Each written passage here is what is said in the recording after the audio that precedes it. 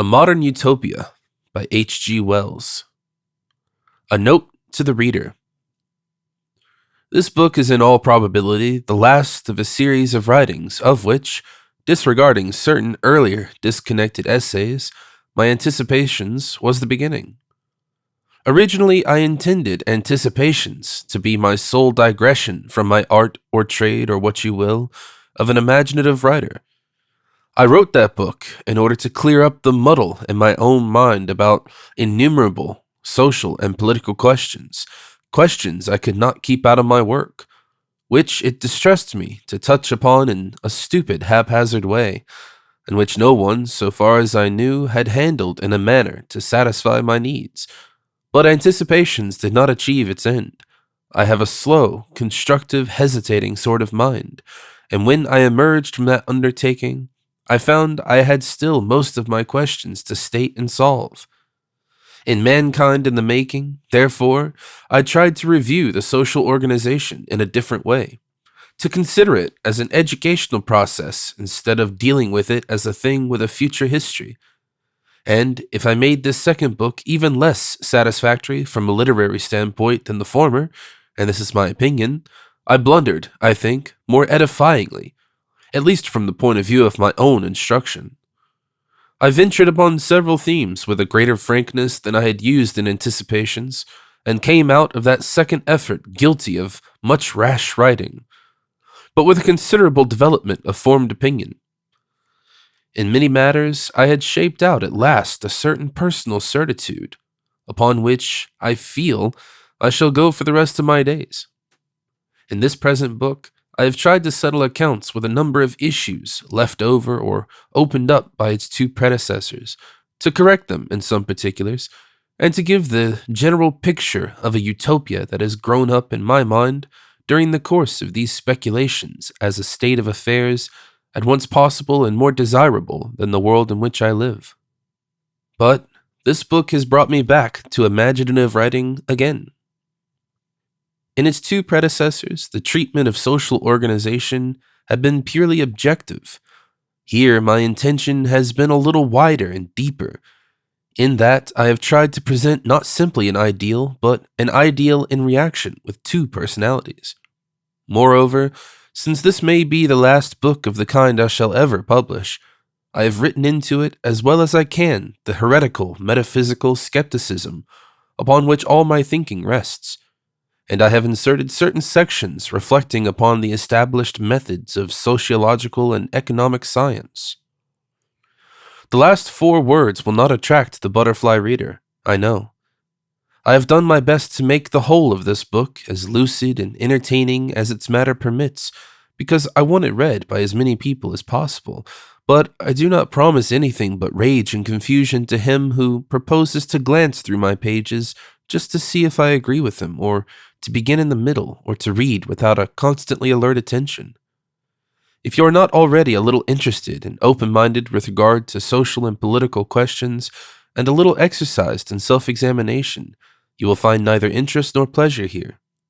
If your mind is made up upon such issues, your time will be wasted on these pages, and even if you are a willing reader, you may require a little patience for the peculiar method I have this time adopted. That method assumes an air of haphazard, but it is not so careless as it seems. I believe it to be, even now that I am through with the book, the best way to a sort of lucid vagueness which has always been my intention in this matter. I tried over several beginnings of a utopian book before I adopted this. I rejected from the outset the form of the argumentative essay, the form which appeals most readily to what is called the serious reader, the reader who is often no more than the solemnly impatient parasite of great questions. He likes everything in hard, heavy lines, black and white, yes and no, because he does not understand how much there is that cannot be presented at all in that way. Wherever there is any effect of obliquity, of incommensurables, whenever there is any levity or humor or difficulty of multiplex presentation, he refuses attention. Mentally, he seems to be built up upon an invincible assumption that the spirit of creation cannot count beyond 2. He deals only in alternatives.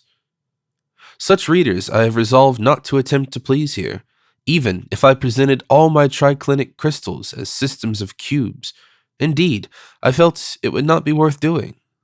But having rejected the serious essay as a form, I was still greatly exercised. I spent some vacillating months over the scheme of this book. I tried first a recognized method of viewing questions from divergent points that has always attracted me and which I have never succeeded in using, the discussion novel, after the fashion of Peacock's and Mr. Malek's development of the ancient language. But this encumbered me with unnecessary characters and the inevitable complication of intrigue among them, and I abandoned it. After that, I tried to cast the thing into a shape resembling the little double personality of Boswell's Johnson, a sort of interplay between monologue and commentator, but that too, although it got nearer to the quality I sought, finally failed. Then I hesitated over what one might call hard narrative. It will be evident to the experienced reader that by omitting certain speculative and metaphysical elements and by elaborating incident, this book might have been reduced to a straightforward story. But I did not want to omit as much on this occasion. I do not see why I should always pander to the vulgar appetite for stark stories. And in short, I made this. I explain all this in order to make it clear to the reader that however queer this book appears at the first examination, it is the outcome of trial and deliberation.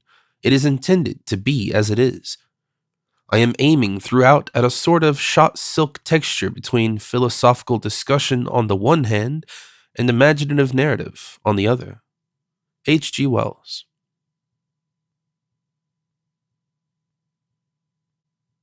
A Modern Utopia, the owner of the voice. There are works, and this is one of them, that are best begun with a portrait of the author. And here, indeed, because of a very natural misunderstanding, this is the only course to take. Throughout these papers sounds a note, a distinctive and personal note, a note that tends at times towards stridency. And all that is not, as these words are, in italics, is in one voice. Now, this voice, and this is the peculiarity of the matter, is not to be taken as the voice of the ostensible author who fathers these pages. You have to clear your mind of any preconceptions in that respect.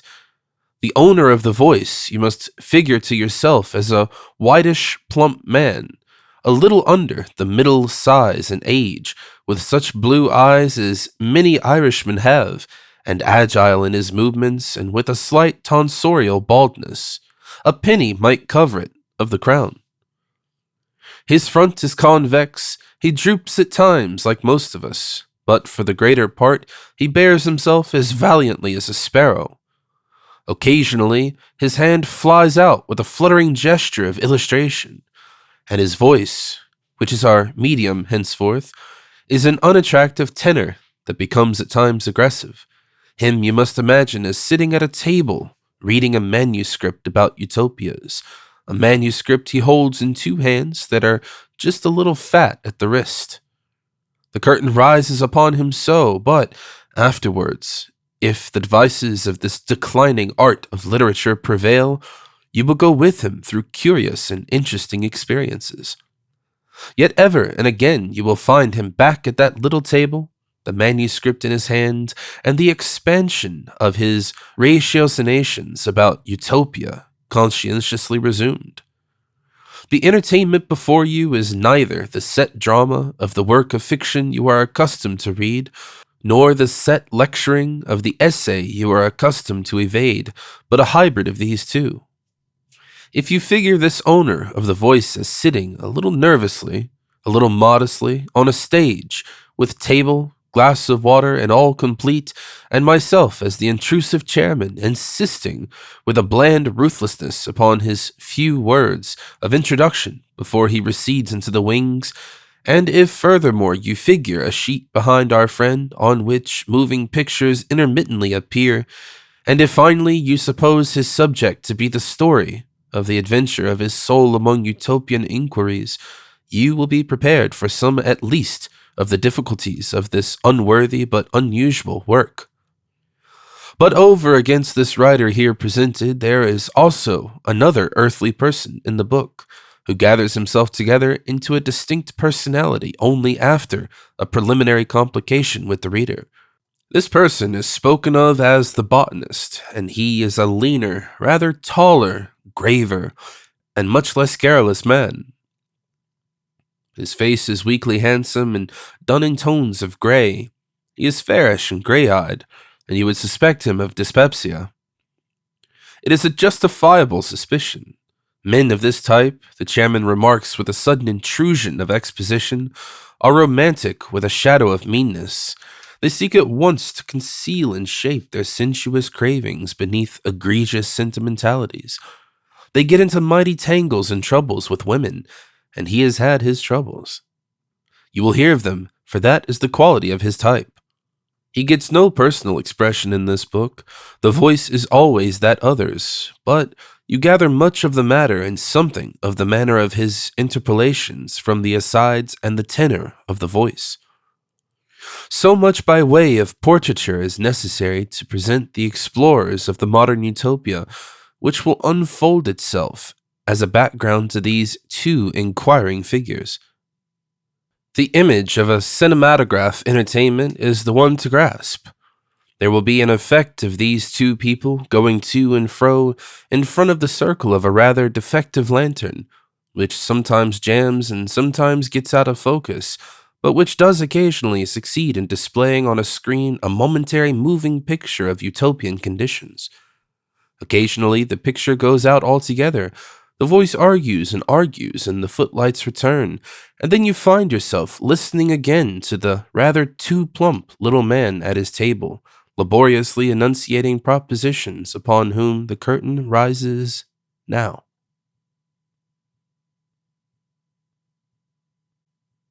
Chapter the First. Topographical. Section 1. The utopia of a modern dreamer must needs differ in one fundamental aspect from the nowheres and utopias men planned before Darwin quickened the thought of the world. Those were all perfect and static states, a balance of happiness won forever against the forces of unrest and disorder that inhere in things. One beheld a healthy and simple generation enjoying the fruits of the earth in an atmosphere of virtue and happiness, to be followed by other virtuous, happy, and entirely similar generations, until the gods grew weary.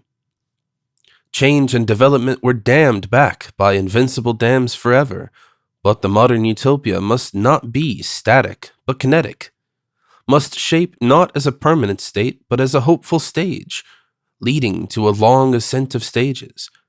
Nowadays we do not resist and overcome the great stream of things, but rather float upon it.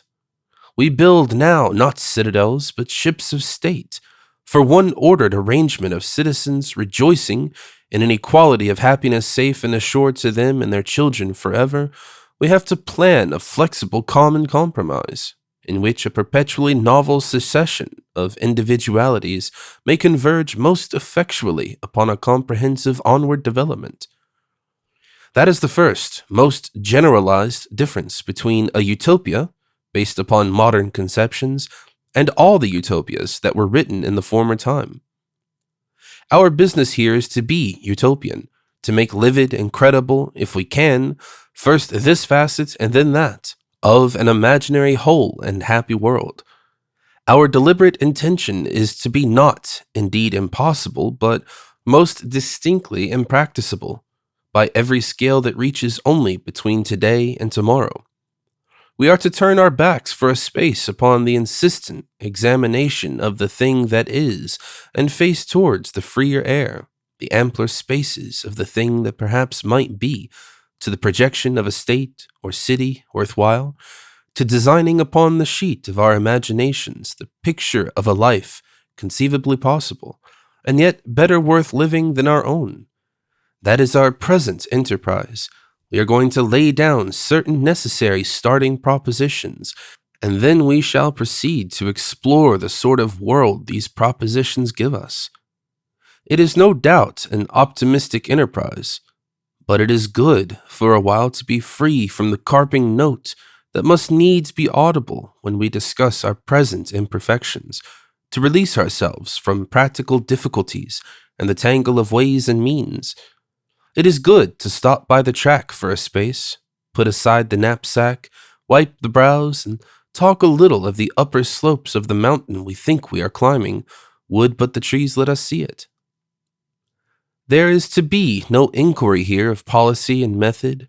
This is to be a holiday from politics and movements and methods. But for all that, we must needs define certain limitations. Were we free to have our untrammeled desire, I suppose we should follow Morris to his nowhere. We should change the nature of man and the nature of things together. We should make the whole race wise, tolerant, noble, perfect. Wave our hands to a splendid anarchy, every man doing as it pleases him, and no one pleased to do evil. In a world as good in its essential nature, as ripe and sunny as the world before the fall. But that golden age, that perfect world, comes out into the possibilities of space and time. In space and time, the pervading will to live sustains forevermore a perpetuity of aggressions. Our proposal here is upon a more practical plane, at least than that. We are to restrict ourselves first to the limitations of human possibility as we know them in the men and women of this world today, and then to all the inhumanity, all the insubordination of nature.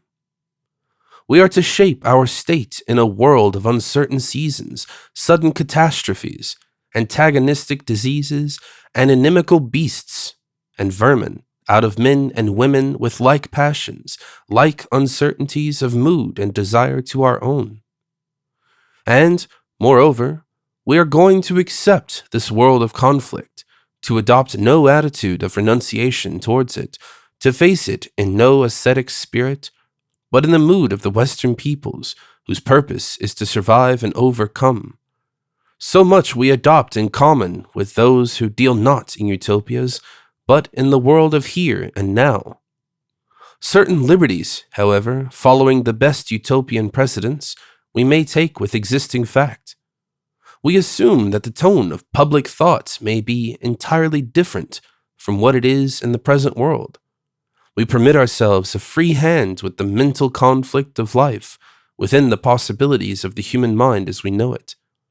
We permit ourselves also a free hand with all the apparatus of existence that man has, so to speak, made for himself, with houses, roads, clothing, canals, machinery, with laws, boundaries, conventions, and traditions, with schools, with literature and religious organizations, with creeds and customs, with everything, in fact, that it lies within man's power to alter.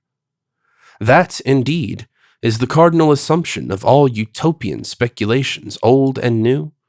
The Republic and laws of Plato and More's Utopia, Howell's implicit Altruria and Bellamy's future Boston, Comte's Great Western Republic, Hertzka's Freeland, Cabet's Icaria, and Campanella's City of the Sun are built, just as we shall build upon the hypothesis of the complete emancipation of a community of men from tradition, from habits, from legal bonds, and that subtler servitude possessions entail. And much of the essential value of all such speculations lies in this assumption of emancipation, lies in that regard towards human freedom, in the undying interest of the human power of self-escape, the power to resist the causation of the past, and to evade, initiate, endeavor, and overcome.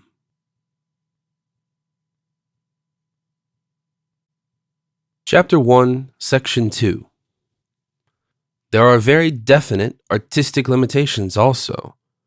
There must always be a certain effect of hardness and thinness about utopian speculations. Their common fault is to be comprehensively jejune. That which is the blood and warmth and reality of life is largely absent. There are no individualities, but only generalized people.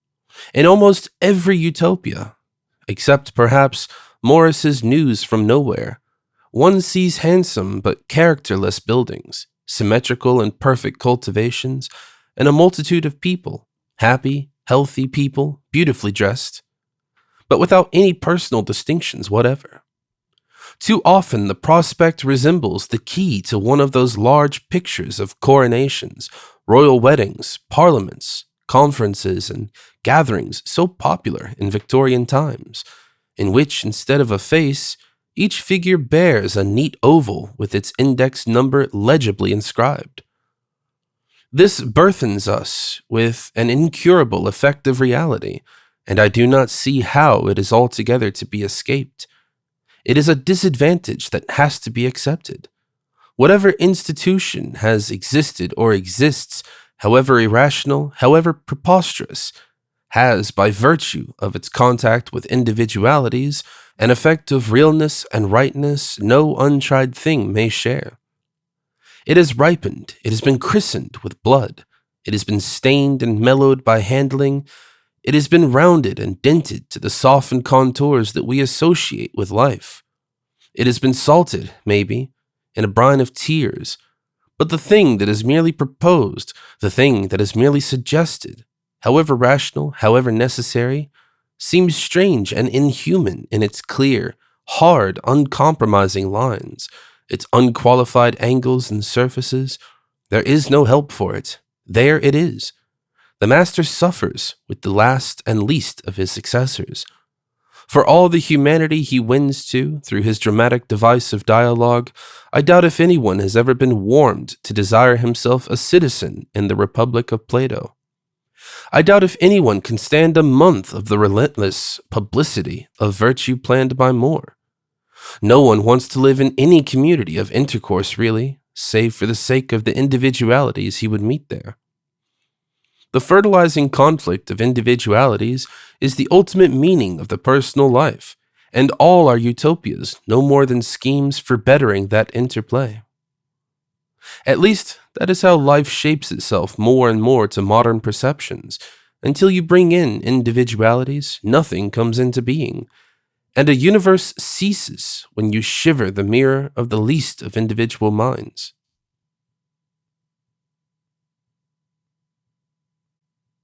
Chapter 1, Section 3. No less than a planet will serve the purpose of a modern utopia.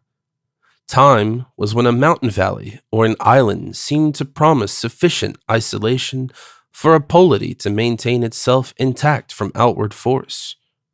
The Republic of Plato stood armed, ready for defensive war, and the new Atlantis and the utopian of More in theory, like China and Japan through many centuries of effectual practice, held themselves isolated from intruders. Such late instances as Butler's satirical Erewhon and Mr. Stead's Queendom of Inverted Sexual Conditions in Central Africa found the Tibetan method of slaughtering the inquiring visitor a simple, sufficient rule. But the whole trend of modern thought is against the permanence of any such enclosures. We are acutely aware nowadays that, however subtly contrived a state may be, outside your boundary lines the epidemic, the breeding barbarian, or the economic power will gather its strength to overcome you. The swift march of invention is all for the invader. Now perhaps you might still guard a rocky coast or a narrow pass, but what of that near tomorrow when the flying machine soars overhead, free to descend at this point or that? A state powerful enough to keep isolated under modern conditions would be powerful enough to rule the world, would be, indeed, if not actively ruling, yet passively acquiescent in all other human organizations, and so responsible for them altogether. World state, therefore, it must be. That leaves no room for a modern utopia in Central Africa, or in South America, or round about the pole. Those last refuges of ideality. The floating isle of La City Moralista no longer avails. We need a planet. Lord Erskine, the author of a utopia, Armada, that might have been inspired by Mr. Hewins, was the first of all utopists to perceive this. He joined his twin planets pole to pole by a sort of umbilical cord. But the modern imagination, obsessed by physics, must travel further than that. Out beyond Sirius, far in the deeps of space, beyond the flight of a cannonball flying for 1 billion years, Beyond the range of unaided vision blazes the star that is our Utopia's sun. To those who know where to look, with a good opera glass aiding good eyes, it and three fellows that seem in a cluster with it, though they are incredible billions of miles nearer, make just the faintest speck of light. About it go planets, even as our planets, but weaving a different fate, and in its place among them is Utopia, with its sister mate, the moon. It is a planet like our planet, the same continents, the same islands, the same oceans and seas. Another Fujiyama is beautiful there, dominating another Yokohama, and another Matterhorn overlooks the icy disorder of another Theodule. It is so like our planet that a terrestrial botanist might find his every species there, even to the meanest pondweed or the remotest alpine blossom. Only when he had gathered that last and turned about to find his inn again, perhaps he would not find his inn. Suppose now that two of us were actually to turn about in just that fashion. Two, I think. For to face a strange planet, even though it be a wholly civilized one, without some other familiar backing, dashes the courage overmuch. Suppose that we were indeed so translated even as we stood. You figure us upon some high pass in the Alps, and though I, being one easily made giddy by stooping, am no botanist myself, if my companion were to have a specimen tin under his arm, so long as it is not painted that abominable popular Swiss apple green, I would make no occasion for quarrel. We have tramped and botanized and come to a rest, and sitting among rocks we have eaten our lunch and finished our bottle of Yvorne, and fallen into a talk of utopias, and said such things as I have been saying.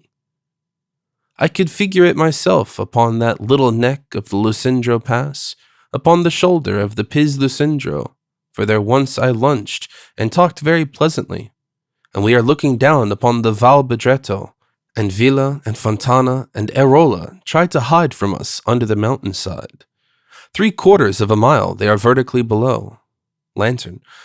With that absurd nearness of effect one gets in the Alps, we see the little train a dozen miles away, running down the Biashina to Italy, and the Lucmania Pass beyond Pigora left of us, and the San Giacomo right, mere footpaths under our feet. And behold, in the twinkling of an eye, we are in that other world. We should scarcely note the change. Not a cloud would have gone from the sky. It might be the remote town below would take a different air, and my companion, the botanist, with his educated observation, might almost see as much, and the train perhaps would be gone out of the picture, and the in-bank straightness of the Ticino in the Amber Piota meadows, that might be altered, but that would be all the visible change. Yet I have an idea that in some obscure manner we should come to feel at once a difference in things. The botanist's glance would, under a subtle attraction, float back to Airolo.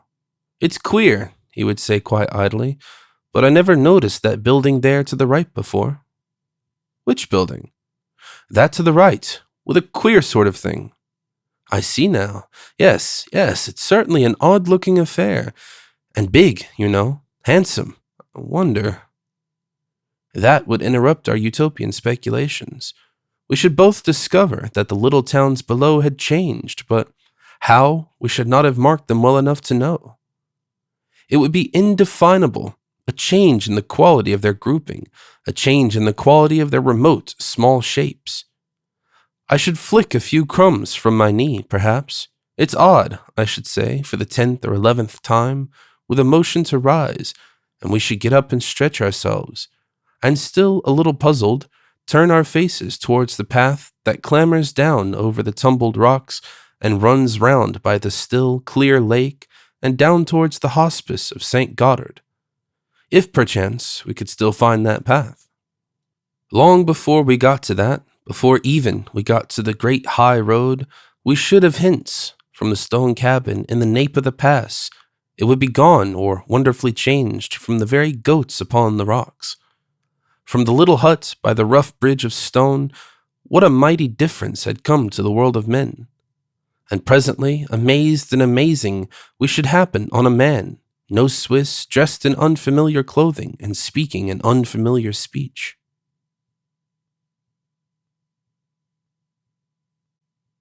Chapter 1, Section 4.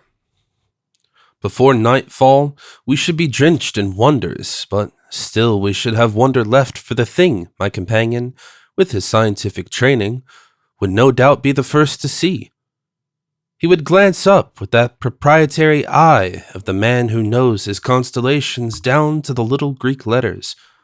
I imagine his exclamation. He would at first doubt his eyes. I should inquire the cause of his consternation, and it would be hard to explain.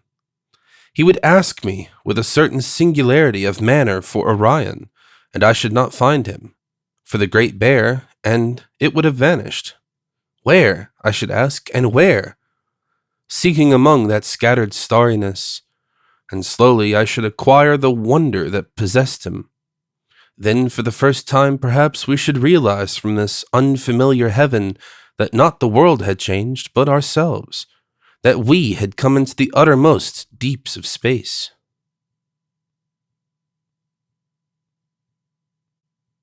Chapter 1, Section 5. We need suppose no linguistic impediments to intercourse. The whole world will surely have a common language that is quite elementarily utopian. And since we are free of the trammels of convincing storytelling, we may suppose that language to be sufficiently our own to understand. Indeed, should we be in Utopia at all if we could not talk to everyone? That accursed bar of language, that hostile inscription in the foreigner's eyes. I, deaf and dumb to you, sir, and so your enemy, is the very first of the defects and complications one has fled the earth to escape.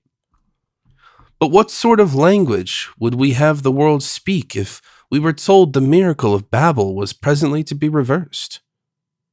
If I may take a daring image, a medieval liberty, I would suppose that in this lonely place the spirit of creation spoke to us on this matter. You are wise men, that spirit might say, and I, being a suspicious, touchy, over-earnest man for all my predisposition to plumpness, would instantly scent the irony, while my companion, I fancy, might even plume himself. And to beget your wisdom is chiefly why the world was made. You are so good as to propose an acceleration of that tedious, multitudinous evolution upon which I am engaged. I gather a universal tongue would serve you there, while I sit here among these mountains. I have been filing away at them for this last aeon or so, just to attract your hotels, you know. Will you be so kind? A few hints? Then the spirit of creation might transiently smile, a smile that would be like the passing of a cloud. All the mountain wilderness about us would be radiantly lit. You know those swift moments when warmth and brightness drift by, in lonely and desolate places. Yet after all, why should two men be smiled into apathy by the infinite? Here we are with our knobby little heads, our eyes and hands and feet and stout hearts, and if not us or ours, still the endless multitudes about us and in our loins are to come at last to the world state and a greater fellowship in the universal tongue. Let us, to the extent of our ability, if not answer that question, at any rate try to think ourselves within sight of the best thing possible. That, after all, is our purpose, to imagine our best and strive for it. And it is a worse folly and a worse sin than presumption to abandon striving because the best of all our best looks mean amidst the suns. Now you as a botanist would, I suppose, incline to something, as they say, scientific? You wince under that most offensive epithet, and I am able to give you my intelligent sympathy, though pseudo-scientific and quasi-scientific are worse by far for the skin.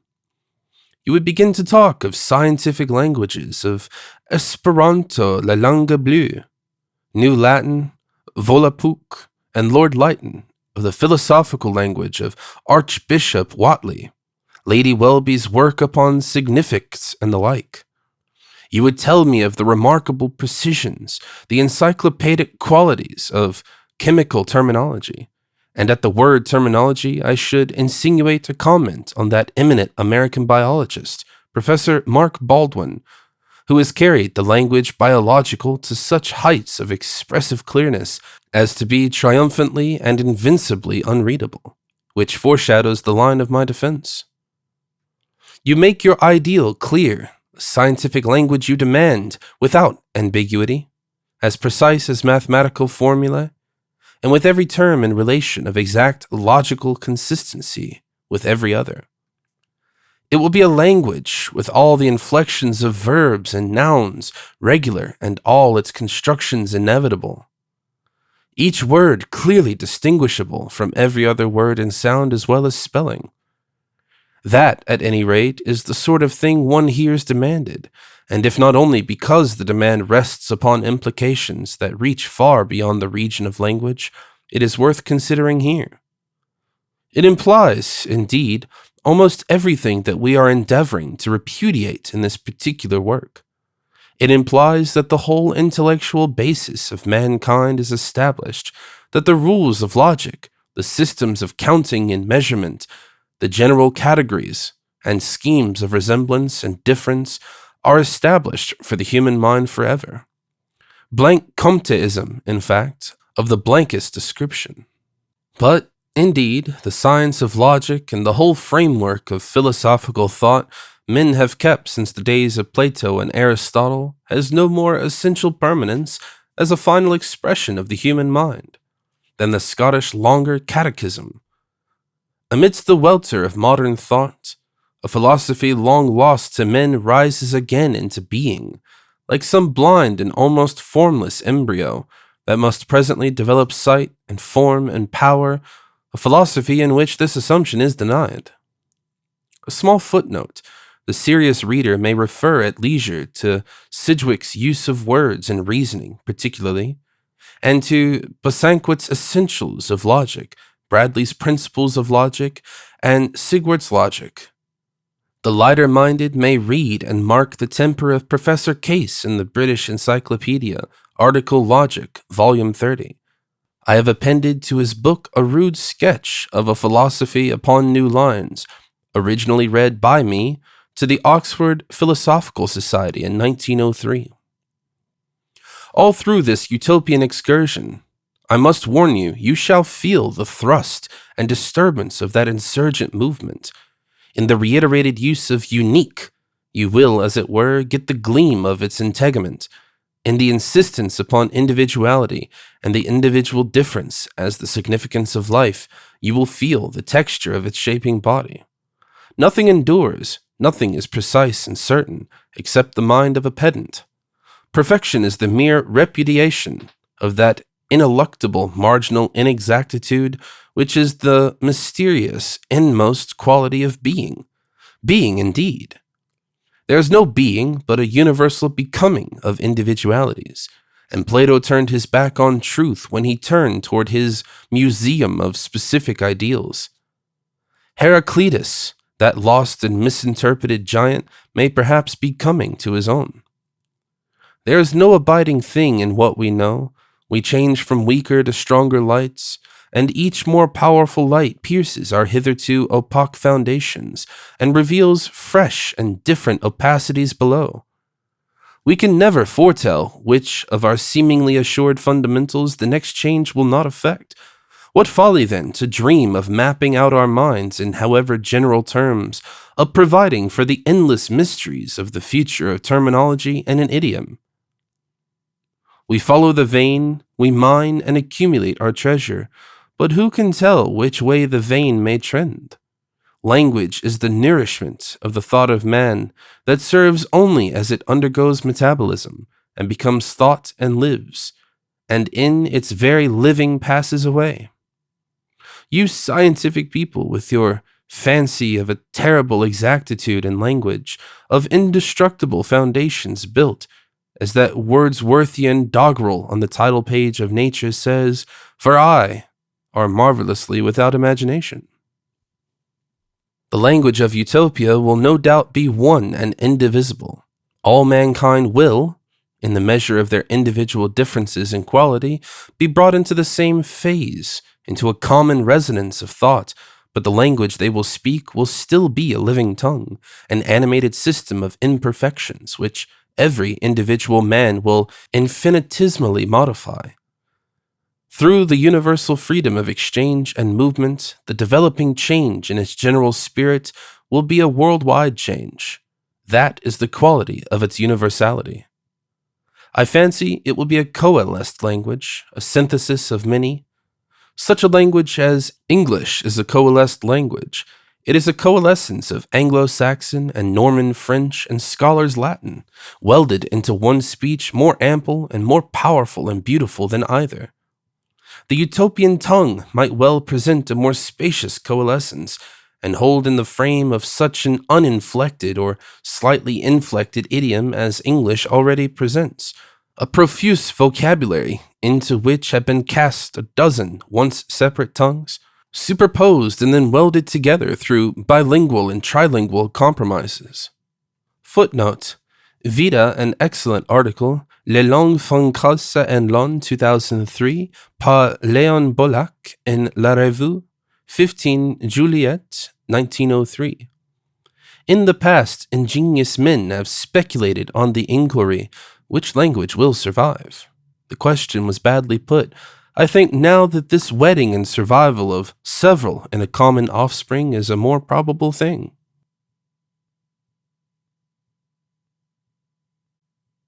Chapter 1, Section 6. This talk of languages, however, is a digression. We were on our way along the faint path that runs round the rim of the Lake of Lucendro, and we were just upon the point of coming upon our first Utopian man. He was, I said, no Swiss, yet he would have been a Swiss on Mother Earth, and here he would have the same face, with some difference, maybe, in the expression.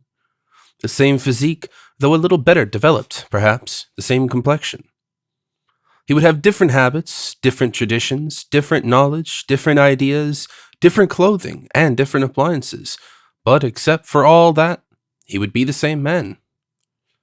We very distinctly provided at the outset that the modern Utopia must have people inherently the same as those in the world.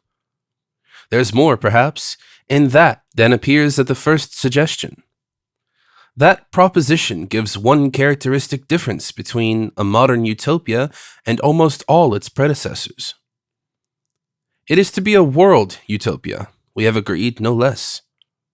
And so, we must needs face the fact that we are to have differences of race. Even the lower class of Plato's Republic was not specifically of different race, but this is a utopia as wide as Christian charity, and white and black, brown, red, and yellow, all tints of skin, all types of body and character, will be there. How we are to adjust their differences is a master question, and the matter is not even to be opened in this chapter. It will need a whole chapter even to glance at its issues, but here we underline that stipulation. Every race of this planet Earth is to be found in the strictest parallelism, there, in numbers the same.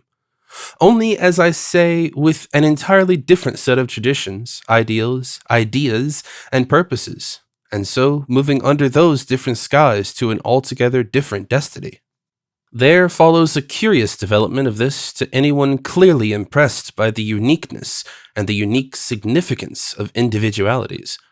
Races are no hard and fast things, no crowd of identically similar persons, but massed subraces and tribes and families, each after its kind unique, and these again are clusterings of still smaller uniques, and so down to each several person. So that our first convention works out to this, that not only is every earthly mountain, river, plant, and beast in that parallel planet beyond Sirius also, but every man, woman, and child alive has a utopian parallel. From now onward, of course, the fates of these two planets will diverge. Men will die here whom wisdom will save there, and perhaps conversely here we shall save men. Children will be born to them and not to us and not to them. But this moment of reading is the starting moment, and for the first and last occasion, the populations of our planets are abreast. We must in these days make some such supposition. The alternative is a utopia of dolls in the likeness of angels, imaginary laws to fit incredible people, an unattractive undertaking. For example, we must assume there is a man such as I might have been, better informed, better disciplined, better employed, thinner and more active, and I wonder what he is doing. And you, sir or madam, are in duplicate also, and all the men and women that you know and I. I doubt if we shall meet our doubles, or if it would be pleasant for us to do so.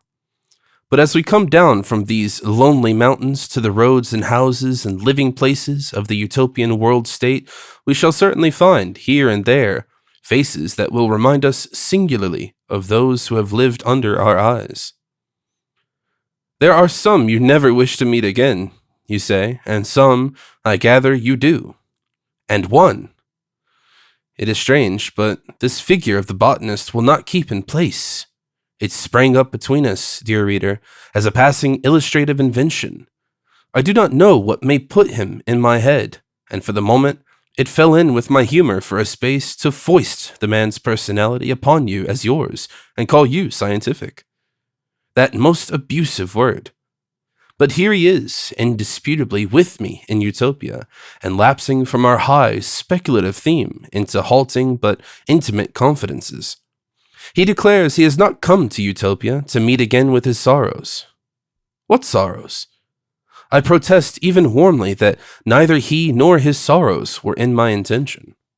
He is a man, I should think, of 39, a man whose life has been neither tragedy nor a joyous adventure, a man with one of those faces that have gained interest rather than force or nobility from their commerce with life.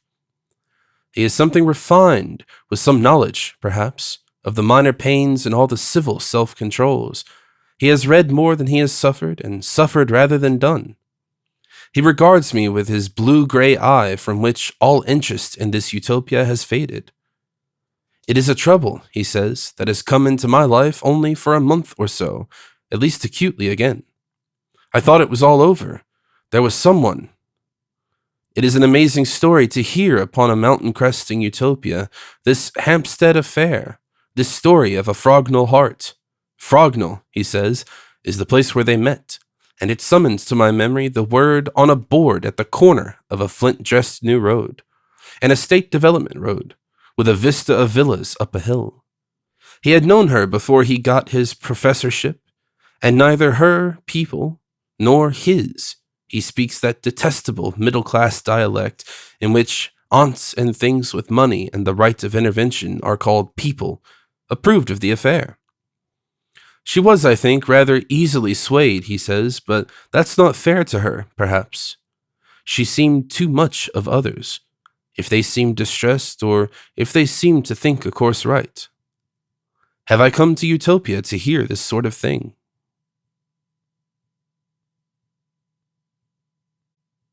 Chapter 1, Section 7. It is necessary to turn the botanist's thoughts into a worthier channel. It is necessary to override these modest regrets, this intrusive, petty love story. Does he realize this is indeed Utopia? Turn your mind, I insist, to this Utopia of mine, and leave these earthly troubles to their proper planet. Do you realize just where the propositions necessary to a modern utopia are taking us? Everyone on earth will have to be there, themselves, but with a difference. Somewhere here in this world is, for example, Mr. Chamberlain, and the king is here, no doubt incognito, and all the Royal Academy, and Sandow, and Mr. Arnold White. But these famous names do not appeal to him. My mind goes from this prominent and typical personage to that, and for a time I forget my companion. I am distracted by the curious side issues this general proposition trails after it. There will be so-and-so and so-and-so. The name and figure of Mr. Roosevelt jerks into focus and obliterates an attempt to acclimatize the Emperor of the Germans. What, for instance, will Utopia do with Mr. Roosevelt? There drifts across my inner vision the image of a strenuous struggle with utopian constables, the voice that has thrilled terrestrial millions in eloquent protest, the writ of arrest drifting loose in the conflict comes to my feet. I impale the scrap of paper and read. But can it be? Attempted disorganization? Incitements to disarrange? The balance of population? The trend of my logic, for once, has led us into a facetious alley.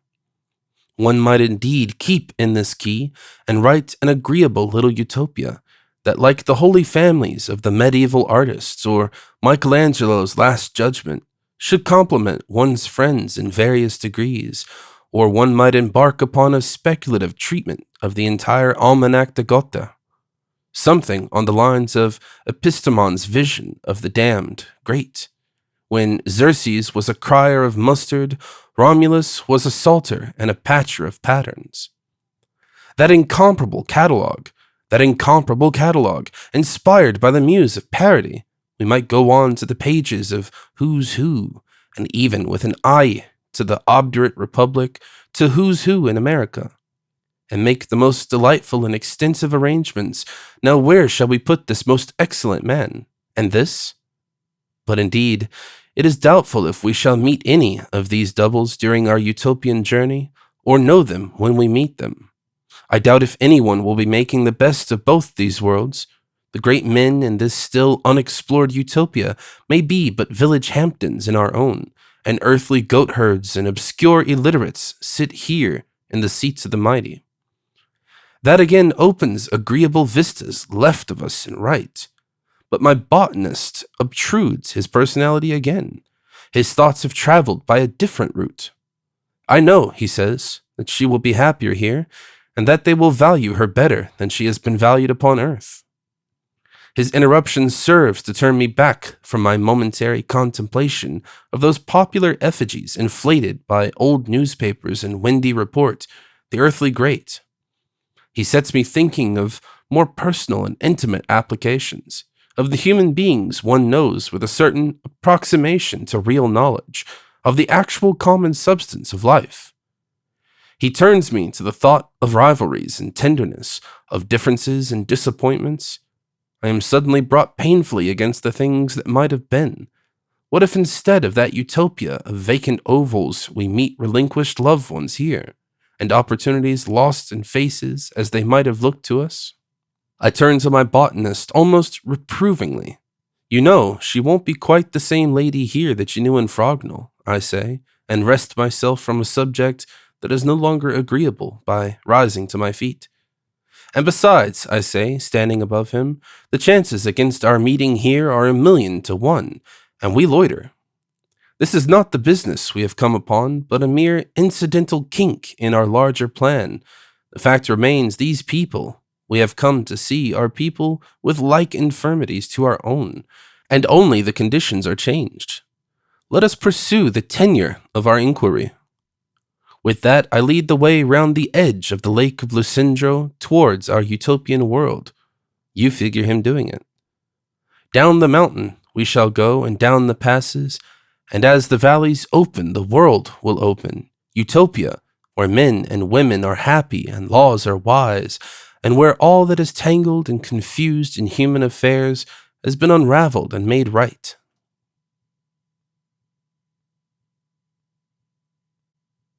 Chapter 2, Concerning Freedoms. Section 1.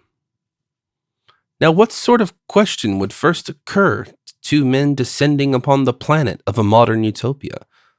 Probably grave solicitude about their personal freedom.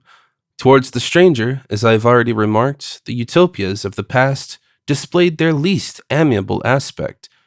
Would this new sort of utopian state, spread to the dimensions of a world, be any less forbidding? We should take comfort in the thought that universal toleration is certainly a modern idea, and it is upon modern ideas that this world state rests. But even suppose we are tolerated and admitted to this unavoidable citizenship, there will still remain a wide range of possibility. I think we should try to work the problem out from an inquiry into first principles, and that we should follow the trend of our time and kind by taking up the question as one of man versus the state and discussing the compromise of liberty. The idea of individual liberty is one that has grown in importance and grows with every development of modern thought. To the classical utopists, freedom was relatively trivial. Clearly, they considered virtue and happiness as entirely separable from liberty, and as being altogether more important things. But the modern view, with its deepening insistence upon individuality and upon the significance of its uniqueness, steadily intensifies the value of freedom, until at last we begin to see liberty as the very substance of life, that indeed it is life, and that only the dead things, the choiceless things, live in absolute obedience to law. To have free play for one's individuality is, in the modern view, the subjective triumph of existence, as survival in creative work and offspring is its objective triumph. But for all men, since man is a social creature, the play of will must fall short of absolute freedom. Perfect human liberty is possible only to a despot who is absolutely and universally obeyed. Then to will would be to command and achieve, and within the limits of natural law we could at any moment do exactly as it pleased us to do. All other liberty is a compromise between our own freedom of will and the wills of those with whom we come in contact. In an organized state, each of us has a more or less elaborate code of what he may do to others and to himself, and what others may do to him. He limits others by his rights, and is limited by the rights of others, and by considerations affecting the welfare of the community as a whole.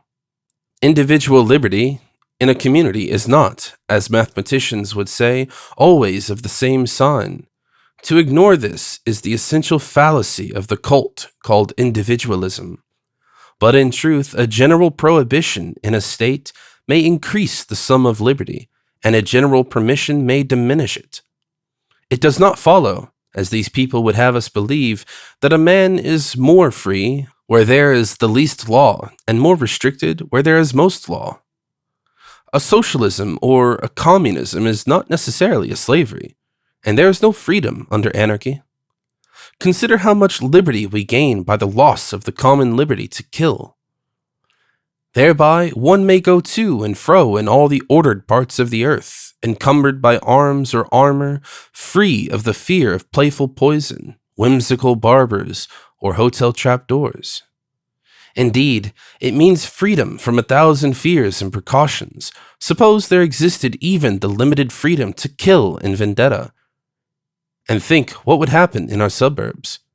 Consider the inconvenience of 2 households in a modern suburb estranged and provided with modern weapons of precision. The inconvenience not only to each other, but to the neutral pedestrian, the practical loss of freedoms all about them. The butcher, if he came at all, would have to come round in an armored cart.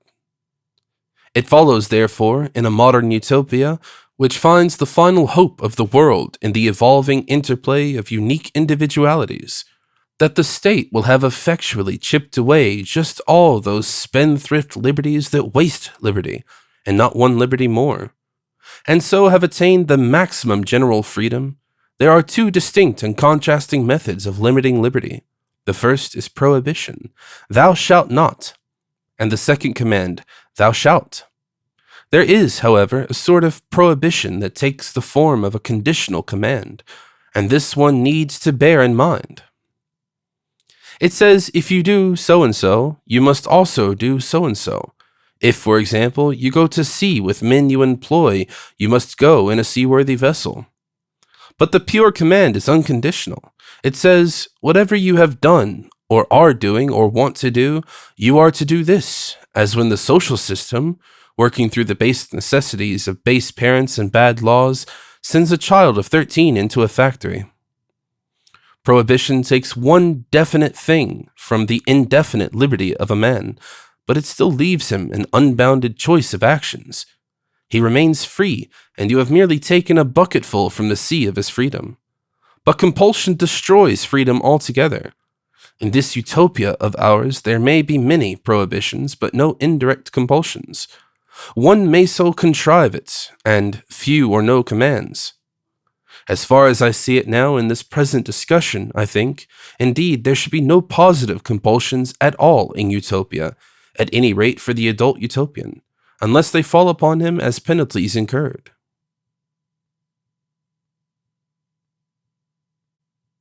Chapter 2, Section 2. What prohibitions should we be under, we two Uitlanders, in this utopian world?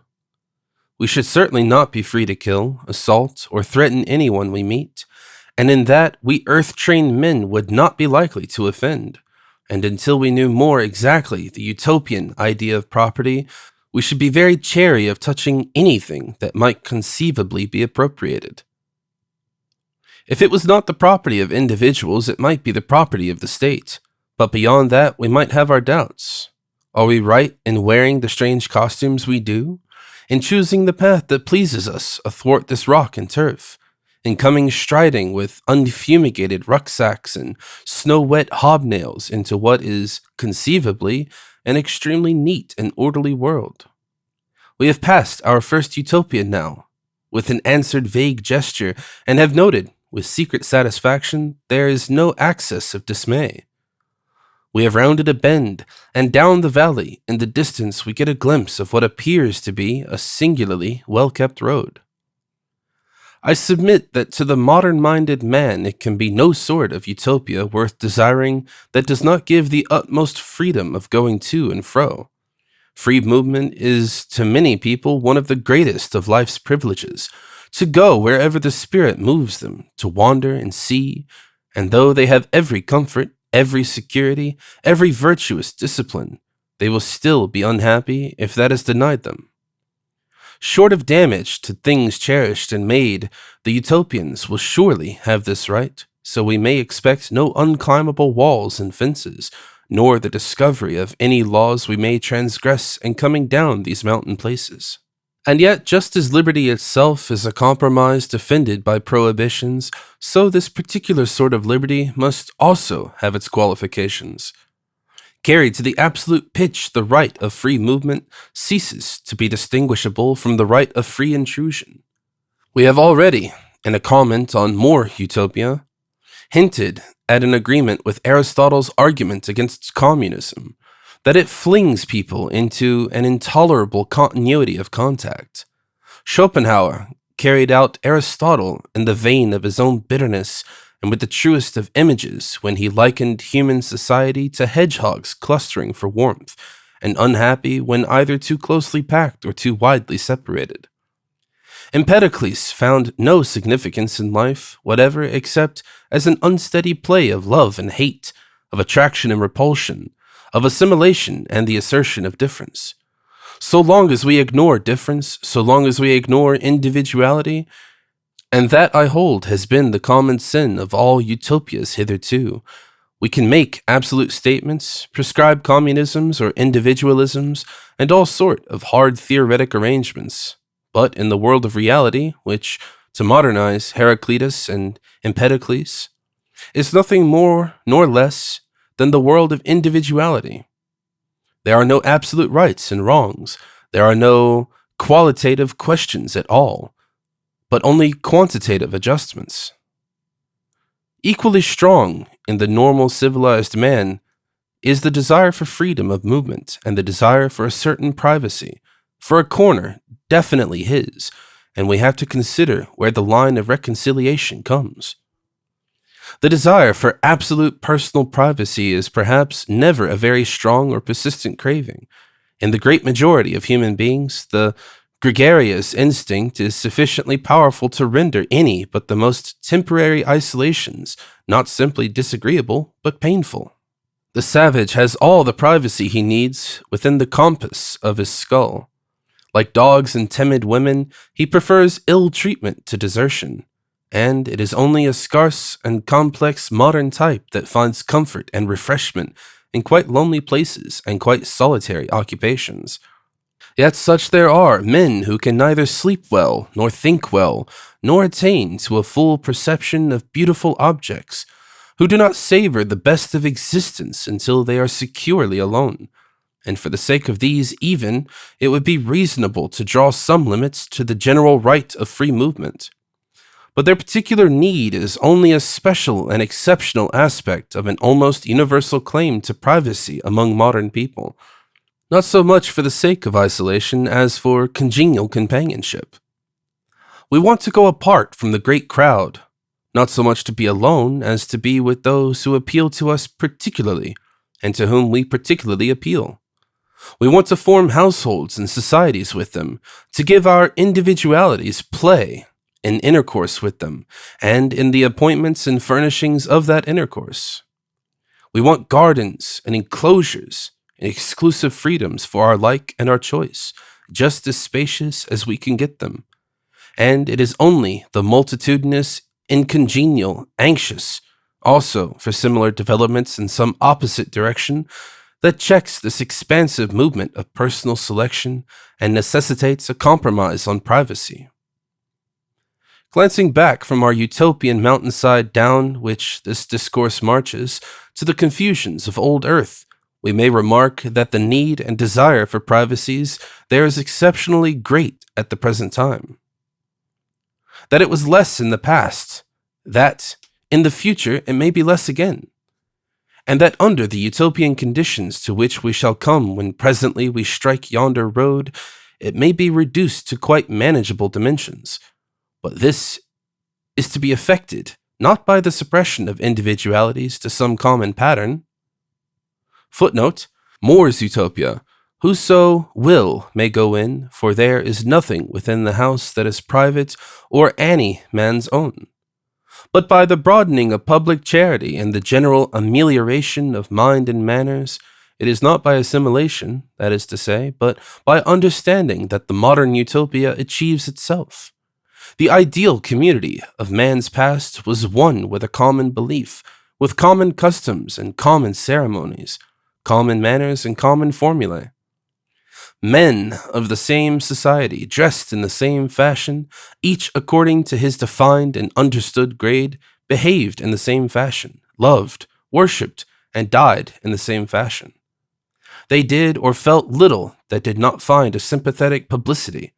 The natural disposition of all peoples, white, black, or brown, a natural disposition that education seeks to destroy, is to insist upon uniformity, to make publicity extremely unsympathetic to even the most harmless departures from the code, to be dressed odd, to behave oddly, to eat in a different manner of or different food, to commit, indeed, any breach of the established convention is to give offense and to incur hostility among unsophisticated men, but the disposition of the more original and enterprising minds at all times has been to make such innovations. This is particularly in evidence in this present age. The almost cataclysmal development of new machinery, the discovery of new materials, and the appearance of new social possibilities through the organized pursuit of material science, has given enormous and unprecedented facilities to the spirit of innovation. The old local order has been broken up or is now being broken up all over the earth, and everywhere societies deliquesce, everywhere men are afloat amidst the wreckage of their flooded conventions, and still tremendously unaware of the thing that has happened. The old local orthodoxies of behavior, of precedence, the old accepted amusements and employments, the old ritual of conduct in the important small things of the daily life, and the old ritual of thought in the things that make discussion, are smashed up and scattered and mixed discordantly together, one use with another, and no worldwide culture of toleration, no courteous admission of differences, no wider understanding has yet replaced them. And so publicity in the modern earth has become confusedly unsympathetic for everyone. Classes are intolerable to classes and sets to sets. Contact provokes aggressions, comparisons, persecutions, and discomforts. And the subtler people are excessively tormented by a sense of observation, unsympathetic always and often hostile. To live without some sort of segregation from the general mass is impossible in exact proportion to one's individual distinction. Of course, things will be very different in Utopia. Utopia will be saturated with consideration. To us, clad as we are in mountain-soiled tweeds and with no money but British banknotes, negotiable only at a practically infinite distance, this must needs be a reassuring induction, and utopian manners will not only be tolerant but almost universally tolerable. Endless things will be understood perfectly and universally that on earth are understood only by a scattered few. Baseness of bearing, grossness of manner will be the distinctive mark of no section of the community whatever. The coarser reasons for privacy, therefore, will not exist here, and that savage sort of shyness, too, that makes so many half-educated people on earth recluse and defensive, that, too, the utopians will have escaped by their more liberal breeding. In the cultivated state, we are assuming it will be ever so much easier for people to eat in public, rest and amuse themselves in public, and even work in public. Our present need for privacy in many things marks, indeed, a phase of transition from an ease in public in the past due to homogeneity to an ease in public in the future due to intelligence and good breeding, and in Utopia that transition will be complete. We must bear that in mind throughout the consideration of this question. Yet, after this allowance has been made, there still remains a considerable claim for privacy in Utopia. The room or apartments or home or mansion, whatever it may be a man or woman maintains must be private, and under his or her complete dominion.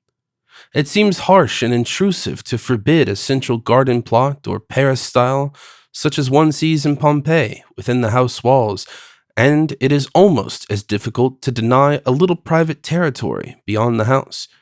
Yet if we concede that, it is clear that without some further provision, we concede the possibility that the poorer townsman, if there are to be rich and poor in the world, will be forced to walk through endless miles of high-fenced villa gardens before he may expand in his little scrap of reserved open country. Such is already the poor Londoner's miserable fate. Our Utopia will have, of course, faultless roads and beautifully arranged inter-urban communications, swift trains or motor services or whatnot, to diffuse its population, and without some anticipatory provisions, the prospect of the residential areas becoming a vast area of defensively walled Villa Edens is all too possible.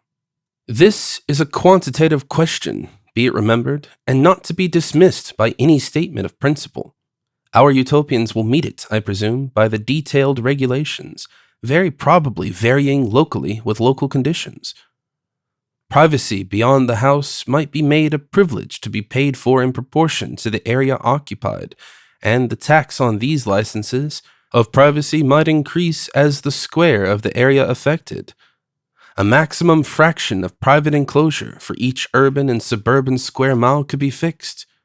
A distinction could be drawn between an absolutely private garden and a garden private and closed only for a day or a couple of days a week, and at the other times open to the well-behaved public.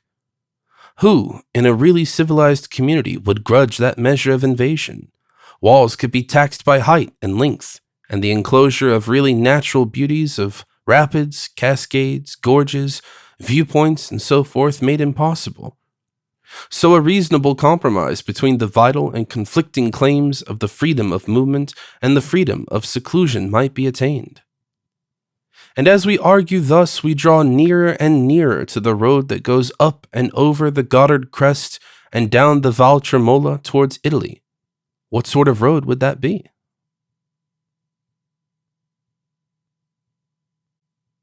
Chapter 2, Section 3. Freedom of movement in a utopia planned under modern conditions must involve something more than unrestricted pedestrian wanderings, and the very proposition of a world state speaking one common tongue carries with it the idea of a world population traveled, and traveling to an extent quite beyond anything our native Earth has seen. It is now our terrestrial experience that whenever economic and political developments set a class free to travel, that class at once begins to travel. In England, for example, above the 500 or 600 pounds a year level, it is hard to find anyone who is not habitually migratory, who has not been frequently, as people say, abroad. In the modern utopia, travel must be in the common texture of life, to go into fresh climates and fresh scenery, to meet a different complexion of humanity and a different type of home and food and apparatus, to mark unfamiliar trees and plants and flowers and beasts, to climb mountains, to see the snowy night of the north and the blaze of the tropical midday, to follow great rivers, to taste loneliness in desert places, to travel the gloom of tropical forests, and to travel the high seas, will be an essential part of the reward and adventure of life, even for the commonest people. This is a bright and pleasant particular in which a modern utopia must differ again, and differ diametrically from its predecessors. We may conclude from what has been done in places upon our earth that the whole utopian world will be open and accessible and as safe for the wayfarer as France or England is today. The peace of the world will be established forever, and everywhere, except in remote and desolate places, there will be convenient inns, at least as convenient and trustworthy as those of Switzerland today. The touring clubs and hotel associations that have tariffed that country and France so effectually will have had their fine utopian equivalents, and the whole world will be habituated to the coming and going of strangers. The greater part of the world will be as secure and cheaply and easily accessible to everyone as is Zermatt or Lucerne to a Western European of the middle class at the present time. On this account alone, no places will be so congested as these two are now on earth, with freedom to go everywhere, with easy access everywhere, with no dread of difficulties about language, coinage, custom, or law. Why should everyone continue to go to just a few special places? Such congestions are merely the measure of the general inaccessibility and insecurity and costliness of contemporary life. An awkward, transitory phase in the first beginnings of the travel age of mankind. No doubt the utopian will travel in many ways. It is unlikely there will be any smoke disgorging steam railway trains in Utopia.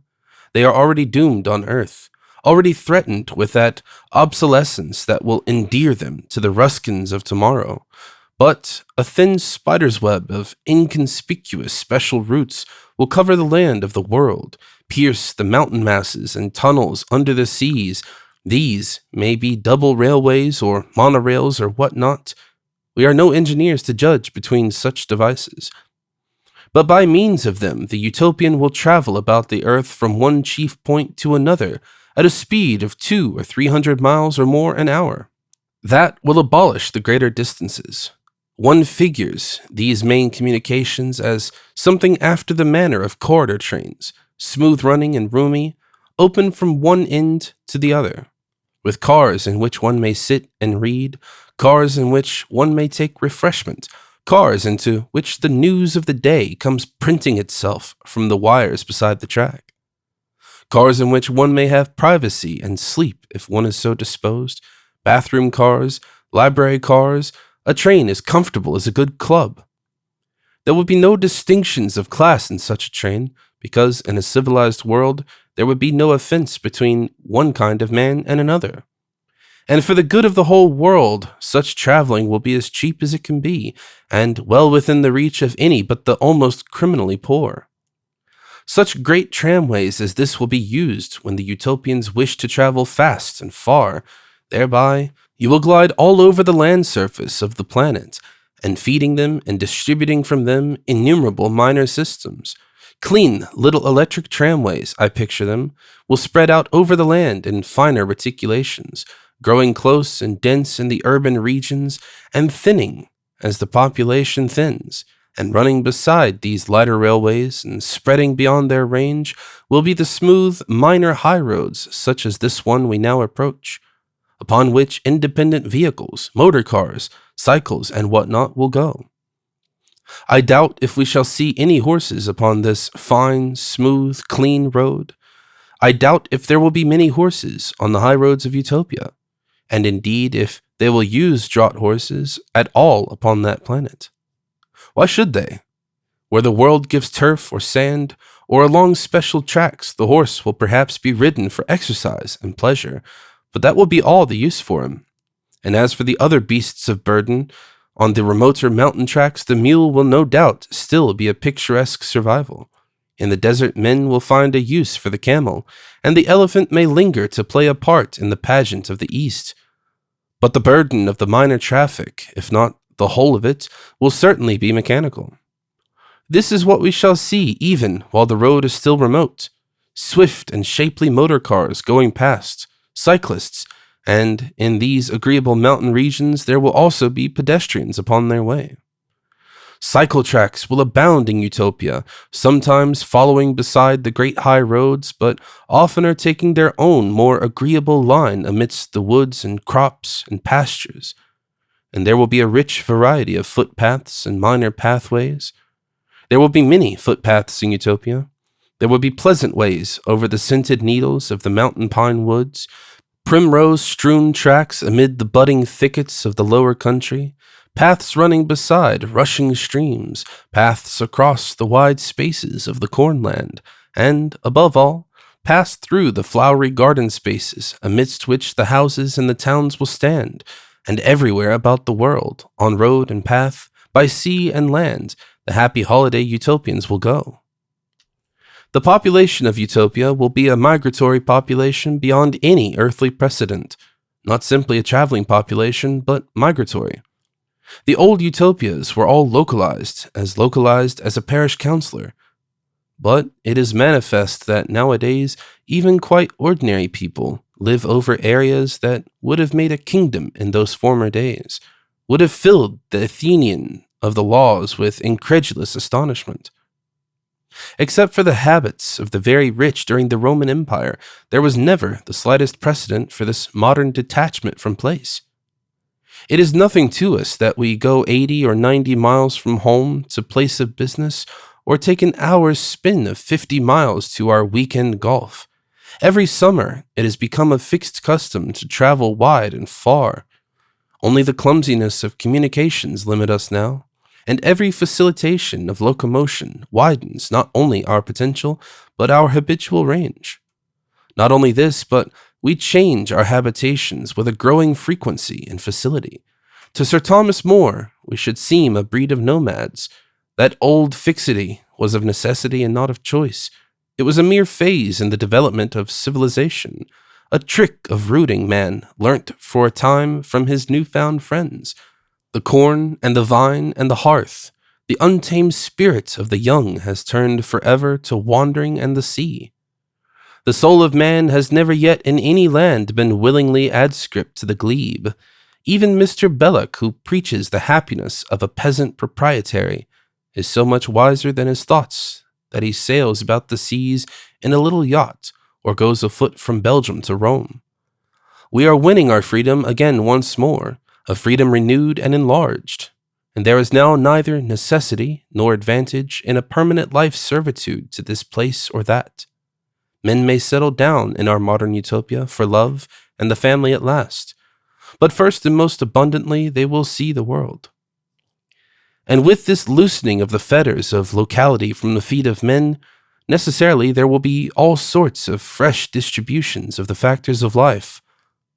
On our own poor haphazard earth, wherever men work, wherever there are things to be grown, minerals to be won, power to be used, there, regardless of all the joys and decencies of life, the household needs must cluster. But in Utopia, there will be wide stretches of cheerless or unhealthy or toilsome or dangerous land with never a household. There will be regions of mining and smelting, black with the smoke of furnaces and gashed and desolated by mines, with a sort of weird, inhospitable grandeur of industrial desolation, and the men will come thither and work for a spell and return to civilization again, washing and changing their attire in the swift gliding train. And by ways of compensation there will be beautiful regions of the earth specially set apart and favored for children. In them the presence of children will remit taxation, while in other less wholesome places the presence of children will be taxed.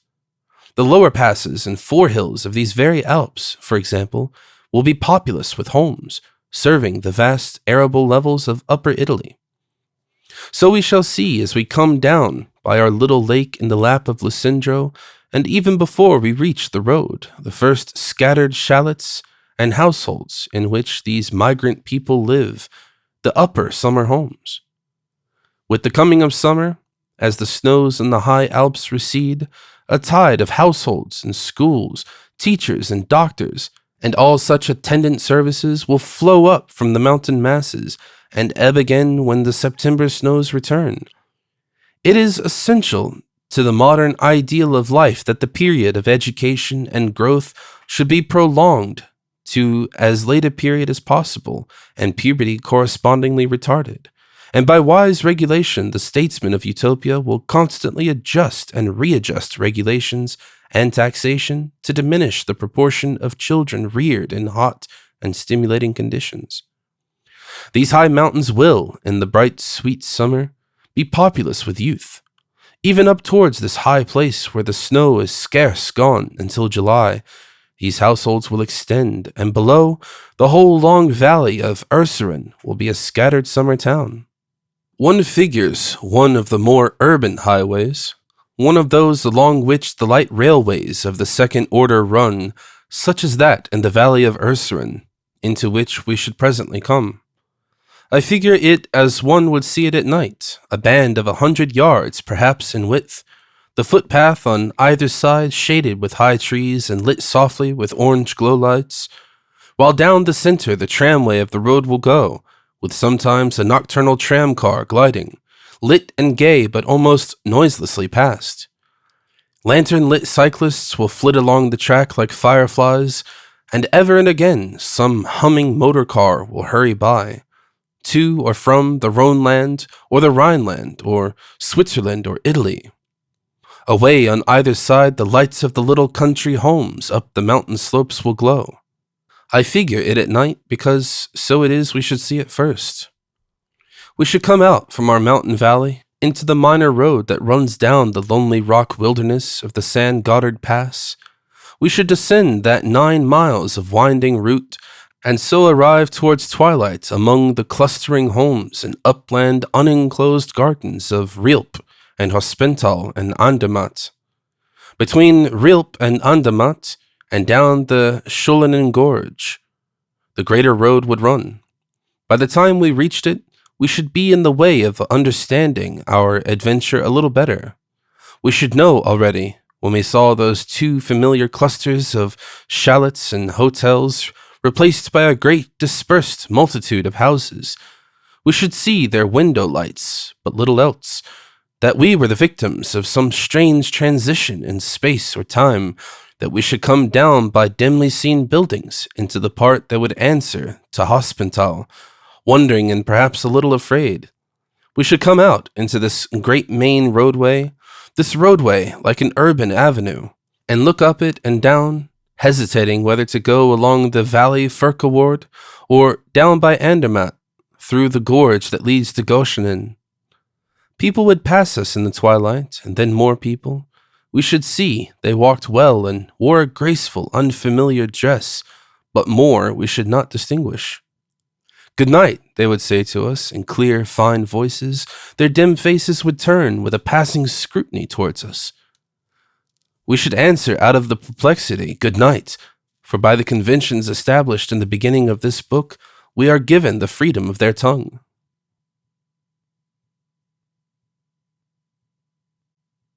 Chapter 2, Section 4.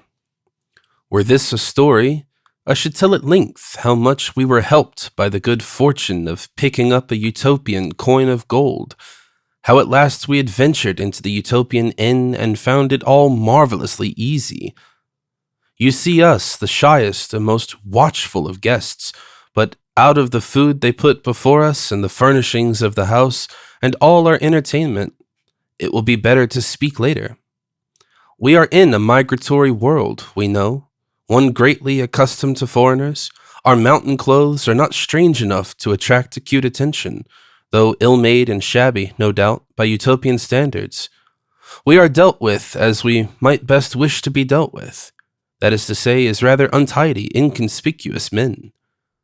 We look about us and watch for hints and examples, and indeed get through with the thing.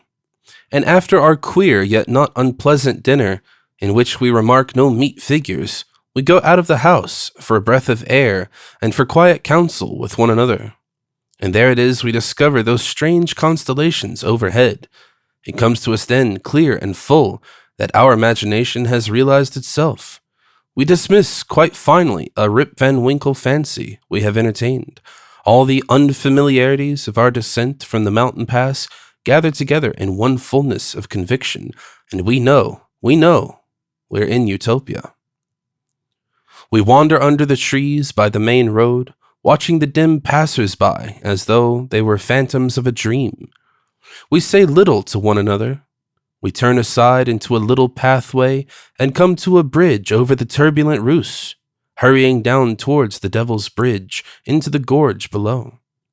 Far away over the Furka ridge, a pallid glow preludes the rising of the moon. Two lovers pass us whispering, and we follow them with our eyes.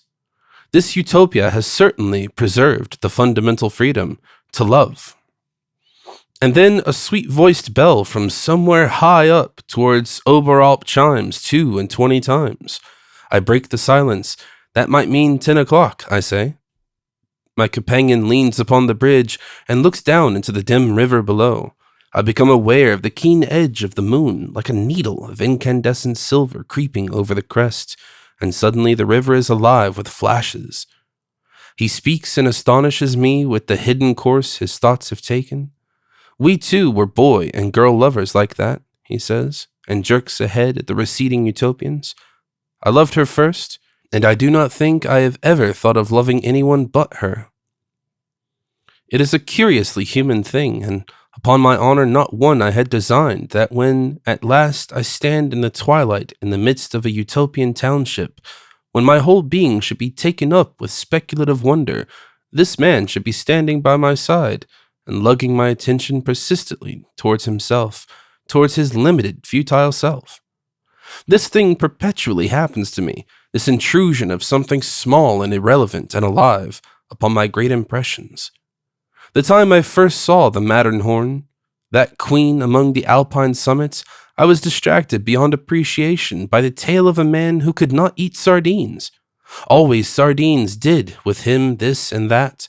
In my first wanderings along the brown streets of Pompeii, an experience I had anticipated with a strange intensity was shot with the most stupidly intelligent discourse on vehicular tariffs in the chief capitals of Europe that it is possible to imagine. And now, this man, on my first night in Utopia, talks and talks and talks of his poor little love affair. It shapes itself as the most trite and feeble of tragedies, one of those stories of effortless submission to chance and custom in which Mr. Hardy or George Gissing might have found a theme. I do but half listen at first, watching the black figures in the moonlit roadway pacing to and fro, yet I cannot trace how he conveys the subtle conviction to my mind. The woman he loves is beautiful. They were boy and girl together, and afterwards they met again as fellow students in a world of comfortable discretions. He seems to have taken the decorums of life with a confiding good faith, to have been shy and innocent in a suppressed sort of way, and of a mental type not made for worldly successes. But he must have dreamt about her and loved her well enough. How she felt for him I could never gather. It seemed to be all of that fleshless friendliness into which we train our girls. Then abruptly happened stresses. The man who became her husband appeared, with a very evident passion. He was a year or so older than either of them, and he had the habit and quality of achieving his ends. He was already successful, and with the promise of wealth, and I at least perceived, from my botanist's phrasing, that his desire was for her beauty. As my botanist talked, I seemed to see the whole little drama, rather clearer than his words gave it to me. The actors all absurdly in Hampstead middle-class raiment, meetings of a Sunday after church, the men in silk hats, frock coats, and tightly rolled umbrellas, rare excursions into evening dress, the decorously vulgar fiction read in their homes, its ambling sentimentalities of thought, the amiably worldly mothers, the respectable fathers, the aunts, the people, his people or her people, the piano music and the song, and in this setting, our friend, quite clever at botany and going in for it as a profession, and the girl, gratuitously beautiful. So I figured the arranged and orderly environment into which this claw of an elemental force had thrust itself to grip. The stranger who had come in got what he wanted. The girl considered that she thought she had never loved the botanist, had had only friendship for him, the little she knew of the meaning of those fine words. They parted a little incoherently and in tears, and it had not occurred to the young man to imagine she was not going off to conventional life in some other of the endless frognals he imagined as the cellular tissue of the world. But she wasn't. He had kept her photograph and her memory sweet, and if he ever had strayed from the severest constancy, it seemed only in the end to strengthen with the stuff of experience, to enhance by comparative disappointment his imagination of what she might have meant to him. Then, 8 years afterwards, they met again. By the time he gets to this part of his story, we have, at my initiative, left the bridge and are walking towards the Utopian guest house. The Utopian guest house. His voice rises and falls, and sometimes he holds my arm. My attention comes and goes. Good night, two sweet-voiced Utopians cry to us in their universal tongue, and I answer them, good night. You see, he persists, I saw her only a week ago. It was in Lucerne. I was waiting for you to come on from England. I talked to her 3 or 4 times altogether, and her face, the change in her, I can't get it out of my head. Night or day, the miserable waste of her. Before us, through the tall pine stems, shine the lights of our Utopian inn. He talks vaguely of ill usage. The husband is vain, boastful, dishonest to the very confines of the law, and a drunkard. There are scenes and insults. She told you? Not much, but someone else did. He brings other women almost into her presence to spite her. And it's going on, I interrupt. Yes, now. Need it go on? What do you mean? Lady in trouble, I say, night at hand. Why not stop this dismal grizzling and carry her off? You figure the heroic sweep of the arm that belongs to the voice. I positively forget for the moment that we are in Utopia at all. You mean? Take her away from him. What's all this emotion of yours worth if it isn't equal to that? Positively, he seemed aghast at me. Do you mean elope with her? It seems a most suitable case. For a space he is silent, and we go on through the trees. A Utopian tramcar passes, and I see his face, poor bitted wretch, looking pinched and scared in its trailing glow of light. That's all very well in a novel, he says, but how could I go back to my laboratory, mixed classes with young ladies, you know, after a thing like that? How could we live, and where could we live?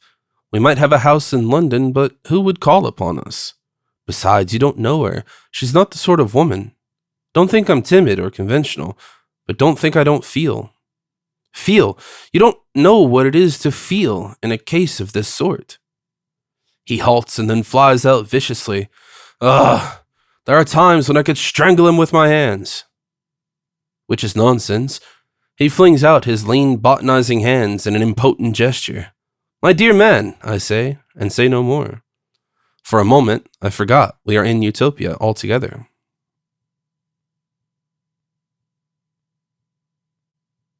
Chapter 2, Section 5. Let us come back to Utopia. We were speaking of travel. Besides roadways and railways and tramways, for those who go to and fro in the earth, the modern Utopians will have very many other ways of traveling. There will be rivers, for example, with a vast variety of boats, canals with diverse sorts of haulage. There will be lakes and lagoons, and when one comes at last to the borders of the land, the pleasure craft will be there, coming and going, and the swift great passenger vessels, very big and steady, doing 30 knots an hour or more, will trace long wakes as they go dwindling out athwart the restless vastness of the sea. They will be just beginning to fly in Utopia. We owe much to Monsieur Santos Dumont. The world is immeasurably more disposed to believe this wonder is coming, and coming nearly, than it was 5 years ago. But unless we are to suppose utopian scientific knowledge far in advance of ours, and thought that supposition was not prescribed in our initial undertaking, it would be inconvenient for us and not quite in the vein of the rest of our premises. They, too, will only be in the same experimental stage as ourselves. In Utopia, however, they will conduct research by the Army Corps while we conduct it. We don't conduct it, we let it happen. Fools make researches and wise men exploit them. That is our earthly way of dealing with the question, and we thank heaven for an unassumed abundance of financially impotent and sufficiently ingenious fools. In Utopia, a great multitude of selected men, chosen volunteers, will be collaborating upon this new step in man's struggle with the elements.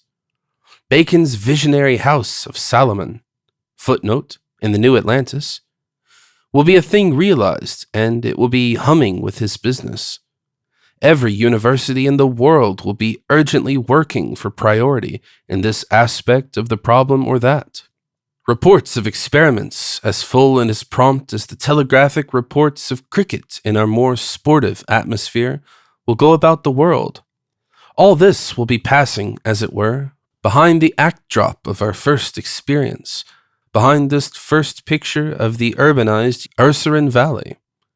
The literature of the subject will be growing and developing with the easy swiftness of an eagle's swoop as we come down the hillside, unseen in that twilight, unthought of by us until this moment, 1,000 men at 1,000 glowing desks, a busy socialist press, will be perpetually sifting, criticizing, condensing, and clearing the ground for further speculation.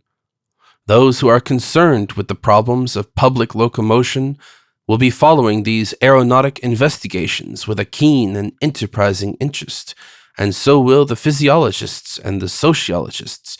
That utopian research will, I say, go like an eagle's swoop in comparison with the blind man's fumbling of our terrestrial way.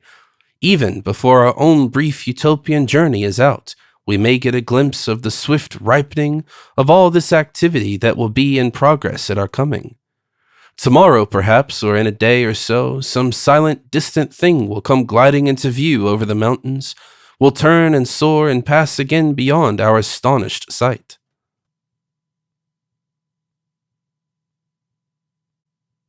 Chapter 2, Section 6. But my friend and his great trouble turn my mind from these questions of locomotion and the freedoms that cluster about them. In spite of myself, I find myself framing his case. He is a lover, the most conventional of Anglican lovers, with a heart that has had its training, I should think, in the clean but limited schoolroom of Mrs. Henry Wood. In Utopia, I think they will fly with stronger pinions. It will not be in the superficialities of life merely that movement will be wide and free. They will mount higher and swoop more steeply than he in his cage can believe. What will their range be? Their prohibitions? What jars to our preconceptions will he and I receive here? My mind flows with the free, thin flow that it has at the end of an eventful day. And as we walk along in silence towards our inn, I rove from issue to issue. I find myself ranging amidst the fundamental things of the individual life and all the perplexity of desires and passions. I turn my questionings to the most difficult of all sets of compromises, those mitigations of spontaneous freedom that constitute the marriage laws, the mystery of balancing justice against the good of the future, amidst these violent and elusive passions. Where falls the balance of freedom here? I pass for a time from utopianizing altogether to ask the question that, after all, Schopenhauer failed completely to answer: why sometimes in the case of hurtful, pointless, and destructive things we want so vehemently. I come back from this unavailing glance into the deeps to a general question of freedoms and this new relation. I find myself far adrift from the case of the frognal botanist and asking how far a modern utopia will deal with personal morals. As Plato demonstrated long ago, the principle of the relation of state control to personal morals may be best discussed in the case of intoxication, the most isolated and least complicated of all this group of problems. But Plato's treatment of this issue as a question of who may or may not have the use of wine, though suitable enough in considering a small state in which everybody was the effectual spectator of everybody, is entirely beside the mark under modern conditions, in which we are to have an extraordinarily high standard of individual privacy and an amplitude and quantity of migration inconceivable to the academic imagination. We may accept his principle and put this particular freedom of the use of wine among the distinctive privileges of maturity, and still find all that a modern would think of as the drink question untouched. That question in Utopia will differ perhaps in the proportion of its factors, but in no other respect from what it is upon earth. The same desirable ends will be sought: the maintenance of public order and decency, the reduction of inducements to form this bad and wasteful habit to their lowest possible minimum, and the complete protection of the immature. But the modern utopians, having systematized their sociology, will have given some attention to the psychology of minor officials, a matter altogether too much neglected by the social reformer on earth. They will not put into the hands of a common policeman powers direct and indirect that would be dangerous to the public in the hands of a judge, and they will have avoided the immeasurable error of making their control of the drink traffic a source of public revenue. Privacies they will not invade, but they will certainly restrict the public consumption of intoxicants to specified licensed places and the sale of them to unmistakable adults, and they will make the temptation of the young a grave offense. In so migratory a population as the modern utopian, the licensing of inns and bars would be under the same control as the railways and high roads. Inns exist for the stranger and not for the locality, and we shall meet with nothing there to correspond with our terrestrial absurdity of local option. The utopians will certainly control this trade, and as certainly punish personal excesses. Public drunkenness, as distinguished from the mere elation that follows a generous but controlled use of wine, will be an offense against public decency, and will be dealt with in some very drastic manner. It will, of course, be an aggravation of, and not an excuse for crime. But I doubt whether the state will go beyond that. Whether an adult shall use wine or beer or spirits or not, seems to me entirely a matter for his doctor and his own private conscience.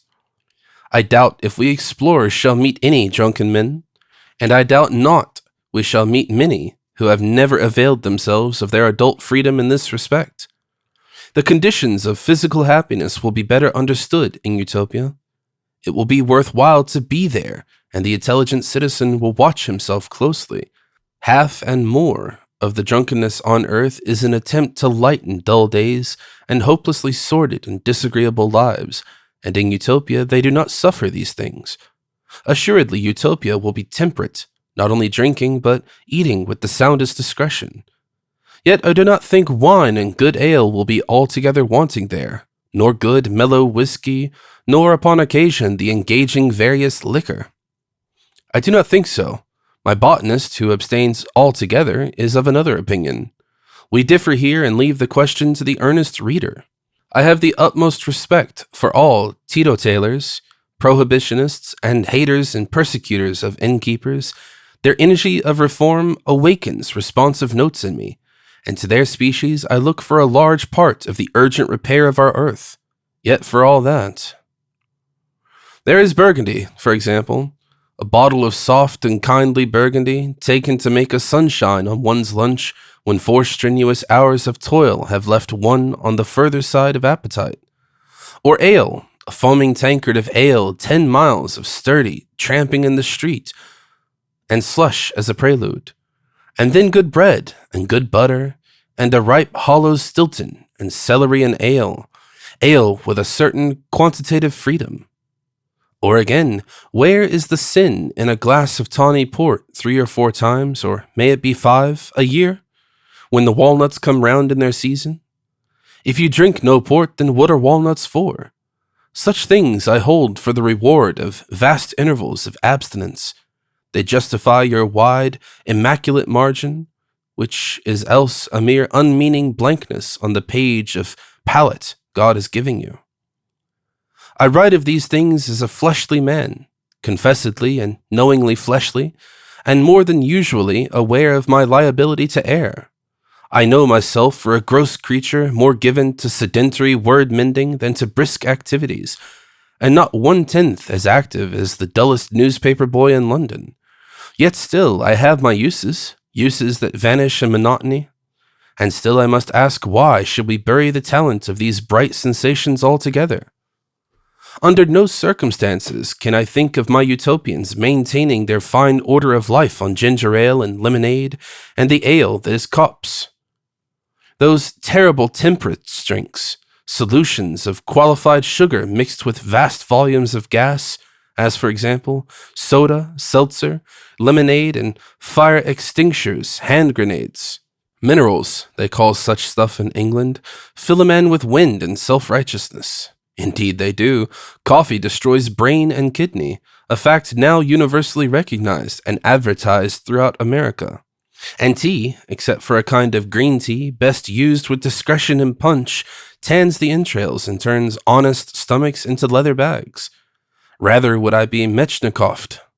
Footnote, See the Nature of Man by Professor Elie Metchnikoff. At once, and have a clean, good stomach of German silver. No, if we are to have no ale in Utopia, give me the one clean temperance drink that is worthy to set besides wine, and that is simple water. Best it is when not quite pure, and with a trace of organic matter, for then it tastes and sparkles. My botanist would still argue. Thank heaven, this is my book, and that the ultimate decision rests with me. It is open to him to write his own Utopia, and arrange that everybody shall do nothing except by the consent of the savants of the Republic, either in his eating, drinking, dressing, or lodging, even as Cabet proposed. It is open to him to try a news from Nowhere Utopia, with the wine left out. I have my short way with him here quite effectually. I turned in the entrance of our inn to the civil, but by no means obsequious landlord, and with a careful ambiguity of manner, for the thing may be considered an outrage, and I try to make it possible the idea is a jest, but my tests demand. You see, my dear Tito Taylor, he sets before me tray and glass, and here follows the necessary experiment and a deep sigh. Yes, a bottle of quite excellent light beer. So there are also cakes and ale in Utopia.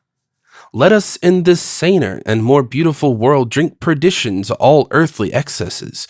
Let us drink more particularly to the coming of the day when men beyond there will learn to distinguish between qualitative and quantitative questions, to temper good intentions with good intelligence and righteousness with wisdom. One of the darkest evils of our world is surely the unteachable wildness of the good.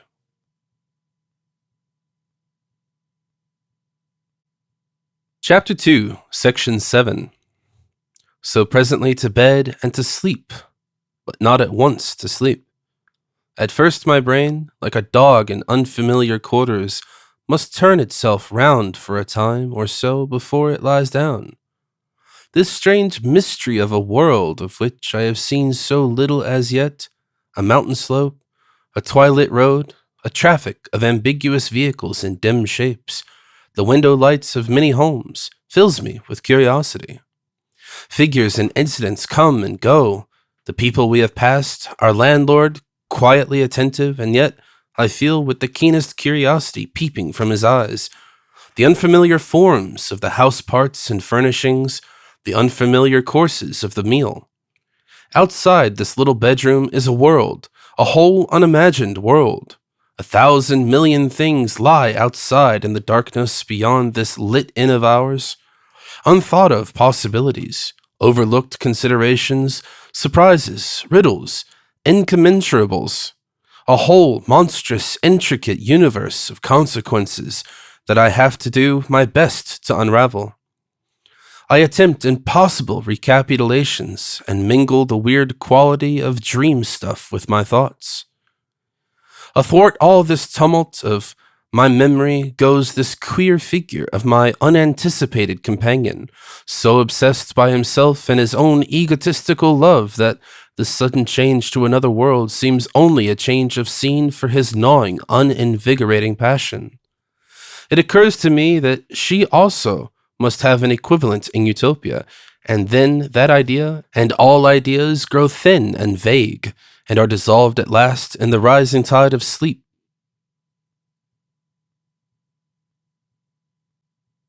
Chapter 3 Utopian Economics Section 1 These modern utopians, with the universally diffused good manners, the universal education, the fine freedoms we shall ascribe to them, their world unity, world language, worldwide travelings, worldwide freedom of sale and purchase, will remain mere dream stuff, incredible even by twilight, until we have shown that at that level the community will still sustain itself.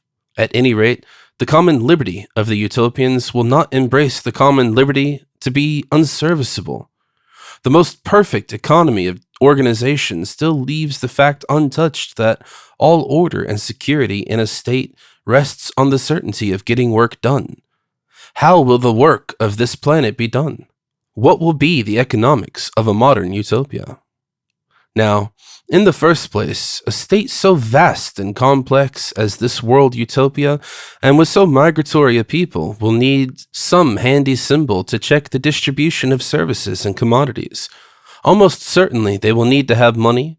They will have money, and it is not inconceivable that, for all his sorrowful thoughts, our botanist, with his trained observation, his habit of looking at little things upon the ground, would be the one to see and pick up the coin that has fallen from some wayfarer's pocket. This in our first hour or so before we reach the inn at the Ursarin Thal. You figure us upon the high Goddard Road, heads together over the little disc that contrives to tell us so much of this strange world. It is, I imagine, of gold, and it will be a convenient accident if it is sufficient to make us solvent for a day or so, until we are a little more informed of the economic system into which we have come. It is, moreover, of a fair round size, and the inscription declares 1 lion, equal to 20 bronze crosses. Unless the ratio of metals is very different here, this latter must be a token coin, and therefore legal tender for but a small amount. That would be pain and pleasure to Mr. Wordsworth Donisthorpe if he were to chance join us. For once he planned a utopian coinage. Footnote, a system of measures by Wordsworth Donisthorpe. And the words lion and cross are his, but a token coinage and legal tender he cannot abide. They make him argue, and being in Utopia, that unfamiliar 20 suggests at once we have come upon that most utopian of all things, a duodecimal system of counting. My author's privilege of details serves me here. This lion is distinctly a beautiful coin, admirably made, with its value in fine, clear letters circling the obverse side, and a head thereon of Newton as I live. One detects American influence here. Each year, as we shall find, each denomination of coins celebrates a centenary. The reverse shows the universal goddess of the utopian coinage, Peace, as a beautiful woman reading with a child out of a great book, and behind them are stars and an hourglass halfway run. Very human, these utopians after all, and not by any means above the obvious in their symbolism. So for the first time we learn definitely of the world state, and we get our first clear hint too that there is an end to kings. But our coin raises other issues also. It would seem that this utopia has no simple community of goods, that there is, at any rate, a restriction upon what one may take, a need for evidences of equivalent value, a limitation to human credit. It dates, so much of this present utopia of ours dates. Those former utopists were bitterly against gold. You will recall the undignified use Sir Thomas More would have put us to it, and how there was no money at all in the Republic of Plato, and in that later community for which he wrote his laws, an iron coinage of austere appearance and doubtful efficacy. It may be these great gentlemen were a little hasty with a complicated difficulty, and not a little unjust to a highly respectable element.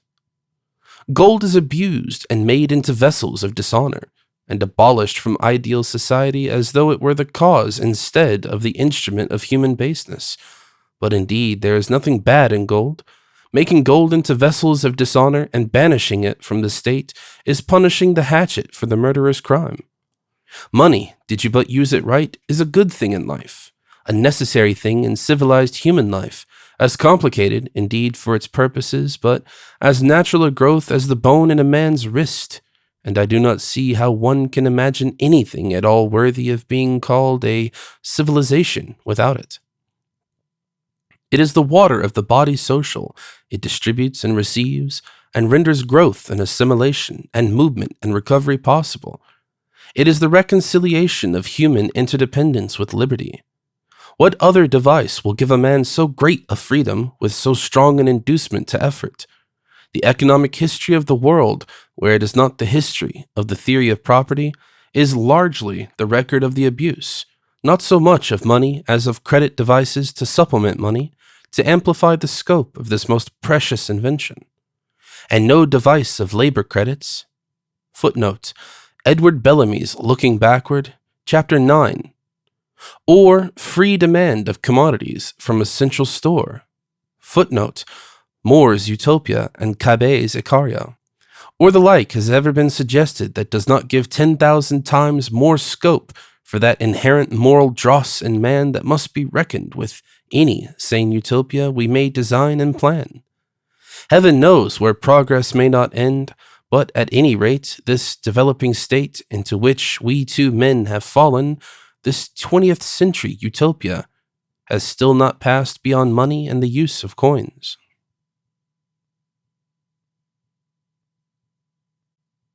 Chapter 3, Section 2. Now, if this utopian world is to be in some degree parallel to contemporary thought, it must have been concerned, it may be still concerned, with many unsettled problems of currency, and with the problems that center about a standard of value. Gold is perhaps of all material substances the best adapted to the monetary purpose, but even at that best it falls far short of an imaginable ideal. It undergoes spasmodic and irregular cheapening through new discoveries of gold, and at any time it may undergo very extensive and sudden and disastrous depreciation through the discovery of some way of transmuting less valuable elements. The liability to such depreciations introduces an undesirable speculative element into the relations of debtor and creditor. When, on one hand, there is for a time a check in the increase of the available stores of gold, or an increase in the energy applied to social purposes, or a checking of the public security that would impede the free exchange of credit and necessitate a more frequent production of gold in evidence, then there comes an undue appreciation of money as against the general commodities of life, and an automatic impoverishment of the citizens in general as against the creditor class. The common people are mortgaged into the bondage of debt, and on the other hand, an unexpected spate of gold production, the discovery of a single nugget as big as St. Paul's, let us say, a quite possible thing, would result in a sort of jail delivery of debtors and financial earthquake. It has been suggested by an ingenious thinker that it is possible to use as a standard of monetary value no substance whatever, but instead force, and that value might be measured in units of energy. An excellent development this, in theory at any rate, of the general idea of the modern state as kinetic and not static. It throws the old idea of the social order and the new into the sharpest antithesis. The old order is presented as a system of institutions and classes ruled by men of substance, the new of enterprises and interests led by men of power. Now I glance at this matter in the most incidental manner, as a man may skim through a specialist's exposition in a popular magazine. You must figure me, therefore, finding from a casual periodical paper in our inn, with a certain surprise at not having anticipated as much, the utopian self of that same ingenious person, quite conspicuously a leader of thought, and engaged in organizing the discussion of the currency changes Utopia has under consideration. The article, as it presents itself to me, contains a complete and lucid, though occasionally rather technical, explanation of his newest proposals. They have been published, it seems, for general criticism, and one gathers that in the modern utopia the administration presents the most elaborately detailed schemes of any proposed alteration in law or custom. Some time before any measure is taken to carry it into effect, and the possibilities of every detail are acutely criticized, flaws anticipated, side issues raised, and the whole minutely tested and fined down by a planetful of critics before the actual process of legislation begins. The explanation of these proposals involves an anticipatory glance at the local administration of a modern utopia. To anyone who has watched the development of technical science during the last decade or so, there would be no shock in the idea that a general consolidation of a great number of common public services over areas of considerable size is now not only practicable, but very desirable. In a little while, heating and lighting and the supply of power for domestic and industrial purposes and for urban and interurban communications will all be managed electrically from common generating stations. And the trend of political and social speculation points decidedly to the conclusion that so soon as it passes out of the experimental stage, the supply of electrical energy, just like drainage and the supply of water, will fall to the local authority. Moreover, the local authority will be the universal landowner. Upon that point, so extreme an individualist as Herbert Spencer was in agreement with the socialist. In Utopia, we conclude that whatever other types of property may exist, all natural sources of force, and indeed all strictly natural products, coal, water power, and the like, are inalienably vested in the local authorities, which, in order to secure the maximum of convenience and administrative efficiency, will probably control areas as large sometimes as half England. They will generate electricity by water power, by combustion, by wind or tide, or whatever other natural force is available. And this electricity will be devoted, some of it to the authorities' lighting and other public works, some of it as a subsidy to the world state authority which controls the high roads, the great railways, the ends and other apparatus of world communication, and the rest will pass on to private individuals or to distributing companies at a uniform fixed rate for private lighting and heating, for machinery and industrial applications of all sorts. Such an arrangement of affairs will necessarily involve a vast amount of bookkeeping between the various authorities, the world state government, and the customers, and this bookkeeping will naturally be done most conveniently in units of physical energy. It is not incredible that the assessment of the various local administrations for the central world government would be already calculated upon the estimated total of energy periodically available in each locality, and booked and spoken of in these physical units. Accounts between central and local governments could be kept in these terms. Moreover, one may imagine utopian local authorities making contracts in which payment would be no longer in coinage upon the gold basis, but in notes good for so many thousands or millions of units of energy at one or other of the generating stations. Now, the problems of economic theory will have undergone an enormous clarification if, instead of measuring in fluctuating money values, the same scale of energy units can be extended to their discussion, if, in fact, the idea of trading could be entirely eliminated. In my utopia, at any rate, this has been done. The production and distribution of common commodities have been expressed as a problem in the conversion of energy, and the scheme that Utopia was now discussing was the application of this idea of energy as the standard of value to the entire utopian coinage. Every one of those giant local authorities was to be free to issue energy notes against the security of its surplus of saleable available energy, and to make all its contracts for payment in those notes up to a certain maximum defined by the amount of energy produced and disposed of in that locality in the previous year. This power of issue was to be renewed just as rapidly as the notes came in for redemption, in a world without boundaries, with a population largely migratory and emancipated from locality. The price of the energy notes of these various local bodies would constantly tend to be uniform, because employment would constantly shift into the areas where energy was cheap.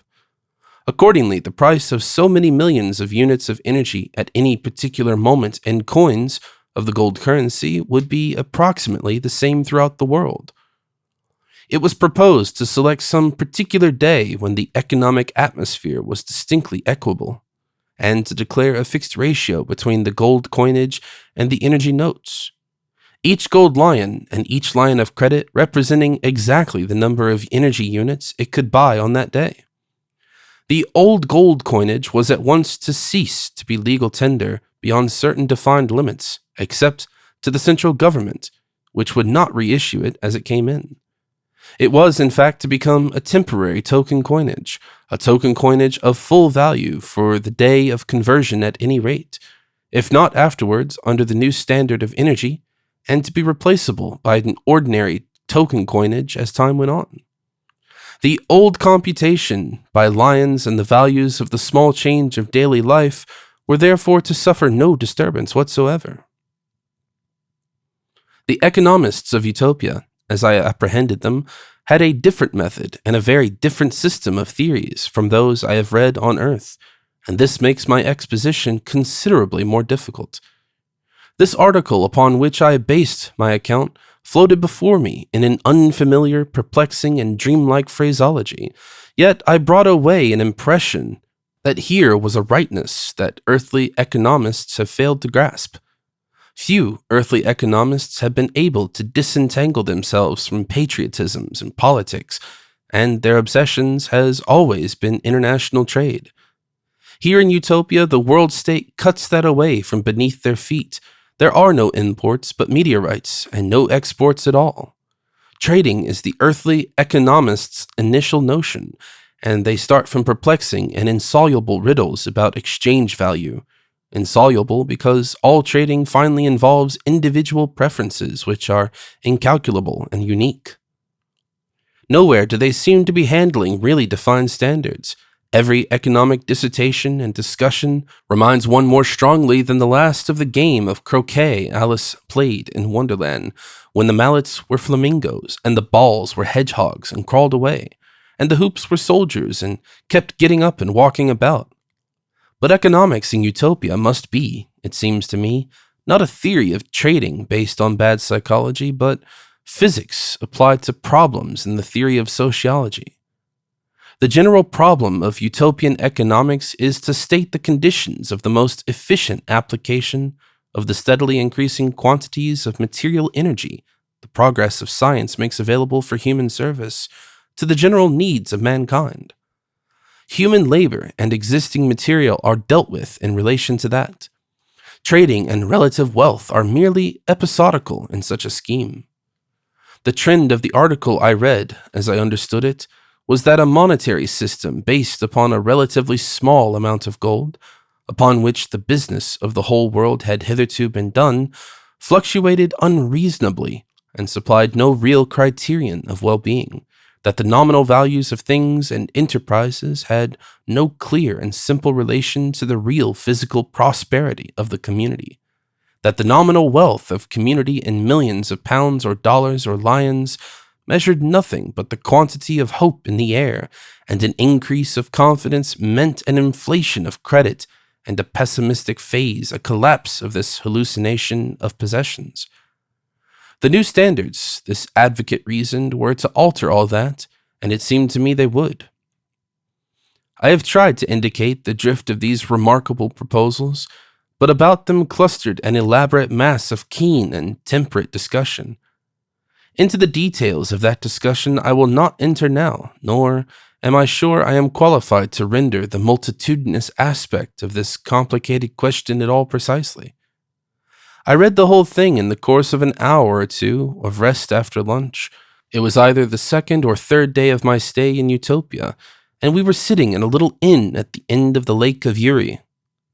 We had loitered there, and I had fallen reading because of a shower of rain, but certainly, as I read it, the proposition struck me as a singularly simple and attractive one, but its exposition opened out to me for the very first time clearly, in a comprehensive outline, the general conception of the economic nature of the utopian state.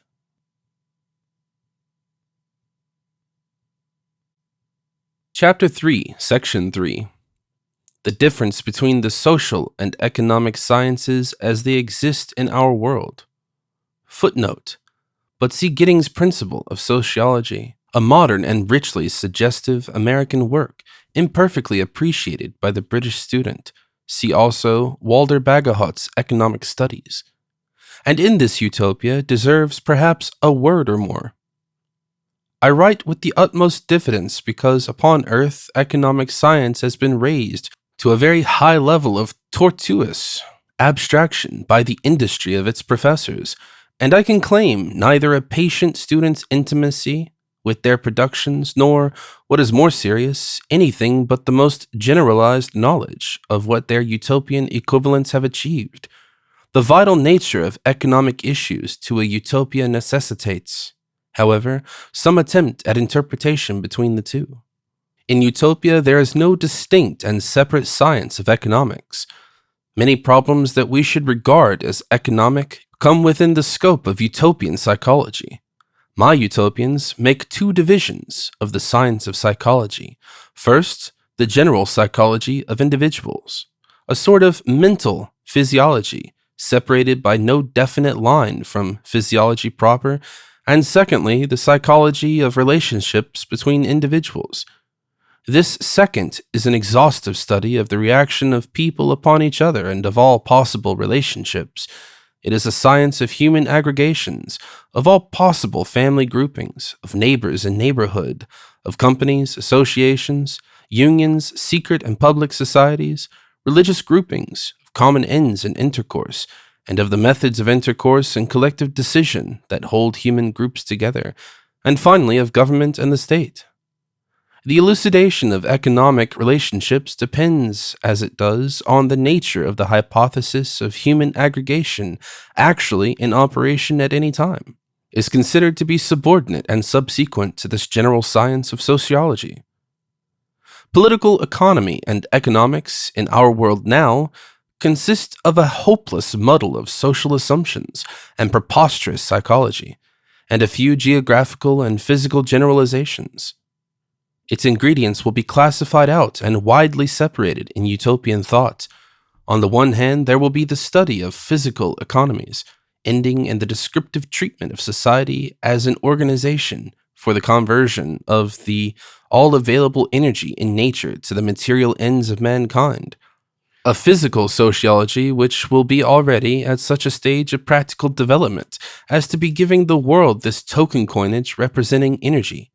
And on the other, there will be the study of economic problems as problems in the division of labor, having regard to a social organization whose main ends are reproduction and education in an atmosphere of personal freedom.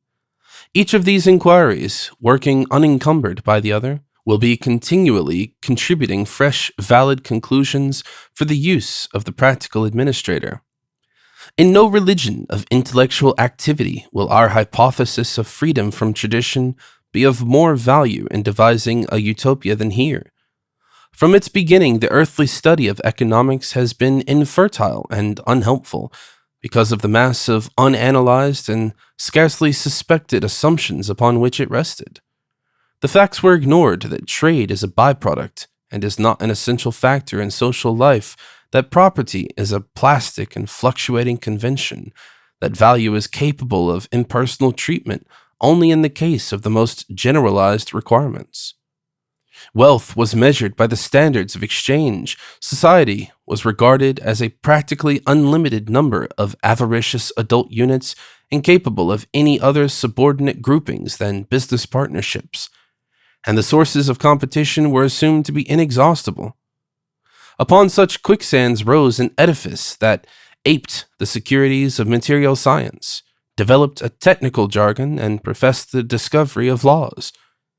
Our liberation from these false presumptions through the rhetoric of Carlyle and Ruskin and the activities of the socialists is more apparent than real. The old edifice oppresses us still, repaired and altered by indifferent builders, underpinned in places, and with a slight change of name.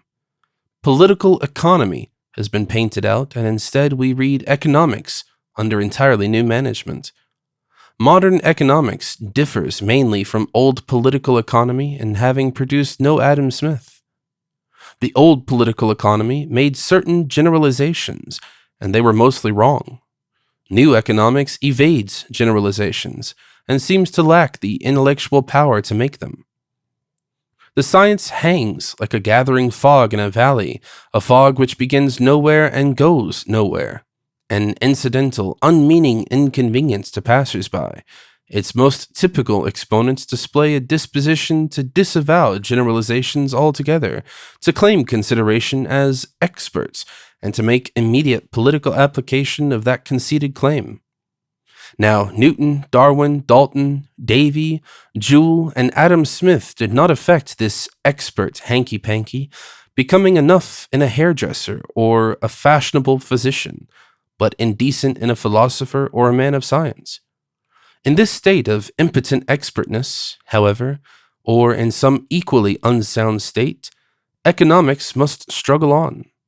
A science that is no science, a floundering lore wallowing in a mud of statistics, until either the study of the material organization of production, on the one hand as a development of physics and geography, or the study of social aggregation on the other, renders enduring foundations possible.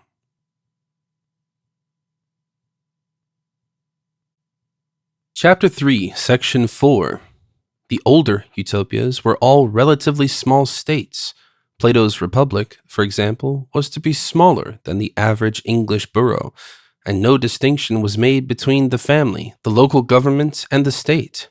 Plato and Campanella, for all that the latter was a Christian priest, carried communism to its final point and prescribed even a community of husbands and wives, an idea that was brought at last to the test of effectual experiment in the Oneida community of New York State between 1848 and 1879. This latter body did not survive its founder, at least as a veritable communism, by reason of the insurgent individualism of its vigorous sons. More, too, denied privacy and ruled an absolute community of goods, at any rate, and so, coming to the Victorian utopias, did Cabet, but Cabet's communism was one of the free store type, and the goods were yours only after you had requisitioned them. That seems the case in the Nowhere of Morris also. Compared with the older writers, Bellamy and Morris have a vivid sense of individual separation, and their departure from the old homogeneity is sufficiently marked to justify a doubt whether there will be any more thoroughly communistic utopias forever. A utopia such as this present one, written in the opening of the 20th century, and after the most exhaustive discussion, nearly a century long, between communistic and socialistic ideas on the one hand and individualism on the other, emerges upon a sort of effectual conclusion to those controversies. The two parties have so chipped and amended each other's initial propositions that, indeed, except for the labels still flutteringly adhesive to the implicated men, it is hard to choose between them. Each side established a good many propositions, and we profit by them all. We of the succeeding generation can see quite clearly that, for the most part, the heat and zeal of these discussions arose in the confusion of a quantitative for a qualitative question. To the onlooker, both individualism and socialism are, in the absolute, absurdities. The one would make men the slaves of the violent or rich, the other the slaves of the state official, and the way of sanity runs, perhaps even sinuously, down the intervening valley. Happily, the dead past buries its dead, and it is not our function now to adjudicate the preponderance of victory. In the very days when our political and economic order is becoming steadily more socialistic, our ideals of intercourse turn more and more to a fuller recognition of the claims of individuality. The state is to be progressive. It is no longer to be static, and this alters the general condition of the utopian problem profoundly. We have to provide not only for food and clothing, for order and health, but for initiative. The factor that leads the world state on from one phase of development to the next is the interplay of individualities. To speak teleologically, the world exists for the sake of and through initiative, and individuality is the method of initiative. Each man and woman, to the extent that his or her individuality is marked, breaks the law of precedent, transgresses the general formula, and makes a new experiment for the direction of the life force. It is impossible, therefore, for the state, which represents all and is preoccupied by the average, to make effectual experiments and intelligent innovations, and so supply the essential substance of life. As against the individual, the state represents the species. In the case of the utopian world state, it absolutely represents the species. The individual emerges from the species, makes his experiments, and either fails, dies, and comes to an end, or succeeds and impresses himself in offspring, in consequence and results, intellectual, material, and moral, upon the world. Biologically, the species is the accumulation of the experiments of all its successful individuals since the beginning, and the world state of the modern utopist will, in its economic aspect, be a compendium of established economic experience, about which individual enterprise will be continually experimenting, either to fail and pass, or to succeed and at last become incorporated with the undying organism of the world state. This organism is the universal rule, the common restriction, the rising level platform on which individualities stand. The world state in this ideal presents itself as the sole landowner of the earth, and the great local governments I have adumbrated, the local municipalities, holding, as it were, feudally under it as landlords. The state or these subordinates holds all the sources of energy, and either directly or through its tenants, farmers, and agents, develops these sources and renders the energy available for the work of life. It or its tenants will produce food, and so human energy and the exploitation of coal and electric power and the powers of wind and wave and water will be within its right. It will pour out this energy by assignment and lease and acquiescence and what not upon its individual citizens. It will maintain order, maintain roads, maintain a cheap and efficient administration of justice, maintain cheap and rapid locomotion, and be the common carrier of the planet, convey and distribute labor, control, let or administer all natural productions, pay for and secure healthy births and a healthy and vigorous new generation, maintain the public health, coin, money, and sustain standards of measurement, subsidize research, and reward such commercially unprofitable undertakings as benefit the community as a whole, subsidize when needful chairs of criticism and authors and publications, and collect and distribute information. The energy developed and the employment afforded by the state will descend like water that the sun has sucked out of the sea to fall upon a mountain range, and back to the sea again it will come at last, debauching in ground, rent, and royalty and license fees, in the fees of travelers and profits upon carrying and coinage and the like, in death duty, transfer tax, legacy, and forfeiture, returning to the sea. Between the clouds and the sea it will run, as a river system runs, down through a great region of individual enterprise and interplay, whose freedom it will sustain. In that intermediate region between the kindred heights and deeps, those beginnings and promises will arise that are the essential significance, the essential substance of life. From our human point of view, the mountains and sea are for the habitable lands that lie between. So likewise the state is for individualities, the state is for individuals, the law is for freedoms, The world is for experiment, experience, and change. These are the fundamental beliefs upon which a modern utopia must go.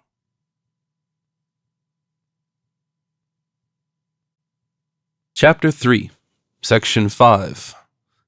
Within this scheme, which makes the state the source of all energy and the final legatee, what will be the nature of the property a man may own? Under modern conditions, indeed, under any conditions, a man without some negotiable property is a man without freedom, and the extent of his property is very largely the measure of his freedom.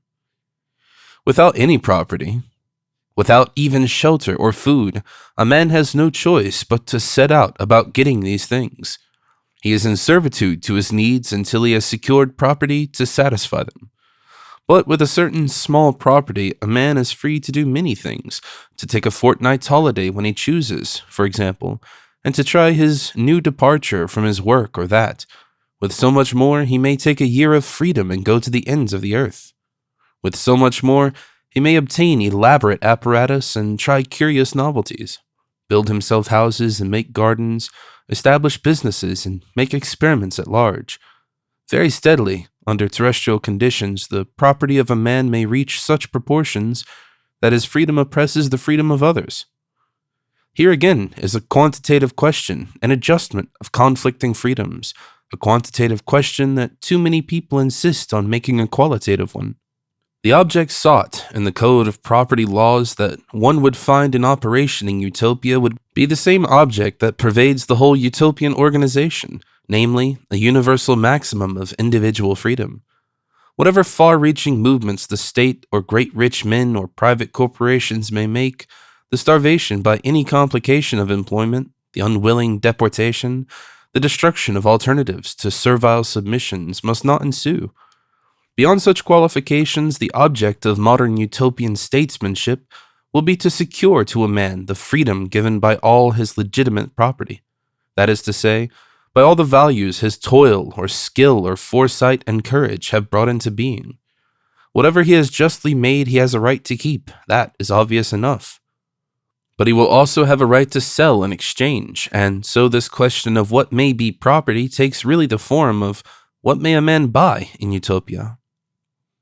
A modern utopian most assuredly must have a practically unqualified property in all those things that become, as it were, by possession, extensions and expressions of his personality. His clothing, his jewels, the tools of his employment, his books, the objects of art he may have bought or made, his personal weapons, if Utopia have need of such things, insignia, and so forth. All such things that he has bought with his money or acquired, provided he is not a professional or habitual dealer in such property, will be inalienably his to give or lend or keep, free even from taxation. So intimate is this sort of property that I have no doubt Utopia will give a man posthumous rights over it. It will permit him to assign it to a successor with, at the utmost, the payment of a small redemption. A horse, perhaps, in certain districts, or a bicycle, or any such mechanical conveyance personally used. The Utopians might find it well to rank with these possessions. No doubt, too, a house in privacy, owned and occupied by a man, and even a man's own household furniture, might be held to stand as high, or almost as high, in the property scale, might be taxed as lightly and transferred under only a slightly heavier redemption, provided he had not let these things go on hire, or otherwise alienated them from his intimate self. A thoroughgoing democratic socialist will no doubt be inclined at first to object that if the utopian make these things especially free sort of property in this way, men would spend much more upon them than they would do otherwise. But indeed, that will be an excellent thing. We are too much affected by the needy atmosphere of our own mismanaged world. In Utopia, no one will have to hunger because some love to make and have made and own and cherish beautiful things. To give this much to property, to individuals, will tend to make clothing, ornamentation, implements, books, and all the arts finer and more beautiful, because by buying such things, a man will secure something inalienable, save in the case of bankruptcy, for himself and for those who belong to him. Moreover, a man may in his lifetime set aside sums to ensure special advantages of education, and care for the immature children of himself and others, and in this manner also exercise a posthumous right. Footnote: but a statute of mortmain will set a distinct time limit to the continuance of such benefactions. A periodic revision of endowments is a necessary feature in any modern utopia. For all other property, the utopians will have a scantier respect. Even money unspent by a man, and debts to him that bear no interest, will, at his death, stand upon a lower level than these things. What he did not choose to gather and assimilate to himself or assign for the special education of his children, the state will share in the lion's proportion with their heir and legatee. This applies, for example, to the property that a man creates and acquires in business enterprises, which are presumably undertaken for gain and as a means of living rather than for themselves. All new machinery, all new methods, all uncertain and variable and non-universal undertakings are no business for the state. They commence always as experiments of unascertained value, and next after the invention of money there is no invention has so facilitated freedom and progress as the invention of the limited liability company to do this work of trial and adventure. The abuses, the necessary reforms of company law on earth, are no concern of ours here and now. Suffice it that, in a modern utopia, such laws must be supposed to be as perfect as mortal laws can possibly be made. Caveat vendor will be a sound qualification of caveat emptor in the beautifully codified utopian law. Whether the utopian company will be allowed to prefer this class of share to that or to issue debentures, whether indeed usury, that is to say, lending money at fixed rates of interest, will be permitted at all in utopia, one may venture to doubt. But whatever the nature of the shares a man may hold, they will all be sold at his death, and whatever he has not clearly assigned for special educational purposes will, with possibly some fractional concession to near survivors, lapse to the state. The safe investment, that permanent, undying claim upon the community, is just one of those things utopia will discourage, which, indeed, the developing security of civilization quite automatically discourages through the fall in the rate of interest. As we shall see at a later stage, the state will insure the children of every citizen, and those legitimately dependent upon him, against the inconvenience of his death. It will carry out all reasonable additional dispositions he may have had made for them in the same event. And it will insure him against old age and infirmity, and the object of utopian economics will be to give a man every inducement to spend his surplus money in intensifying the quality of his surroundings, either by economic adventures and experiments, which may yield either losses or large profits, or in increasing the beauty, the pleasure, the abundance, and promise of life. Besides strictly personal possessions and shares in business adventures, Utopia will no doubt permit associations of its citizens to have a property in various sorts of contracts and concessions, in leases of agricultural and other land, for example, in houses they may have built, factories and machinery they may have made, and the like. And if a citizen prefer to adventure into business single-handed, he will have all the freedoms of enterprise enjoyed by a company. In business affairs, he will be a company of one, and his single share will be dealt with at his death like any other shares. So much for the second kind of property, and these two kinds of properties will probably exhaust the sorts of property a utopian may possess.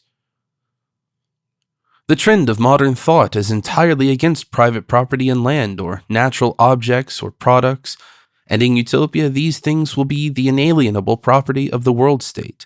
Subject to the rights of free locomotion, land will be leased out to companies or individuals, but, in view of the unknown necessities of the future, never for a longer period than, let us say, 50 years. The property of a parent and his children, and of a husband and his wife, seems to be undergoing a steadily increasing qualification in the world of today, but the discussion of the utopian state of affairs in regard to such property may be better reserved until marriage becomes our topic. Suffice it here to remark that the increasing control of a child's welfare and upbringing by the community and the growing disposition to limit and tax inheritance are complementary aspects of the general tendency to regard the welfare and free interplay of future generations no longer as the concern of parents and altruistic individuals, but as the predominant issue of statesmanship and the duty and moral meaning of the world community as a whole.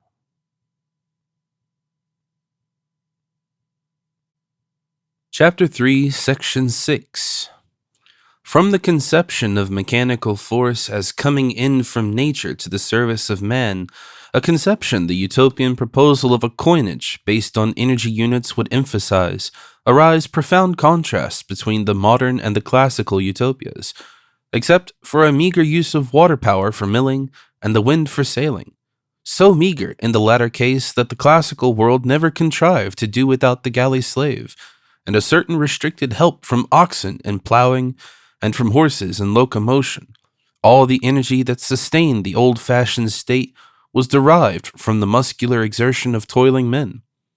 They ran their world by hand. Continual bodily labor was a condition of social existence. It is only with the coming of coal burning, of abundant iron and steel, and of scientific knowledge that this condition has been changed. Today, I suppose, if it were possible to indicate, in units of energy, the grand total of work upon which the social fabric of the United States or England rests, it would be found that a vastly preponderating moiety is derived from non-human sources, from coal and liquid fuel, and explosives and wind and water. There is every indication of a steady increase in this proportion of mechanical energy, in this emancipation of men from the necessity of physical labor. There appears no limit to the invasion of life by the machine. Now, it is only in the last 300 years that any human being seems to have anticipated this. It stimulates the imagination to remark how entirely it was overlooked as a modifying cause in human development. Footnote: it is interesting to note how little even Bacon seems to see of this in his New Atlantis. Plato clearly had no ideas about machines at all as a force affecting social organization. There was nothing in his world to suggest them to him. I suppose there arose no invention, no new mechanical appliance or method of the slightest social importance through all his length of years. He never thought of a state that did not rely for its force upon human muscle, just as he never thought of a state that was not primarily organized for warfare hand to hand. Political and moral inventions he saw enough of and to spare, and in that direction he still stimulates the imagination. But in regard to all material possibilities, he deadens rather than stimulates. Footnote: the lost Utopia of Hippodamus provided rewards for inventors, but unless Aristotle misunderstood him, it is certainly the fate of all utopias to be more or less misread. The inventions contemplated were political devices. An infinitude of nonsense about the Greek mind would never have been written if the distinctive intellectual and artistic quality of Plato's time, its extraordinarily clear definition of certain material conditions as absolutely permanent, coupled with its politico-social instability, had been borne in mind. The food of the Greek imagination was the very antithesis of our own nourishment. We are educated by our circumstances to think no revolution in appliances and economic organizations incredible. Our minds play freely about possibilities that would have struck the men of the academy as outrageous extravagance, and it is in regard to politico-social expedients that our imaginations fail. Sparta, for all the evidence of history, is scarcely more credible to us than a motor car throbbing in the agora would have been to Socrates. By sheer inadvertence, therefore, Plato commenced the tradition of utopias without machinery, a tradition we find Morris still loyally following, except for certain mechanical barges and such-like toys in this News from Nowhere. There are some foreshadowings of mechanical possibilities in the New Atlantis, but it is only in the 19th century that utopias appeared in which the fact is clearly recognized that the social fabric rests no longer upon human labor. It was, I believe, Cabet. Footnote: Cabet, Voyage en Icarie, 1848, who first in a utopian work insisted upon the escape of man from irksome labors through the use of machinery. He is the great primitive of modern utopias, and Bellamy is his American equivalent. Hitherto either slave labor, Phaleas, footnote, Aristotle's Politics, Book 2, Chapter 8, or at least class distinctions involving unavoidable labor in the lower class have been assumed. As Plato does and as Bacon in the New Atlantis probably intended to do, More gave his utopian bondsmen sans phrase for their most disagreeable toil. Or there is, as in Morris and the outright return to nature utopians, a bold make-believe that all toil may be made a joy, and with that a leveling down of all society to an equal participation in labor. But indeed this is against all the observed behavior of mankind. It needed the Olympian unworldliness of an irresponsible rich man of the shareholding type, a Ruskin or a Morris playing at life, to imagine as much. Road-making under Mr. Ruskin's auspices was a joy at Oxford, no doubt, and a distinction, and it still remains a distinction. It proved the least contagious of practices, and Hawthorne did not find bodily toil anything more than the curse the Bible says it is, at Brook Farm. Footnote, the Blithedale Experiment, and see also his notebook. If toil is a blessing, never was blessing so effectually disguised, and the very people who tell us that hesitate to suggest more than a beautiful ease in the endless day of heaven. A certain amount of bodily or mental exercise, a considerable amount of doing things under the direction of one's free imagination, is quite another matter. Artistic production, for example, when it is at its best, when a man is freely obeying himself and not troubling to please others, is really not toil at all. It is quite a different thing digging potatoes, as boys say, for a lark, and digging them because otherwise you will starve. Digging them day after day is a dull, unavoidable imperative. The essential of toil is that imperative, and the fact that the attention must cramp itself to the work in hand, that it excludes freedom, and not that it involves fatigue. So long as anything but a quasi-savage life depended upon toil, so long was it hopeless to expect mankind to do anything but struggle to confer just as much of this blessing as possible upon one another. But now that the new conditions physical science is bringing about not only dispense with man as a source of energy, but supply the hope that all routine work may be made automatic, it is becoming conceivable that presently there may be no need for anyone to toil habitually at all. That a laboring class, that is to say, a class of workers without personal initiative, will become unnecessary to the world of men. The plain message physical science has for the world at large is this, that were our political and social and moral devices only as well contrived to their ends as a linotype machine, an antiseptic operating plant, or an electric tramcar, there need now at the present moment be no appreciable toil in the world, and only the smallest fraction of the pain, the fear, and the anxiety that now makes human life so doubtful in its value. There is more than enough for everyone alive. Science stands, a too competent servant, behind her wrangling underbred masters, holding out resources, devices, and remedies they are too stupid to use. Footnote, see that most suggestive little book, 20th Century Inventions by Mr. George Sutherland. And on its material side, a modern utopia must needs present these gifts as taken, and show a world that is really abolishing the need of labor, abolishing the last base reason for anyone's servitude or inferiority.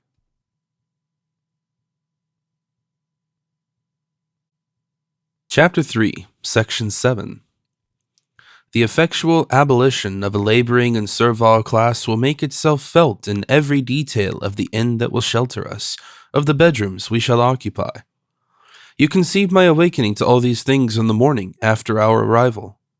I shall lie for a minute or so with my nose peeping over the coverlet, agreeably and gently coming awake, and with some vague nightmare of sitting at a common table with an unavoidable dustman in green and gold called Boffin.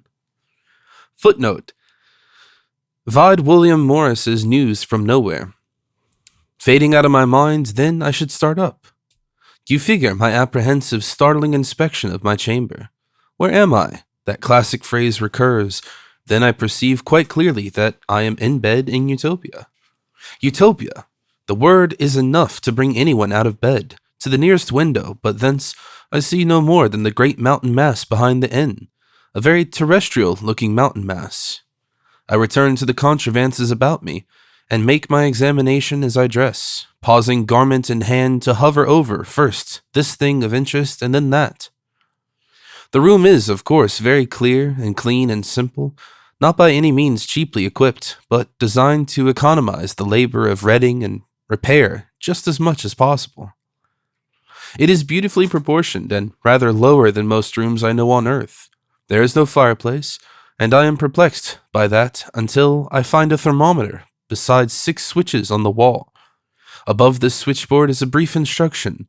One switch warms the floor, which is not carpeted, but covered by a substance like soft oilcloth. One warms the mattresses, which is of metal with resistance coils threaded to and fro in it, and the others warm the wall in various degrees, each directing current through a separate system of resistances. The casement does not open, but above, flush with the ceiling, a noiseless, rapid fan pumps air out of the room. The air enters by a Tobin shaft. There is a recessed dressing room, equipped with a bath and all that is necessary to one's toilet, and the water, one remarks, is warmed, if one desires it warm, by passing it through an electrically heated spiral of tubing.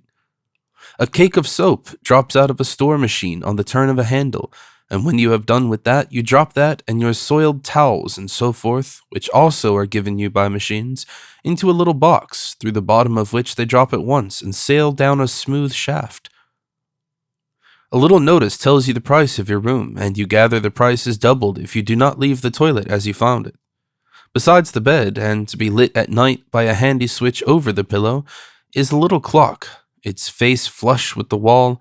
The room has no corners to gather dirt, wall meets floor with a gentle curve, and the apartment could be swept out effectually by a few strokes of a mechanical sweeper. The door frames and window frames are of metal, rounded and impervious to draught. You are politely requested to turn a handle at the foot of your bed before leaving the room, and forthwith the frame turns up into a vertical position, and the bedclothes hang airing. You stand at the doorway and realize that there remains not a minute's work for anyone to do. Memories of the foetid disorder of many an earthly bedroom after a night's use float across your mind. And you must not imagine this dustless, spotless, sweet apartment as anything but beautiful. Its appearance is a little unfamiliar, of course, but all the muddle of dust-collecting hangings and witless ornament that cover the earthly bedroom, the valances, the curtains, to check the draught from the ill-fitting wood windows, the worthless, irrelevant pictures, usually a little askew, the dusty carpets, and all the paraphernalia about the dirty, black, leaded fireplace are gone. But the faintly tinted walls are framed with just one clear-colored line, as finely placed as the member of a Greek capital. The door handles and the lines of the panels of the door, the 2 chairs, the framework of the bed, the wiring table, have all that final simplicity, that exquisite finish of contour that is begotten of sustained artistic effort. The graciously shaped windows each frame a picture. Since they are draughtless, the window seats are no mere mockeries, as are the window seats of earth, and on the sill the sole thing to need attention in the room is one little bowl of blue alpine flowers. The same exquisite simplicity meets one downstairs. Our landlord sits down at table with us for a moment, and seeing we do not understand the electrically heated coffee pot before us, shows us what to do. Coffee and milk we have, in the continental fashion, and some excellent rolls and butter. He is a swarthy little man, our landlord, and overnight we saw him preoccupied with other guests. But we have risen either late or early, by utopian standards, we know not which, and this morning he has us to himself. His bearing is kindly and inoffensive, but he cannot conceal the curiosity that possesses him. His eye meets ours with a mute inquiry, and then as we fall to, we catch him scrutinizing our cuffs, our garments, our boots, our faces, our table manners. He asks nothing at first, but says a word or so about our night's comfort and the day's weather, phrases that have an air of being customary. Then comes a silence that is interrogative. "Excellent coffee," I say to fill the gap. And excellent rolls, says my botanist.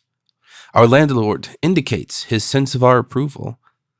A momentary diversion is caused by the entry of an elfin-tressed little girl who stares at us half impudently, half shyly, with bright black eyes, hesitates at the botanist's clumsy smile and nod, and then goes and stands by her father and surveys us steadfastly. You have come far? Ventures our landlord, patting his daughter's shoulder. I glance at the botanist. Yes, I say, we have. I expand. We have come so far that this country of yours seems very strange to us indeed. The mountains? Not only the mountains. You came up out of the Ticino Valley. No, not that way. By the Oberalp? No. The Furka? No. Not up from the lake? No. He looks puzzled. We came, I say, from another world. He seems trying to understand, then a thought strikes him, and he sends away his little girl with a needless message to her mother.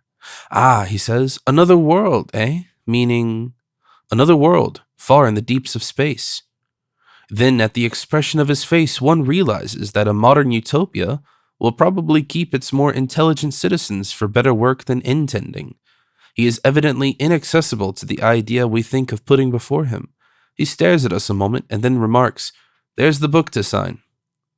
We find ourselves confronted with a book, a little after the fashion of the familiar hotel visitor's Book of Earth. He places this before us and, besides it, puts pen and ink and a slab, upon which ink has been freshly smeared. "Thumb marks," says my scientific friend hastily in English. "Show me how to do it," I say as quickly. He signs first, and I look over his shoulder. He is displaying more readiness than I should have expected. The book is ruled in broad transverse lines and has a space for a name, for a number, and a thumb mark. He puts his thumb upon the slab and makes the thumb mark first with the utmost deliberation. Meanwhile, he studies the other two entries. The numbers of the previous guests above are complex muddles of letters and figures. He writes his name, then with a calm assurance writes down his number, AMA 1607.2.AB+. I am wrung with momentary admiration. I follow his example and fabricate an equally imposing signature. We think ourselves very clever. The landlord proffers finger bowls for our thumbs, and his eye goes, just a little curiously, to our entries. I decide it is advisable to pay and go before any conversation about our formula arises. As we emerge into the corridor and the morning sunlight of the utopian world, I see the landlord bending over the book. Come on, I say. The most tiresome thing in the world is explanations, and I perceive that if we do not get along, they will fall upon us now. I glance back to discover the landlord and a gracefully robed woman standing outside the pretty simplicity of the utopian inn, watching us doubtfully as we recede. Come on, I insist.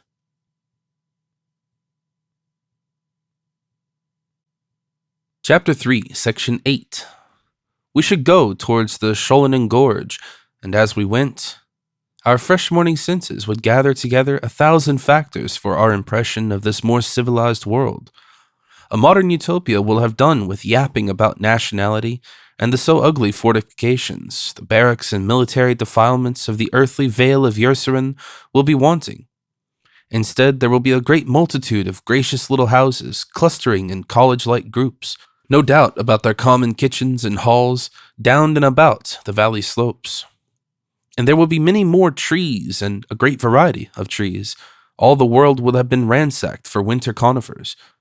Despite the height of the valley, there will be a double avenue along the road. This high road with its tramway would turn with us to descend the gorge, and we should hesitate upon the adventure of boarding the train. But now we should have the memory of our landlord's curious eye upon us, and we should decide at last to defer the risk of explanations such an enterprise might precipitate. We should go by the great road for a time and note something of the difference between utopian and terrestrial engineering. The tramway, the train road, the culverts and bridges, the Ernerloch tunnel into which the road plunges will all be beautiful things. There is nothing in machinery, there is nothing in embankments and railways and iron bridges and engineering devices to oblige them to be ugly. Ugliness is the measure of imperfection. A thing of human making is for the most part ugly in proportion to the poverty of its constructive thought, to the failure of its producer fully to grasp the purpose of its being. Everything to which men continue to give thought and attention, which they make and remake in the same direction, and with a continuing desire to do as well as they can, grows beautiful inevitably. Things made by mankind under modern conditions are ugly, primarily because our social organization is ugly, because we live in an atmosphere of snatch and uncertainty, and do everything in an underbred, strenuous manner. This is the misfortune of machinery, and not its fault. Art, like some beautiful plant, lives on its atmosphere, and when the atmosphere is good, it will grow everywhere, and when it is bad, nowhere. If we snatched and buried every machine, every furnace, every factory in the world, and without any further change set ourselves to home industries, hand labor, spade husbandry, sheep folding, and pig minding, we should still do things in the same haste and achieve nothing but dirtiness, inconvenience, bad air, and another gaunt and gawky reflection of our intellectual and moral disorder. We should mend nothing. But in Utopia, a man who designs a tramroad will be a cultivated man, an artist craftsman. He will strive as a good writer or a painter strives to achieve the simplicity of perfection. He will make his girders and rails and parts as gracious as that first engineer, nature, has made the stems of her plants and the joints and gestures of her animals. To esteem him a sort of anti-artist, to count every man who makes things with his unaided thumbs an artist, and every man who uses machinery as a brute, is merely a passing phase of human stupidity. This tramroad beside us will be a triumph of design. The ideal will be so unfamiliar to us for a time, it will not occur to us that it is a system of beautiful objects at all. We shall admire its ingenious adaptation to the need of a district that is buried half the year in snow, the hard bed below, curved and guttered, to do its own clearing, the great arched sleeper masses, raising the rails a good 2 yards above the ground, the easy, simple standards and insulators. Then it will creep in upon our minds, but by Jove, this is designed. Indeed, the whole thing will be designed. Later on, perhaps, we may find students in an art school working in competition to design an electric tram, students who know something of modern metallurgy and something of electrical engineering. And we shall find people as keenly critical of a signal box or an iron bridge as they are on Earth of. Heavens, what are they critical about on Earth? The quality and condition of a dress tie. We should make some unpatriotic comparisons with our own planet, no doubt.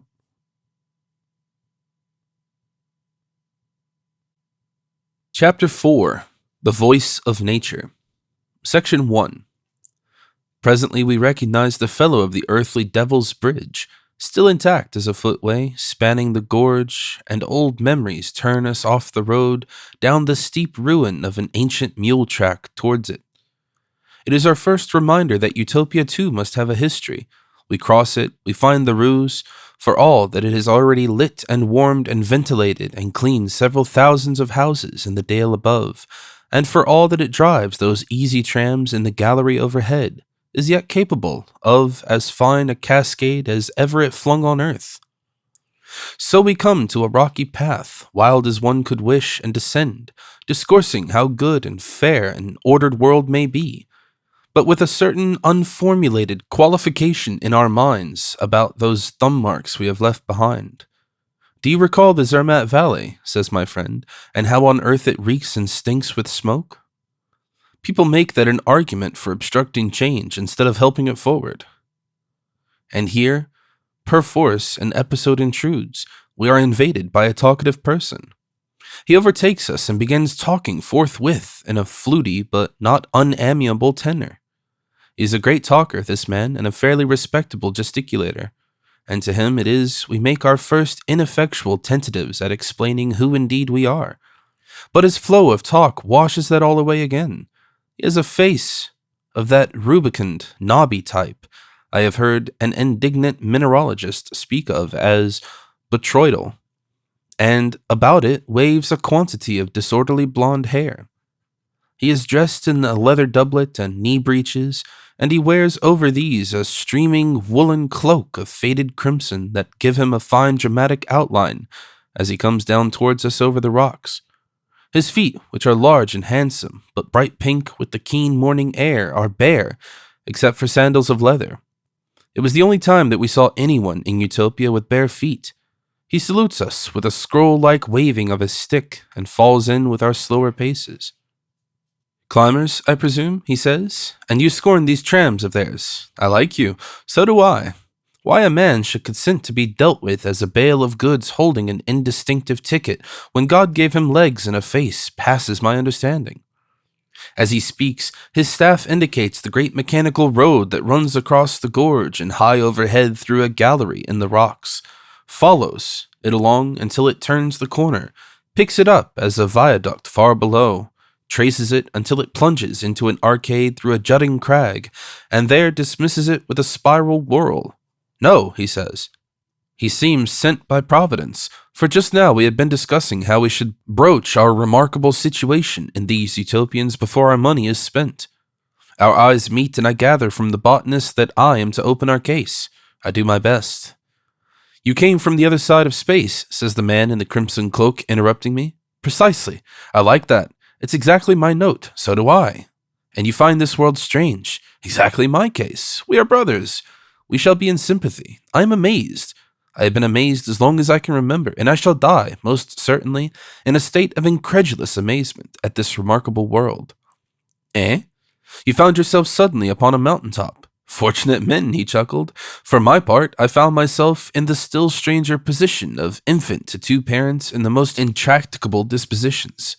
The fact remains, I protest. A position, I can assure you, demanding tact of an altogether superhuman quality. We desist for a space from the attempt to explain our remarkable selves, and for the rest of the time this picturesque and exceptional utopian takes the talk entirely under his control."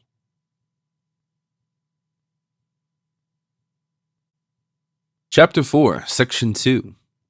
An agreeable person, though a little distracting, he was, and he talked, we recall, of many things. He impressed us, we found afterwards, as a poseur beyond question, a conscious Ishmaelite in a world of wit, and in some subtly inexplicable way as a most consummate ass. He talked first of the excellent and commodious trams that came from over the passes and ran down the long valley towards middle Switzerland, and of all the growth of pleasant homes and chalets amidst the heights that made the opening gorge so different from its earthly parallel with a fine disrespect. "But they are beautiful," I protested. "They are graciously proportioned. They are placed in well-chosen positions. They give no offense to the eye. What do we know of the beauty they replace? They are a mere rash. Why should we men play the part of bacteria upon the face of our mother? All life is that. No, not natural life, not the plants and the gentle creatures that live their wild, shy lives in forest and jungle. That is a part of her. That is the natural bloom of her complexion, but these houses and tramways and things, all made from ore and stuff torn from her veins. You can't better my image of the rash. It's a morbid breaking out. I'd give it all for one, what is it, free and natural chamois." "You live at times in a house?" I asked. He ignored my question. For him, untroubled nature was the best, he said, and with a glance at his feet, the most beautiful. He professed himself a Nazarite and shook back his Teutonic poet's shock of hair. So he came to himself, and for the rest of our walk he kept to himself as the thread of his discourse, and went over himself from top to toe, and strung thereon all topics under the sun, by way of illustrating his splendors. But especially his foil was the relative folly, the unnaturalness and want of logic in his fellow men. He held strong views about the extreme simplicity of everything, only that men in their muddle-headedness had confounded it all. Hence, for example, these trams, they are always running up and down as though they were looking for the lost simplicity of nature. We dropped it here. He earned a living, we gathered, some considerable way above the minimum wage, which threw a chance light on the labor problem, by perforating records for automatic musical machines, no doubt of the pianotist and pianola kind, and he spent all the leisure he could gain in going to and fro in the earth lecturing on the need of a return to nature and on simple foods and simple ways. He did it for the love of it. It was very clear to us that he had an inordinate impulse to lecture and esteemed us fair game. He had been lecturing on these topics in Italy. He was now going back through the mountains to lecture in Saxony, lecturing on the way to perforate a lot more records, lecturing the while and so start out lecturing again. He was undisguisedly glad to have us to lecture to, by the way. He called our attention to his costume at an early stage. It was the embodiment of his ideal of nature clothing, and it had been made especially for him at very great cost, simply because naturalness has fled the earth and has to be sought now and washed out from your crushed complexities like gold. I should have thought, said I, that any clothing whatever was something of a slight upon the natural man. Not at all, said he, not at all. You forget his natural vanity. He was particularly severe of our artificial hooves, as he called our boots, and our hats, or hair destructors. Man is the real king of beasts and should wear a mane. The lion only wears it by consent and in captivity. He tossed his head. Subsequently, while we lunched and he waited for the specific natural dishes he ordered, they taxed the culinary resources of the inn to the utmost. He broached a comprehensive generalization. The animal kingdom and the vegetable kingdom are easily distinguished, and for the life of me I see no reason for confusing them. It is, I hold, a sin against nature. I keep them distinct in my mind, and I keep them distinct in my person. No animal substance inside, no vegetable without. What could be simpler or more logical? Nothing upon me but leather and all-wool garments within, cereals, fruit, nuts, herbs, and the like. Classification, order, man's function. He is here to observe and accentuate nature's simplicity. These people, he swept an arm that tried not too personally to include us, are filled and covered with confusion.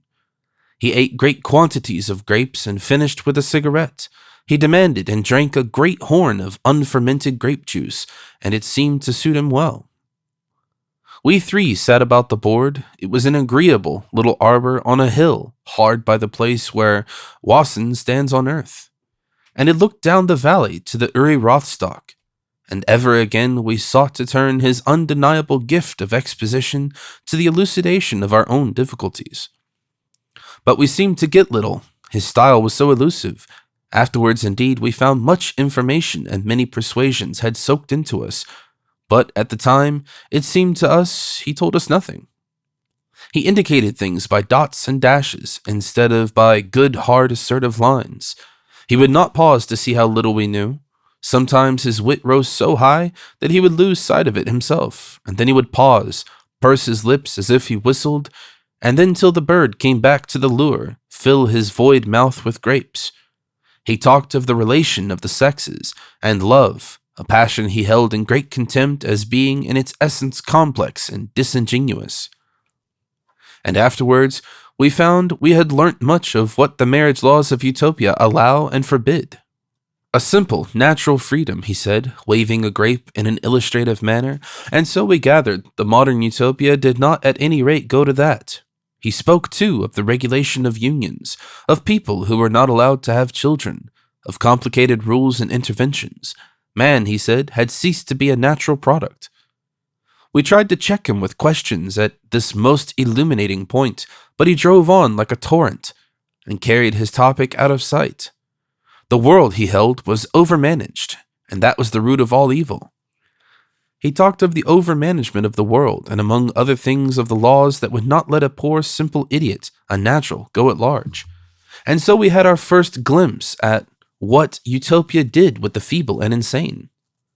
We make all these distinctions between man and man. We exalt this and favor that, and degrade and seclude that. We make birth artificial, life artificial, death artificial. You say we, said I, with the first glimmering of a new idea, but you don't participate? Not I. I'm not one of your samurai, your voluntary noblemen who have taken the world in hand. I might be, of course, but I'm not. Samurai, I repeated, voluntary noblemen, and for the moment could not frame a question. He whirled on to an attack on science that stirred the botanist to controversy. He denounced with great bitterness all specialists whatever, and particularly doctors and engineers. Voluntary noblemen, he said, voluntary gods, I fancy they think themselves, and I was left behind for a space in the perplexed examination of his parentheses, while he and the botanist, who was sedulous to keep his digestion up to date with all the newest devices, argued about the good of medicine men. The natural human constitution, said the blond-haired man, is perfectly simple, with one simple condition: you must leave it to nature. But if you mix up things so distinctly and essentially separated as the animal and vegetable kingdoms, for example, and ram that in for it to digest, what can you expect? Ill health, there isn't such a thing in the course of nature, but you shelter from nature in houses. You protect yourselves by clothes that are useful instead of being ornamental. You wash with such abstersive chemicals as soap, for example, and above all, you consult doctors. He approved himself with a chuckle. Have you ever found anyone seriously ill without doctors and medicine about? Never. You say a lot of people would die without shelter and medical attendance. No doubt, but a natural death. A natural death is better than an artificial life, surely? That's, to be frank with you, the very citadel of my position. That led him, and rather promptly, before the botanist could rally to reply, to a great tirade against the laws that forbade sleeping out. He denounced them with great vigor, and alleged that for his own part, he broke that law whenever he could, found some corner of moss shaded from an excess of dew, and there sat up to sleep. He slept, he said, always in a sitting position, with his head on his wrists and his wrists on his knees, the simple natural position for sleep in man. He said it would be far better if all the world slept out and all the houses were pulled down. You will understand, perhaps, the subdued irritation I felt as I sat and listened to the botanist entangling himself in the logical net of this wild nonsense. It impressed me as being irrelevant. When one comes to a utopia, one expects a cicerone. One expects a person as precise and insistent and instructive as an American advertisement. The advertisement of one of those land agents, for example, who print their own engaging photographs to instill confidence and begin, "You want to buy real estate." One expects to find all utopians absolutely convinced of the perfection of their utopia and incapable of receiving a hint against its order. And here was this purveyor of absurdities. And yet now that I come to think it over, is not this too one of the necessary differences between a modern utopia and those finite compact settlements of the older school of dreamers? Is it not to be a unanimous world anymore? Is it not to have all and more of the mental contrariety we find in the world of the real? Is it no longer to be perfectly explicable? Is it just our own vast mysterious welter, with some of the blackest shadows gone, with a clearer illumination, and a more conscious and intelligent will? Irrelevance is not irrelevant to such a scheme, and our blonde-haired friend is exactly just where he ought to be here. Still.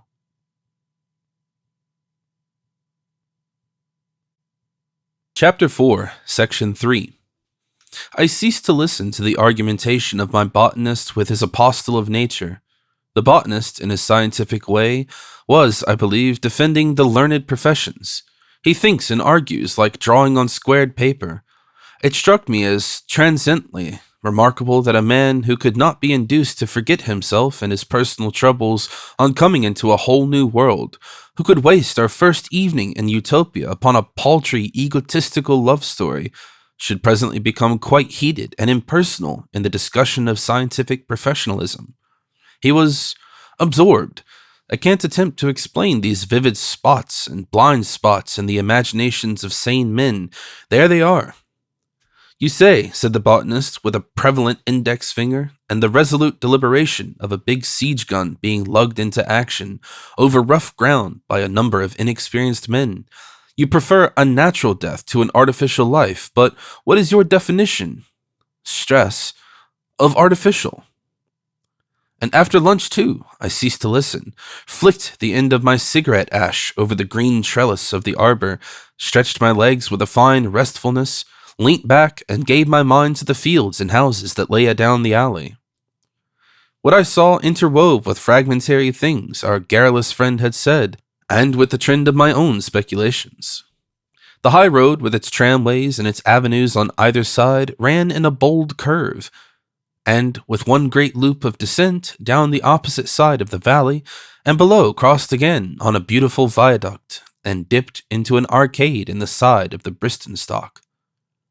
Our inn stood out boldly, high above the level this took, the houses clustered in their collegiate groups over by the high road, and near the subordinate way that ran almost vertically below us and past us and up towards the valley of the Mayan Rus. There were one or two Utopians cutting and packing the flowery mountain grass in the carefully leveled and irrigated meadows by means of swift, light machines that ran on things like feet and seemed to devour the herbage, and there were many children and a woman or so going to and fro among the houses near at hand. I guessed a central building towards the high road must be the school from which these children were coming. I noted the health and cleanliness of these young heirs of Utopia as they passed below.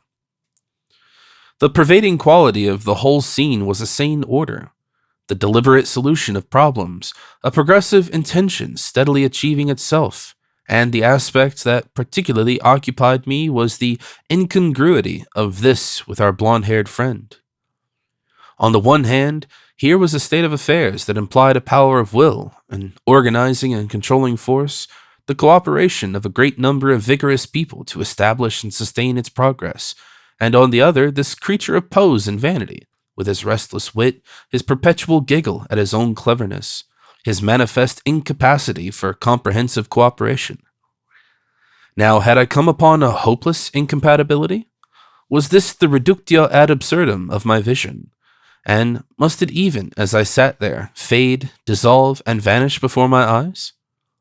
There was no denying our blonde friend, if this Utopia is indeed to parallel our Earth, man for man, and I see no other reasonable choice to that, there must be this sort of person and kindred sorts of persons in great abundance. The desire and gift to see life whole is not the lot of the great majority of men. The service of truth is the privilege of the elect, and these clever fools who choke the avenues of the world of thought, who stick at no inconsistency, who oppose, obstruct, confuse, will find only the freer scope amidst utopian freedoms. They argued on, these two, as I worried my brains with riddles. It was like a fight between a cock-sparrow and a tortoise. They both went on in their own way, regardless of each other's proceedings. The encounter had an air of being extremely lively, and the moments of contact were few. But you mistake my point, the blond man was saying, disordering his hair, which had become unruffled in the preoccupation of dispute. With a hasty movement of his hand, you don't appreciate the position I take up. Ugh, said I privately, and lighted another cigarette, and went away into my own thoughts with that. The position he takes up, that's the way of your intellectual fool, the universe over. He takes up a position, and he's going to be the most brilliant, delightful, engaging, and invincible of gay, delicious creatures defending that position you can possibly imagine. And even when the case is not so bad as that, there still remains the quality. We take up our positions, silly little contentious creatures that we are. We will not see the right in one another. We will not patiently state and restate, and honestly accommodate and plan, and so we remain at 6s and 7s. We've all a touch of Gladstone in us, and try to the last moment to deny we have made a turn. And so our poor broken-springed world jolts athwart its trackless destiny. Try to win into line with some fellow weakling, to see the little host of suspicions, aggressions, misrepresentations, your approach will stir. Like summer flies on a high road, the way he will try to score a point and claim you as a convert to what he has always said, his fear lest the point should be scored to you. It is not only such gross and palpable cases as our blonde and tenoring friend. I could find the thing negligible, were it only that. But when one sees the same thread woven into men who are leaders, men who sway vast multitudes, who are indeed great and powerful men, when one sees how unfair they can be, how unteachable, the great blind areas in their eyes also, their want of generosity, then one's doubts gather like mists across this utopian valley. Its vistas pale, its people become unsubstantial phantoms, all its order and its happiness dim and recede. If we are to have any utopia at all, we must have a clear common purpose, and a great and steadfast movement of will to override all these incurably egotistical dissentients. Something is needed wide and deep enough to float the worst of egotisms away. The world is not to be made right by acclamation and in a day, and then forever more trusted to run alone. It is manifest this utopia could not come about by chance and anarchy, but by coordinated effort and a community of design. And to tell of just land laws and wise government and wisely balanced economic system and wise social arrangements without telling how it was brought about and how it is sustained against the vanity and self-indulgence, the moody fluctuations and uncertain imaginations, the heat and aptitude for partisanship that lurk, even when they do not flourish, in the texture of every man alive, is to build a palace without either door or staircase. I had not this in mind when I began. Somewhere in the modern utopia, there must be adequate men, the very antithesis of our friend, capable of self-devotion, of intentional courage, of honest thought and steady endeavor. There must be a literature to embody their common idea, of which this modern utopia is merely the material form. There must be some organization, however slight, to keep them in touch with one another. Who will these men be? Will they be a caste, a race, an organization in the nature of a church? And there came into my mind the words of our acquaintance that he was not one of these voluntary noblemen. At first that phrase struck me as being merely queer, and then I began to realize certain possibilities that were wrapped up in it. The animus of our chance friend at any rate went to suggest that here was his antithesis. Evidently, what he is not will be the class to contain what is needed here, evidently.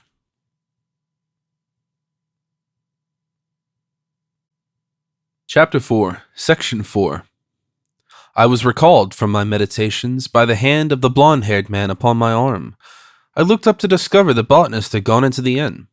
The blonde-haired man was for a moment almost stripped of pose. "I say," he said, "weren't you listening to me?" "No," I said bluntly. His surprise was manifest, but by an effort he recalled what he had meant to say. "Your friend," he said, "has been telling me, in spite of my sustained interruptions, a most incredible story." I wondered how the botanist managed to get it in. "About that woman," I said. "About a man and a woman who hate each other and can't get away from each other." "I know," I said. "It sounds absurd." "It is. Why can't they get away? What is there to keep them together? It's ridiculous. Quite." He would tell it to me. It's his way. He interrupted me, and there's no point in it. Is he hesitated. "Mad?" "There's a whole world of people mad with him," I answered after a pause. The perplexed expression of the blonde-haired man intensified. It is vain to deny that he enlarged the scope of his inquiry, visibly if not verbally. "Dear me," he said, and took up something he had nearly forgotten. "And you found yourself suddenly on a mountainside? I thought you were joking." I turned round upon him with a sudden access of earnestness. At least I meant my manner to be earnest, but to him it may have seemed wild. "You," I said, "are an original sort of man. Do not be alarmed. Perhaps you will understand we were not joking." "But my dear fellow—" "I mean it. We come from an inferior world, like this, but out of order." "No world could be more out of order. You play at that and have your fun, but there's no limit to the extent to which a world of man may get out of gear in our world." He nodded, but his eye had ceased to be friendly. Men die of starvation. Men die by the 100,000, needlessly and painfully. Men and women are lashed together to make hell for each other. Children are born abominably, and reared in cruelty and folly. There's a thing called war, a horror of blood and vileness. The whole thing seems to me at times a cruel and wasteful wilderness of muddle. You in this decent world have no means of understanding." "No?" he said, and would have begun, but I went on too quickly. "No. When I see you dandering through this excellent and hopeful world, objecting, obstructing, and breaking the law, displaying your wit on science and order, on the men who toil so ingloriously to swell and use the knowledge that is salvation, this salvation for which our poor world cries to heaven. You don't mean to say," he said, "that you really come from some other world where things are different and worse?" "I do." "And you want to talk to me about it instead of listening to me?" "Yes." "Oh, nonsense," he said abruptly. "You can't do it, really. I can assure you this present world touches the nadir of imbecility. You and your friend, with his love for the lady who's so mysteriously tied, you're romancing. People could not possibly do such things. It's, if you'll excuse me, ridiculous, he began. He would begin. A most tiresome story, simply bore me down. We'd been talking very agreeably before that, or rather I had, about the absurdity of marriage laws, the interference with a free and natural life, and so on. And suddenly he burst like a dam. No, he paused. It's really impossible. You behave perfectly well for a time, and then you begin to interrupt, and such a childish story, too. He spun round upon his chair, got up, glanced at me over his shoulder, and walked out of the arbor. He stepped aside hastily to avoid too close an approach to the returning botanist. Impossible, I heard him say. He was evidently deeply aggrieved by us. I saw him presently a little way off in the garden, talking to the landlord of our inn, and looking towards us as he talked. They both looked towards us, and after that, without the ceremony of a farewell, he disappeared, and we saw him no more. We waited for him a little while, and then I expounded the situation to the botanist. We are going to have a very considerable amount of trouble explaining ourselves, I said in conclusion. We are here by an act of the imagination, and that is just one of those metaphysical operations that are so difficult to make credible. We are, by the standard of bearing and clothing I remark about us, unattractive in dress and deportment. We have nothing to produce to explain our presence here, no bit of a flying machine or a space-traveling sphere or any of the apparatus customary on these occasions. We have no means beyond a dwindling amount of small change out of a gold coin, upon which I suppose in ethics and the law some native utopian had a better claim. We may already have got ourselves into trouble with the authorities with that confounded number of yours. You did one too. All the more bother, perhaps, when the thing is brought home to us. There's no need for recriminations. The thing of moment is that we find ourselves in the position, not to put too fine a point upon it, of tramps in this admirable world. The question of all others of importance to us at present is, what do they do with their tramps? Because sooner or later, and the balance of probability seems to incline to sooner, whatever they do with their tramps, that they will do to us. Unless we can get some work. Exactly, unless we can get some work. Get work. The botanist leant forward on his arms and looked out of the arbor with an expression of despondent discovery. I say, he remarked, this is a strange world, quite strange and new. I'm only beginning to realize just what it means for us. The mountains there are the same, the old Bristenstock and all the rest of it, but these houses, you know, and that roadway and the costumes, and the machine that is licking up the grass there, only, he sought expression, who knows what will come in sight round the bend of the valley there?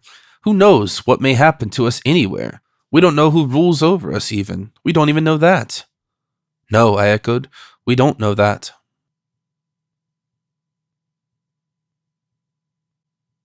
Chapter 5. Failure in a Modern Utopia. Section 1. The old utopias, save for the breeding schemes of Plato and Campanella, ignored that reproductive competition among individualities which is the substance of life, and dealt essentially with its incidentals. The endless variety of men, their endless gradation of quality, over which the hand of selection plays, and to which we owe the unmanageable complication of real life, is tacitly set aside. The real world is a vast disorder of accidents and incalculable forces in which men survive or fail. A modern utopia, unlike its predecessors, dare not pretend to change the last condition. It may order and humanize the conflict, but men must still survive or fail. Most utopias present themselves as going concerns, as happiness and being. They make it an essential condition that a happy land can have no history, and all the citizens one is permitted to see are well-looking and upright and mentally and morally in tune. But we are under the dominion of a logic that obliges us to take over the actual population of the world with only such moral and mental and physical improvements as lie within their inherent possibilities. And it is our business to ask what utopia will do with its congenital invalids, its idiots and madmen, its drunkards and men of vicious mind, its cruel and furtive souls, its stupid people, too stupid to be of use to the community, its lumpish, unteachable, and unimaginative people? And what will it do with the man who is poor all round, the rather spiritless, rather incompetent low-grade man who on earth sits in the den of the sweater, tramps the streets under the banner of the unemployed, or trembles, in another man's cast-off clothing, and with an infinity of hat-touching, on the verge of rural employment. These men will have to be in the descendant phase, the species that must be engaged in eliminating them.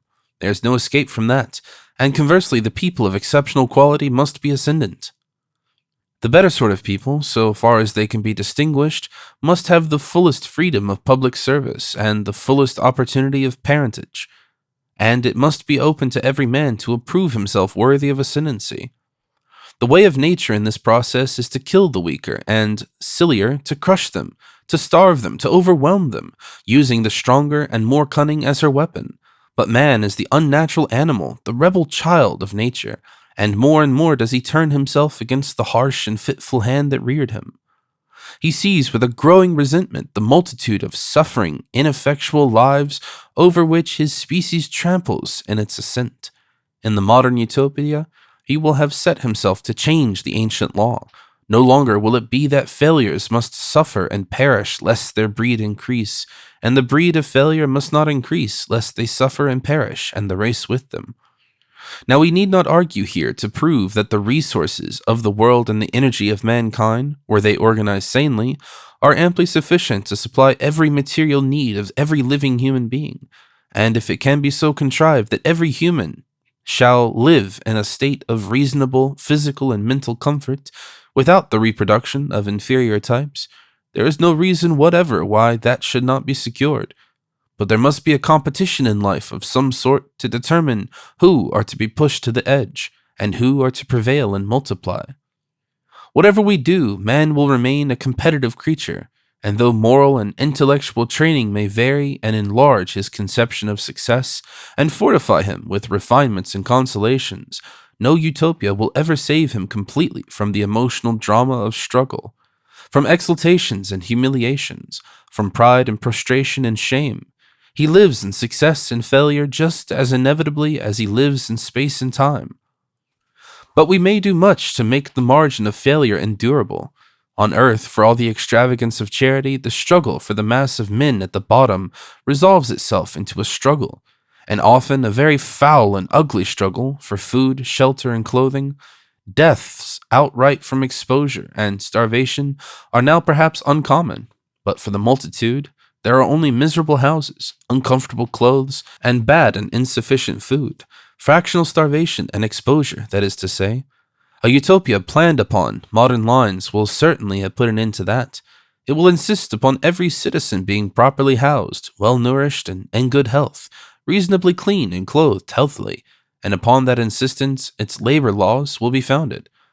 In a phrasing that will be familiar to everyone interested in social reform, it will maintain a standard of life. Any house, unless it be a public monument, that does not come up to its rising standard of healthiness and convenience, the utopian state will incontinently pull down and pile the material and charge the owner for the labor. Any house unduly crowded or dirty, it must, in some effectual manner, directly or indirectly, confiscate and clear and clean. And any citizen indecently dressed, or ragged and dirty, or publicly unhealthy, or sleeping abroad homeless, or in any way neglected or derelict must come under its care. It will find him work if he can, and will work. It will take him to it. It will register him, and lend him the money wherewith to lead a comely life until work can be found or made for him, and it will give him credit, and shelter him, and strengthen him if he is ill. In default of private enterprises, it will provide ends for him in food, and it will, by itself acting as the reserve employer, maintain a minimum wage which will cover the cost of a decent life. The state will stand at the back of the economic struggle as the reserve employer of labor. This most excellent idea does, as a matter of fact, underlie the British institution of the workhouse. But it is jumbled up with the relief of old age and infirmity.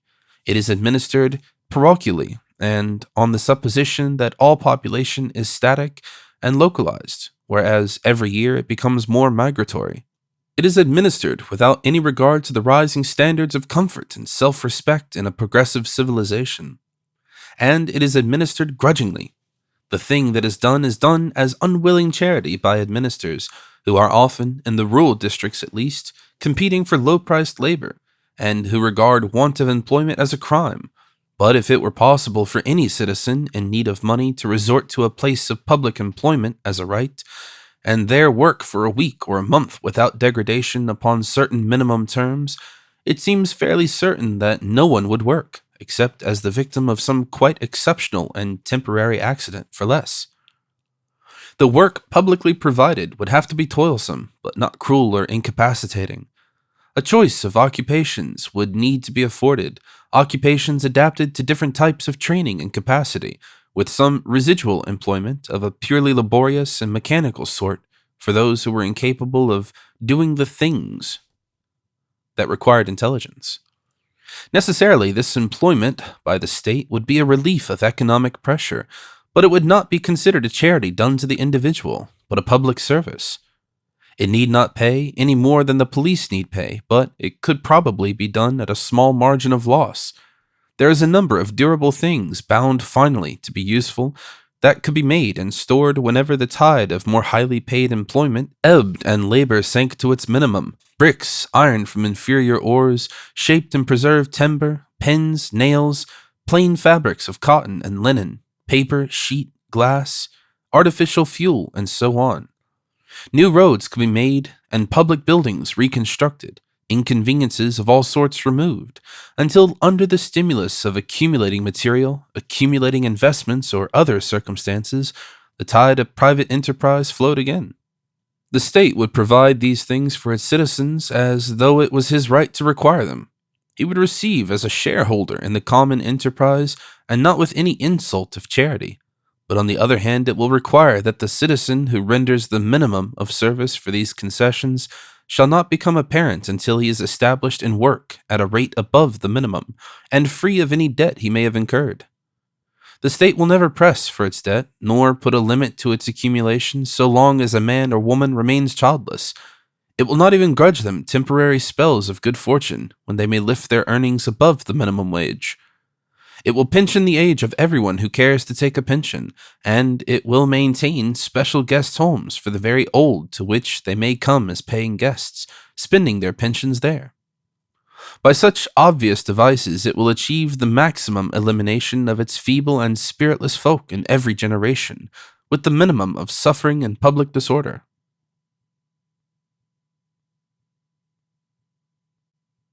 Chapter 5, Section 2. But the mildly incompetent, the spiritless and dull, the poorer sort who are ill, do not exhaust our utopian problem. There remain idiots and lunatics, there remain perverse and incompetent persons, there are people of weak character who become drunkards, drug takers, and the like. Then there are persons tainted with certain foul and transmissible diseases. All these people spoil the world for others. They may become parents, and with most of them there is manifestly nothing to be done but to seclude them from the great body of the population. You must resort to a kind of social surgery. You cannot have social freedom in your public ways. Your children cannot speak to whom they will. Your girls and gentlewomen cannot go abroad, while some sorts of people go free. And there are violent people, and those who will not respect the property of others, thieves and cheats. They, too, so soon as their nature is confirmed, must pass out of the free life of the ordered world. So soon as there can be no doubt of the disease or baseness of the individual, so soon as the sanity or other disease is assured, or the crime repeated a third time, or the drunkenness or misdemeanor act its seventh occasion, let us say, so soon must he or she pass out of the common ways of men. The dreadfulness of all such proposals as this lies in the possibility of their execution falling into the hands of hard, dull, and cruel administrators. But in the case of a utopia, one assumes the best possible government, a government as merciful and deliberate as it is powerful and decisive. You must not too hastily imagine these things being done, as they would be done on earth at present, by a number of zealous, half-educated people in a state of panic at a quite imaginary, rapid multiplication of the unfit. No doubt for first offenders, and for all offenders under 25, the modern utopia will attempt cautionary and remedial treatment.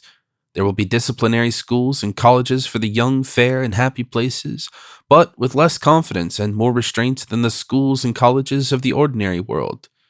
In remote and solitary regions these enclosures will lie. They will be fenced in and forbidden to the common run of men, and there, remote from all temptation, the defective citizen will be schooled.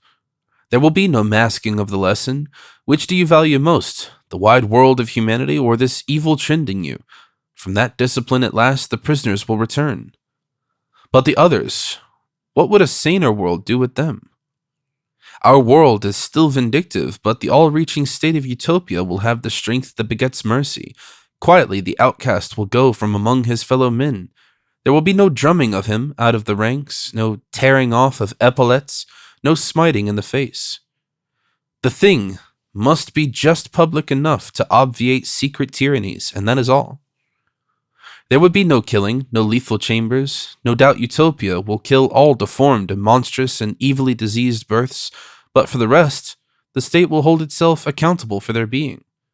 There is no justice in nature, perhaps, but the idea of justice must be sacred in any good society. Lives that statesmanship has permitted, errors it has not foreseen and educated against, must not be punished by death. If the state does not keep faith, no one will keep faith. Crime and bad lives are the measure of a state's failure. All crime, in the end, is the crime of the community. Even for murder, Utopia will not, I think, kill. I doubt even if there will be jails. No men are quite wise enough, good enough, and cheap enough to staff jails as a jail ought to be staffed. Perhaps islands will be chosen, islands lying apart from the highways of the sea, and to these the state will send its exiles, most of them thanking heaven, no doubt, to be quit of a world of prigs. The state will, of course, secure itself against any children from these people.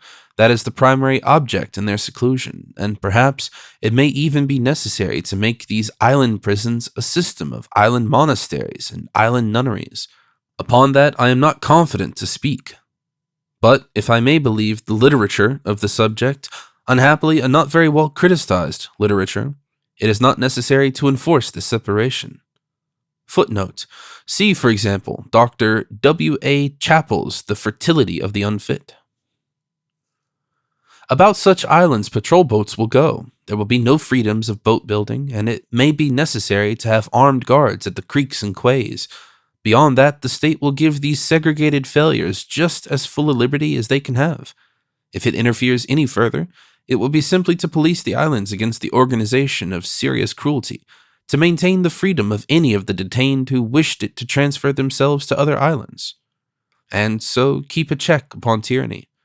The insane, of course, will demand care and control, but there is no reason why the islands of the hopeless drunkard, for example, should not each have a virtual autonomy, have at the most a resident and a guard.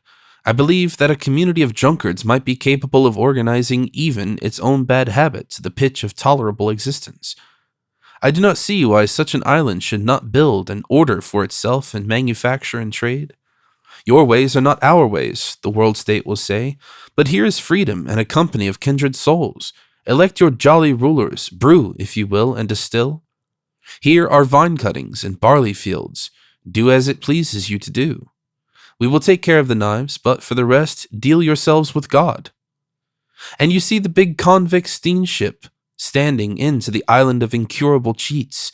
The crew are respectfully at their quarters, ready to lend a hand overboard, but wide awake, and the captain is hospitably on the bridge to bid his guests goodbye and keep an eye on the movables. The new citizens for this particular Alsatia, each, no doubt, with his personal belongings securely packed and at hand, crowd the deck and study the nearing coast. Bright, keen faces would be there, and we, were we by any chance to find ourselves beside the captain, might recognize the double of this great earthly magnet, or that. Petticoat Lane and Park Lane cheek by jowl. The landing part of the jetty is clear of people. Only a government man or so stands there to receive the boat and prevent a rush. But beyond the gates, a number of engagingly smart-looking individuals loiter speculatively. One figures a remarkable building labeled Custom House. An interesting fiscal revival this population has made, and beyond, crowding up the hill, the painted walls of a number of comfortable inns clamor loudly. One or two inhabitants in reduced circumstances would act as hotel touts. There are several hotel omnibuses and bureau de change, certainly a bureau de change, and a small house with a large board aimed point-blank seaward, declares itself a gratis information office, and next to it rises the graceful dome of a small casino. Beyond, great hoardings proclaim the advantages of many island specialists, a hustling commerce, and the opening of a public lottery. There is a large, cheap-looking barrack, the school of commercial science for gentlemen of inadequate training. Altogether, a very go-ahead-looking little port it would be, and though this disembarkation would have none of the flow of hilarious good fellowship that would throw a halo of genial noise about the islands of drink, it is doubtful if the new arrivals would feel anything very tragic at the moment. Here at last was scope for adventure after their hearts. This sounds more fantastic than it is, but what else is there to do, unless you kill? You must seclude, but why should you torment? All modern prisons are places of torture by restraint, and the habitual criminal plays the part of a damaged mouse at the mercy of the cat of our law. He has his little painful run, and back he comes again to a state more horrible even than destitution. There are no Alsatias left in the world. For my own part, I can think of no crime, unless it is reckless begetting or the willful transmission of contagious diseases, for which the bleak terrors, the solitudes and ignominies of the modern prison do not seem outrageously cruel. If you want to go so far as that, then kill. Why, once you are rid of them, should you pester criminals to respect an incongenial standard of conduct? And to such islands of exile as this, a modern utopia will have to purge itself. There is no alternative that I can contrive.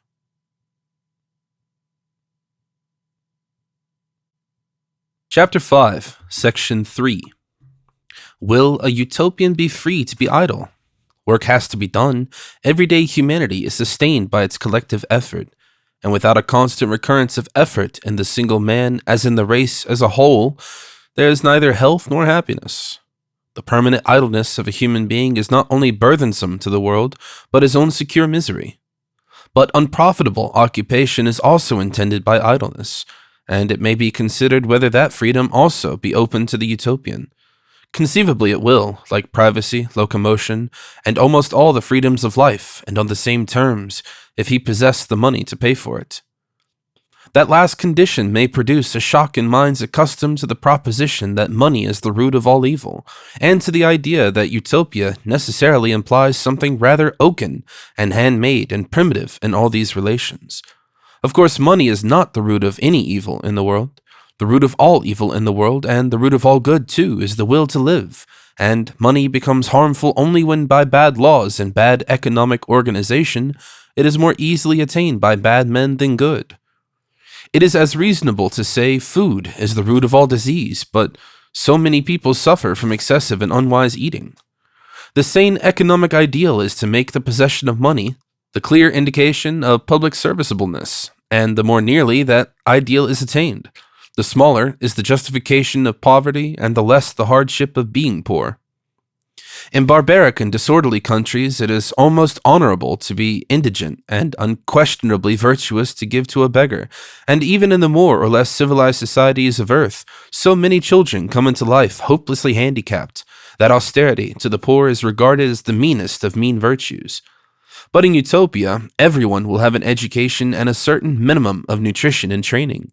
Everyone will be insured against ill health and accidents.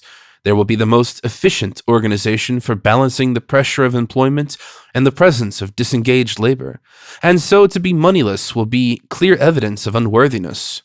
In Utopia, no one will dream about giving to a casual beggar, and no one will dream of begging.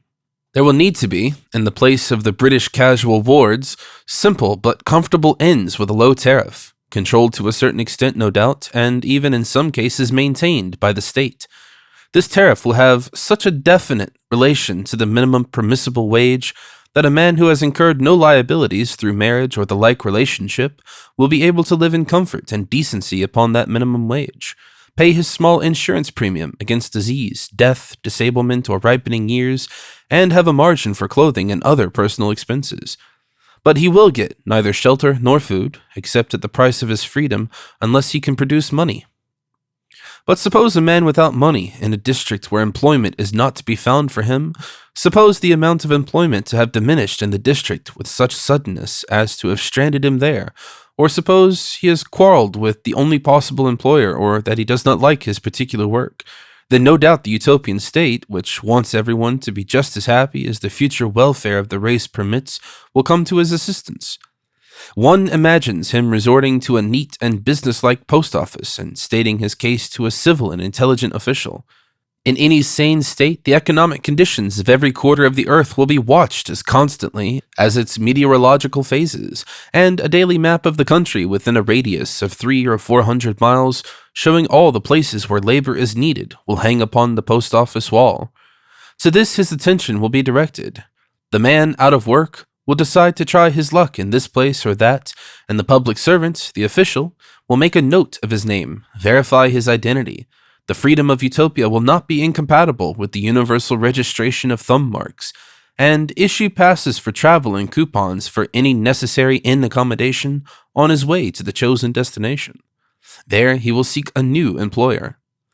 Such a free change of locality once or twice a year from a region of restricted employment to a region of labor shortage will be among the general privileges of the utopian citizen. But suppose that in no district in the world is there work within the capacity of this particular man. Before we suppose that, we must take into consideration the general assumption one is permitted to make in all utopian speculations. All utopians will be reasonably well educated upon utopian lines. There will be no illiterates unless they are unteachable imbeciles, no rule-of-thumb toilers as inadaptable as trained beasts. The utopian worker will be as versatile as any well-educated man is on earth. And no trade union will impose a limit to his activities. The world will be his union. If the work he does best and likes best is not to be found, there is still the work he likes second best. Lacking his proper employment, he will turn to some kindred trade. But even with that adaptability, it may be that sometimes he will not find work. Such a disproportion between the work to be done and the people to do it may arise as to present a surplus of labor everywhere.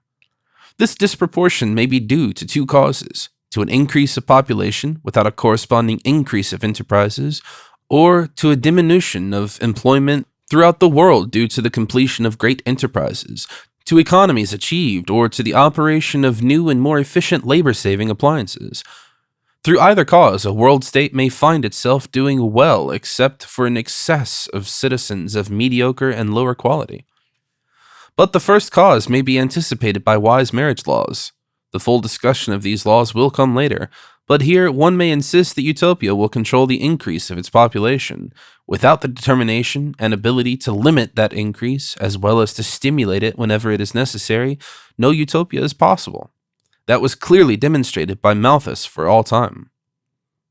The second cause is not so easily anticipated, but then, though its immediate result in glutting the labor market is similar, its final consequences are entirely different from those of the first.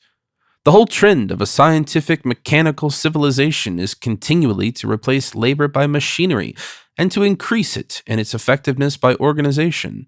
And so, quite independently of any increase in population, labor must either fall in value until it can compete against and check the cheapening process, or if that is prevented, as it will be in Utopia, by a minimum wage come out of employment.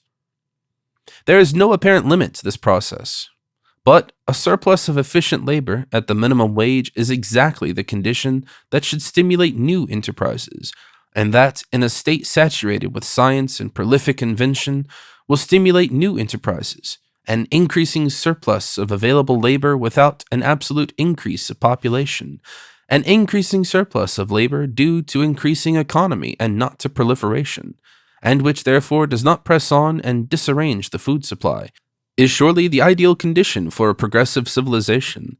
I'm inclined to think that, since labor will be regarded as delocalized and fluid force, it will be the world state and not the big municipalities ruling the force areas that will be the reserve employer of labor. Very probably, it will be convenient for the state to hand over the surplus labor for municipal purposes, but that is another question. All over the world, the labor exchanges will be reporting the fluctuating pressure of economic demand and transferring workers from this region of excess to that of scarcity. And whenever the excess is universal, the world state, failing in adequate development of private enterprise, will either reduce the working day and so absorb the excess, or set on foot some permanent special works of its own, paying the minimum wage and allowing them to progress just as slowly or just as rapidly as the ebb and flow of labor dictated. But with same marriage and birth laws, there is no reason to suppose such calls upon the resources and initiative of the world more than temporary and exceptional occasions.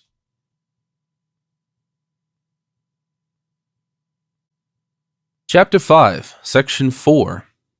The existence of our blonde, barefooted friend was evidence enough that in a modern utopia, a man will be free to be just as idle or uselessly busy as it pleases him, after he has earned the minimum wage.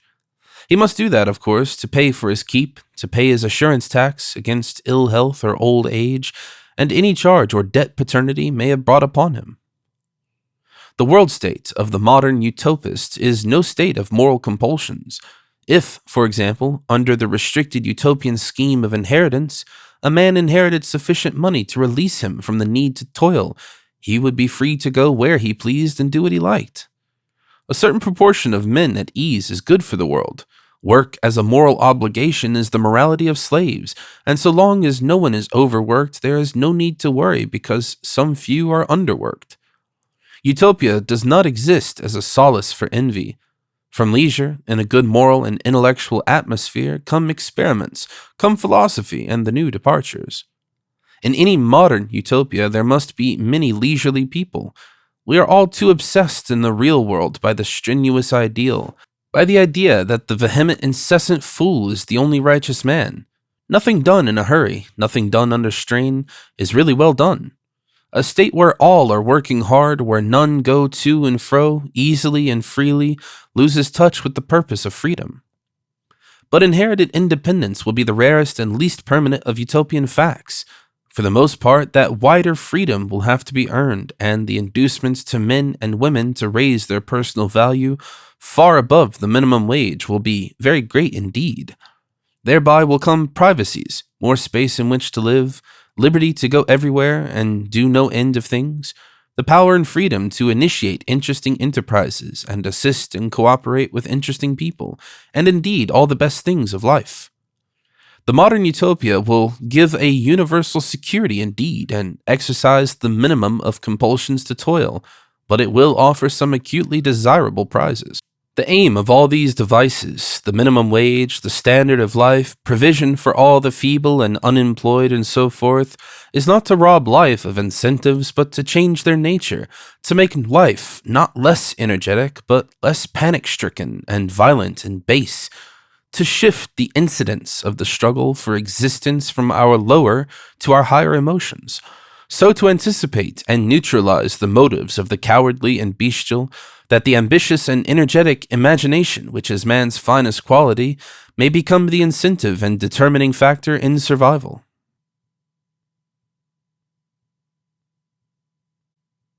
Chapter 5, Section 5. After we have paid for our lunch and the little inn that corresponds to Wasson, the botanist and I would no doubt spend the rest of the forenoon in the discussion of various aspects and possibilities of utopian labor laws. We should examine our remaining change, copper coins of an appearance ornamental rather than reassuring, and we should decide that after we had gathered from the man with the blonde hair, it would, on the whole, be advisable to come to the point with the labor question forthwith. At last we should draw the deep breath of resolution and arise and ask for the public office. We should know by this time that the Labor Bureau, sheltered with the post office and other public services in one building. The public office of Utopia would of course contain a few surprises for two men from terrestrial England. You imagine us entering, the botanist lagging a little behind me, and my first attempts to be offhand and commonplace in a demand for work. The office is in charge of a quick-eyed little woman of 36, perhaps, and she regards us with a certain keenness of scrutiny. "Where are your papers?" she asks. I think for a moment of the documents in my pocket, my passport checkered with visas and addressed in my commendation and in the name of Her late Majesty by we, Robert Arthur Talbot Gascoigne Cecil, Marquess of Salisbury, Earl of Salisbury, Viscount Cranbourne, Baron Cecil, and so forth, to all whom it may concern, my carte d'identité. useful on minor occasions, of the Touring Club de France, my green ticket to the reading room of the British Museum, and my letter d'indication from the London and County Bank. A foolish humor prompts me to unfold all these, hand them to her, and take the consequences, but I resist. Lost, I say briefly. Both lost? She asks, looking at my friend. Both, I answer. How? I astonish myself by the readiness of my answer. I fell down a snow slope and they came out of my pocket. And exactly the same thing happened to both of you? No, he'd given me his to put with my own. She raised her eyebrows. His pocket is defective, I added a little hastily. Her manners are too utopian for her to follow that up. She seems to reflect on procedure. Where are your numbers? She asks abruptly. A vision of that confounded visitor's book at the inn above comes into my mind. Let me see, I say, and pat my forehead and reflect, refraining from the official eye before me. Let me see. Where's yours? She asks the botanist. AB, he says slowly. Little A, 947, I think. Don't you know? Not exactly, says the botanist very agreeably. No. Do you mean to say neither of you know your own numbers? Says the little postmistress with a rising note. Yes, I say with an engaging smile and trying to keep up a good social tone. It's queer, isn't it? We've both forgotten. You're joking, she suggests. Well, I temporize. I suppose you've got your thumbs? The fact is, I say and hesitate, we've got our thumbs, of course. Then I shall have to send a thumbprint down to the office and get your number from that. But are you sure you haven't your papers or numbers? It's very queer. We admit rather sheepishly that it's queer and question one another silently. She turns thoughtfully for the thumb-marking slab, and as she does so, a man enters the office. At the sight of him, she asks with a note of relief, What am I to do, sir, here? He looks from her to us gravely, and his eye lights to curiosity at our dress. What is the matter, madam? He asks in a courteous voice. She explains. So far, the impression we have had of our Utopia is one of a quite unearthly sanity, of good management and comprehensive design in every material thing, and it has seemed to us a little incongruous that all the utopians we have talked to, our host of last night, the postmistress, and our garrulous tramp, have been of the most commonplace type. But suddenly there looks out from this man's pose and regard a different quality, a quality altogether nearer that of the beautiful tramway and of the gracious order of the mountain houses.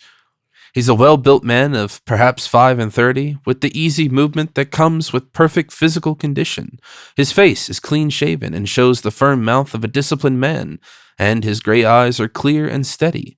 His legs are clad in some woven stuff deep red in color, and over this he wears a white shirt fitting pretty closely, and with a woven purple hem. His general effect reminds me somehow of the Knights Templars. On his head is a cap of thin leather and still thinner steel, and with the vestiges of ear guards, rather like an attenuated version of the caps that were worn by Cromwell's Ironsides. He looks at us, and we interpolate a word or so as she explains and feel a good deal of embarrassment at the foolish position we have made for ourselves.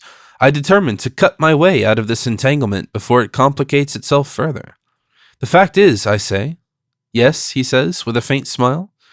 We've perhaps been disingenuous. Our position is so entirely exceptional, so difficult to explain. What have you been doing? No, I say with decision, it can't be explained like that. He looks down at his feet. Go on, he says. I try to give the thing a quiet, matter-of-fact air.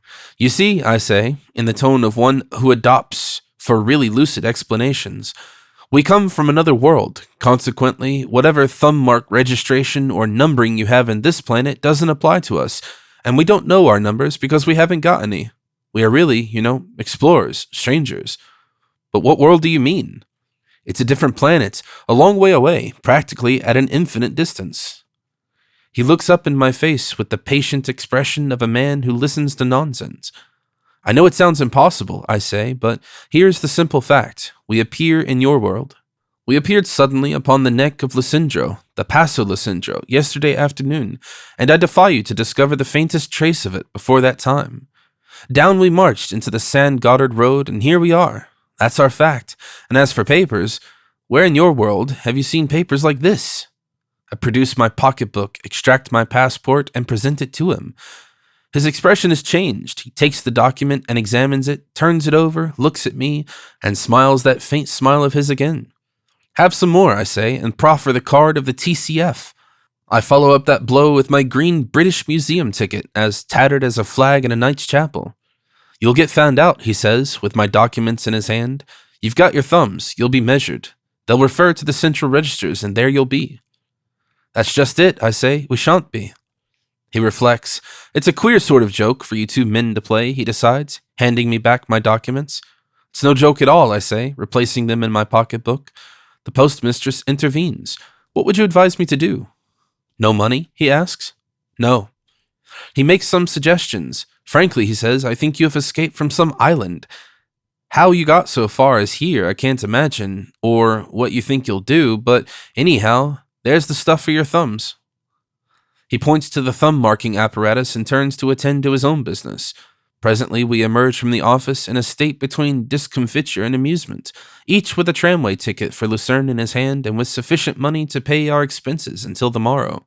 We are to go to Lucerne because there is a demand for comparatively unskilled labor in carving wood, which seems to us a sort of work within our range and a sort that will not compel our separation.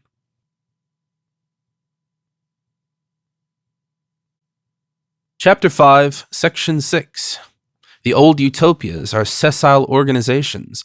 The new must square itself to the needs of a migratory population, to an endless coming and going, to a people as fluid and tidal as the sea.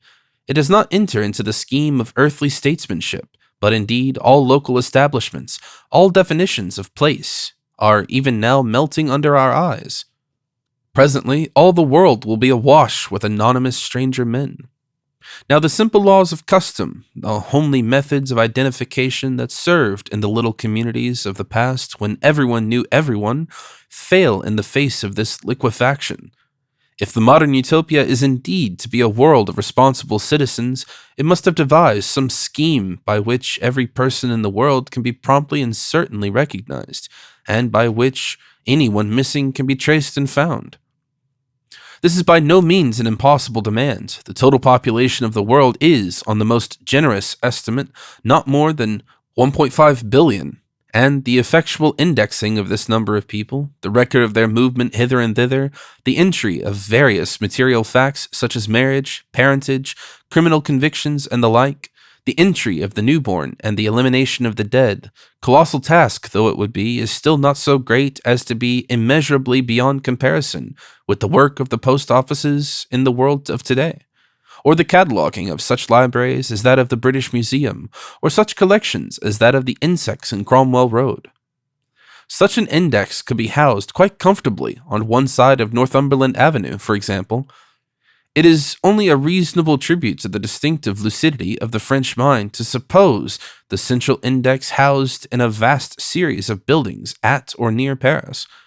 The index would be classified primarily by some unchanging physical characteristic, such as we are told the thumb mark and finger mark afford, and to these would be added any other physical traits that were of material value. The classification of thumb marks and of inalterable physical characteristics goes on steadily, and there is every reason for assuming it possible that each human being could be given a distinct formula, a number or a scientific name, under which he or she could be docketed.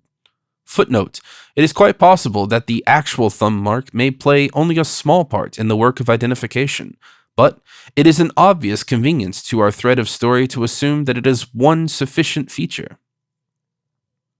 About the buildings in which this great main index would be gathered would be a system of other indices, with cross-references to the main one, arranged under name, under professional qualifications, under diseases, crimes, and the like.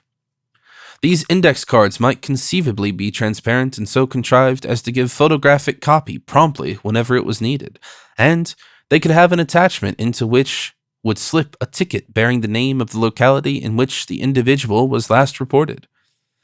A little army of attendants would be at work upon this index day and night, from substations constantly engaged in checking back thumb marks and numbers. An incessant stream of information would come of births, of deaths, of arrivals at inns, of applications to post offices for letters, of tickets taken for long journeys, of criminal convictions, marriages, applications for public doles, and the like.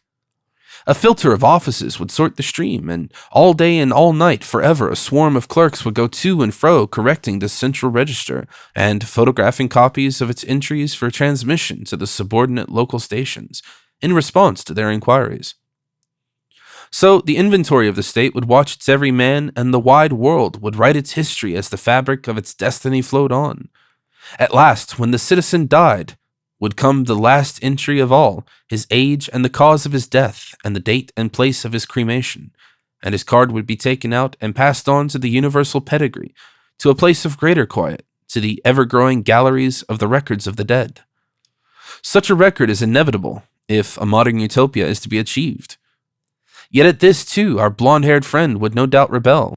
One of the many things to which some will make claim as a right is that of going unrecognized and secret whither one will, but that so far as one's fellow wayfarers were concerned would still be possible. Only the state would share the secret of one's little concealment. To the 18th century liberal, to the old-fashioned 19th century liberal, that is to say, to all professed liberals, brought up to be against the government on principle, this organized clairvoyance will be the most hateful of dreams. Perhaps, too, the individualist would see it in that light, but these are only the mental habits acquired in an evil time. The old liberalism assumed bad government. The more powerful the government, the worse it was, just as it assumed the natural righteousness of the free individual. Darkness and secrecy were, indeed, the natural refuges of liberty, when every government had in it the near possibility of tyranny. And the Englishman or American looked at the papers of a Russian or a German as one might look at the chains of a slave. You imagine that father of the old liberalism, Rousseau, slinking off from his offspring at the door of the foundling hospital, and you can understand what a crime against natural virtue this quiet eye of the state would have seemed to him. But suppose we do not assume that government is necessarily bad and the individual necessarily good, and the hypothesis upon which we are working practically abolishes either alternative. Then we alter the case together. The government of a modern utopia will be no perfection of intentions ignorantly ruling the world. Footnote: in the typical modern state of our world, with its population of many millions and its extreme facility of movement, undistinguished men who adopt an alias can make themselves untraceable with the utmost ease. The temptation of the opportunities thus offered has developed a new type of criminality, the deeming or crossman type, base men who subsist and feed their heavy imaginations in the wooing, betrayal, ill-treatment, and sometimes even the murder of undistinguished women. This is a large, a growing, and what is gravest, a prolific class fostered by the practical anonymity of the common man. It is only the murderers who attract much public attention, but the supply of low-class prostitutes is also largely due to these free adventurers of the base. It is one of the byproducts of state liberalism, and at present it is very probably drawing ahead in the race against the development of police organization. Such is the eye of the Senate that is now slowly beginning to apprehend our existence as two queer and inexplicable parties disturbing the fine order of its field of vision.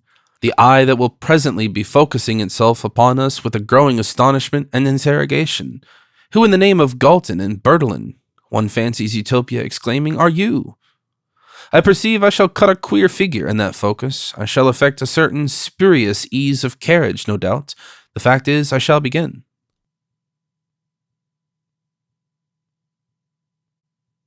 Chapter 5, Section 7. And now see how an initial hypothesis may pursue and overtake its maker. Our thumb marks have been taken. They have traveled by pneumatic tube to the central office of the municipality hard by Lucerne, and have gone on thence to the headquarters of the index at Paris. There, after a rough preliminary classification, I imagine them photographed on glass and flung by means of a lantern in colossal images upon a screen, all finely squared, and the careful experts marking and measuring their several convolutions. And then off goes a brisk clerk to the long galleries of the index building. I have told them they will find no sign of us, but you see him going from gallery to gallery, from bay to bay, from drawer to drawer, and card to card. Here he is, he mutters to himself, and he whips out a card and reads. But that is impossible, he says. You figure us returning after a day or so of such utopian experiences as I must presently describe to the central office in Lucerne, even as we have been told to do. I make my way to the desk of the man who has dealt with us before. Well, I say cheerfully, have you heard? His expression dashes me a little. We've heard, he says, and adds, it's very peculiar. I told you you wouldn't find out about us, I say triumphantly. But we have, he says. But that makes your freak none the less remarkable. You've heard. You know who we are. Well, tell us. We had an idea, but we're beginning to doubt. You, says the official, addressing the botanist, are... And he breathes his name. Then he turns to me and gives me mine. For a moment, I am dumbfounded. But then I think of the entries we made at the inn of Ursarenthal. And then, in a flash, I have the truth. I rap the desk smartly with my fingertips and shake my index finger in my friend's face. By Jove, I say in English, they've got our doubles. The botanist snaps his fingers. Of course, I didn't think of that. Do you mind, I say to this official, telling us more about ourselves? I can't think why you keep it up, he remarks, and then, almost warily, tells me the facts about my utopian self. They are a little difficult to understand, he says. I am one of the samurai, which sounds Japanese, but you will be degraded, he says, with a gesture almost of despair. He describes my position in this world in phrases that convey very little. The queer thing, he remarks, is that you were in Norway only 3 days ago. I am there still, at least. I'm sorry to be so much trouble to you, but do you mind following up that last clue and inquiring if the person to whom the thumb mark really belongs isn't in Norway still? The idea needs explanation. He says something incomprehensible about a pilgrimage. Sooner or later, I say, you'll have to believe there are 2 of us with the same thumb mark. I won't trouble you with any apparent nonsense about other planets and so forth again. Here I am. If I was in Norway a few days ago, you ought to be able to trace my journey hither. And my friend? He was in India. The official is beginning to look perplexed. It seems to me, I say, that the difficulties in this case are only just beginning. How did I get from Norway hither? Does my friend look like hopping from India to St. Gothard at one hop? The situation is a little more difficult than that. But here, says the official, and waves what are no doubt photographic copies of the index cards. But we are not those individuals. You are those individuals. You will see, I say. He dabs his finger argumentatively upon the thumb marks. I see now, he says. There's a mistake, I maintain, an unprecedented mistake. There's the difficulty. If you inquire, you will find it begin to unravel. What reason is there for us to remain casual workmen here when you allege we are men of position in the world, if there isn't something wrong? We shall stick to this wood-carving work you have found us here, and meanwhile I think you ought to inquire again. That's how the thing shapes to me. Your case will certainly have to be considered further, he says, with the faintest of threatening notes in his tone, but at the same time, hand out those copies from the index again. There you are, you know.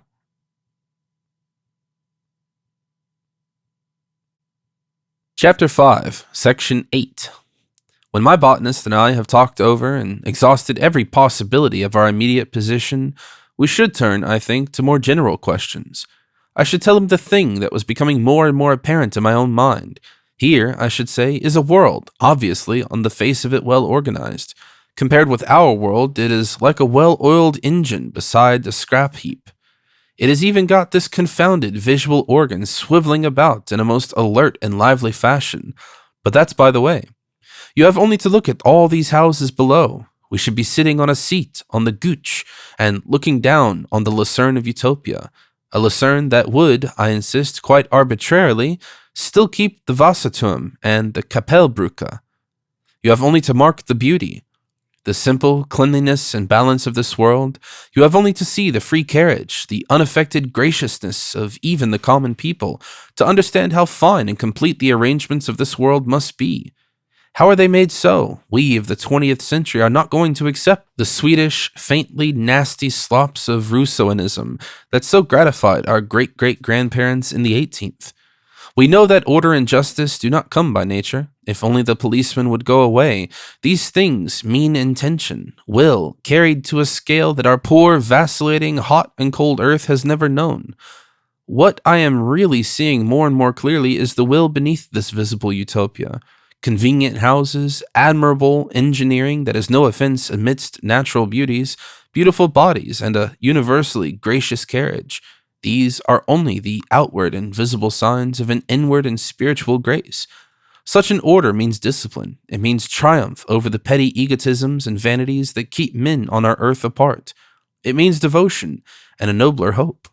It cannot exist without a gigantic process of inquiry, trial, forethought, and patience, in an atmosphere of mutual trust and concession.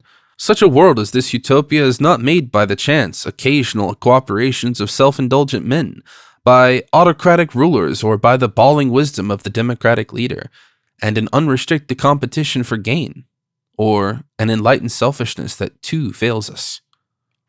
I have compared the system of indexing humanity we have come upon to an eye so sensitive and alert that two strangers cannot appear anywhere upon the planet without discovery. Now, an eye does not see without a brain. An eye does not turn around and look without a will and purpose. A utopia that deals only with appliances and arrangements is a dream of superficialities. The essential problem here, the body within these garments, is a moral and an intellectual problem. Behind all this material order, these perfected communications, perfected public services, and economic organizations, there must be men and women willing these things.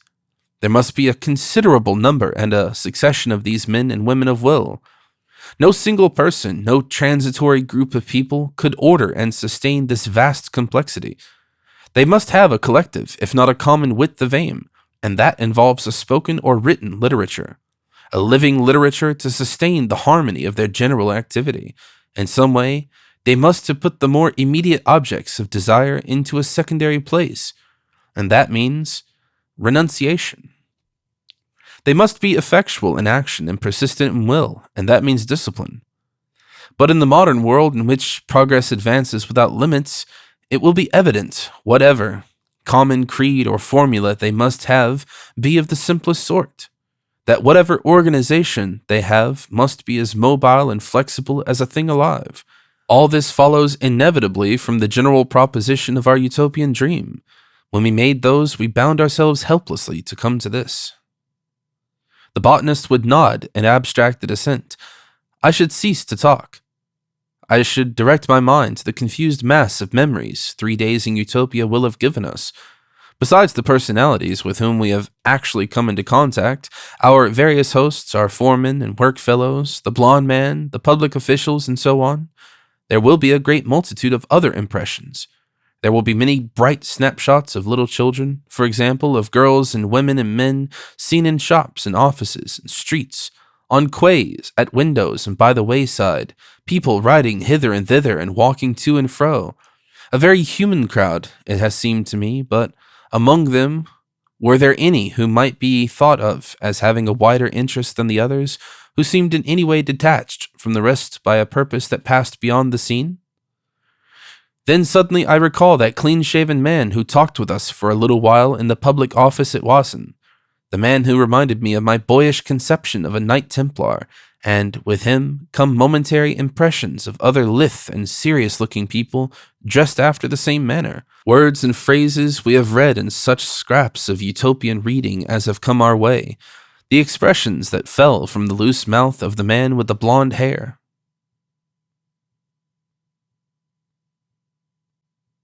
Chapter 6. Women in a Modern Utopia. Section 1. But though I have come to a point where the problem of a utopia has resolved itself very simply into the problem of government and direction, I find I have not brought the botanist with me. Frankly, he cannot think so steadily onward as I can. I feel to think, he thinks to feel. It is I and my kind that have the wider range, because we can be impersonal as well as personal. We can escape ourselves. In general terms, at least, I understand him, but he does not understand me in any way at all. He thinks me an incomprehensible brute because his obsession is merely one of my incidental interests, and wherever my reasoning ceases to be explicit and full, the slightest ellipsis, the most transitory digression, he evades me and is back at himself again. He may have a personal liking for me, though I doubt it, but also he hates me pretty distinctly because of this bias he cannot understand. My philosophical insistence that things shall be reasonable and hang together that what can be explained shall be explained, and that what can be done by calculation and certain methods shall not be left to chance. He loathes. He just wants adventurously to feel. He wants to feel the sunset, and he thinks that on the whole he would feel it better if he had not been taught the sun was about 92 million miles away. He wants to feel free and strong, and he would rather feel so than be so. He does not want to accomplish great things, but to have dazzling things occur to him. He does not know that there are feelings also up in the clear air of the philosophic mountains and the long ascents of effort and design. He does not know that thought itself is only a finer sort of feeling than his. Good hawk to the mixed gin, porter, and treacle of his emotions. A perception of similitudes and oppositions that carries even thrills. And naturally he broods on the source of all his most copious feelings and emotions, women, and particularly upon the woman who has most made him feel. He forces me also to that. Our position is unfortunate for me. Our return to the utopian equivalent of Lucerne revives in him all the melancholy distresses that so preoccupied him when first we were transferred to this better planet. One day, while we are still waiting there for the public office to decide about us, he broaches the matter. It is early evening and we are walking beside the lake after our simple dinner. About here, he says, the quays would run and all those big hotels would be along here, looking out on the lake. It's so strange to have seen them so recently, and now not to see them at all. Where have they gone? Vanished by hypothesis. What? Oh, they're there still. It's we that have come hither. Of course, I forgot, but still. You know, there was an avenue of little trees along this quay with seats, and she was sitting looking out upon the lake. I hadn't seen her for 10 years. He looks about him, still a little perplexed. Now we are here, he says. It seems as though that meeting and the talk we had must have been a dream. He falls musing. Presently, he says, I knew her at once. I saw her in profile, but you know, I didn't speak to her directly. I walked past her seat and on for a little way, trying to control myself. Then I turned back and sat down beside her, very quietly. She looked up at me. Everything came back, everything. For a moment or so, I felt I was going to cry. That seems to give him a sort of satisfaction even in the reminiscence. We talked for a time just like casual acquaintances, about the view and the weather and things like that. He muses again. In Utopia, everything would have been different, I say. I suppose it would. He goes on before I can say anything more. Then you know, there was a pause. I had a sort of intuition that the moment was coming, so I think had she. You may scoff, of course, at these intuitions. I don't, as a matter of fact.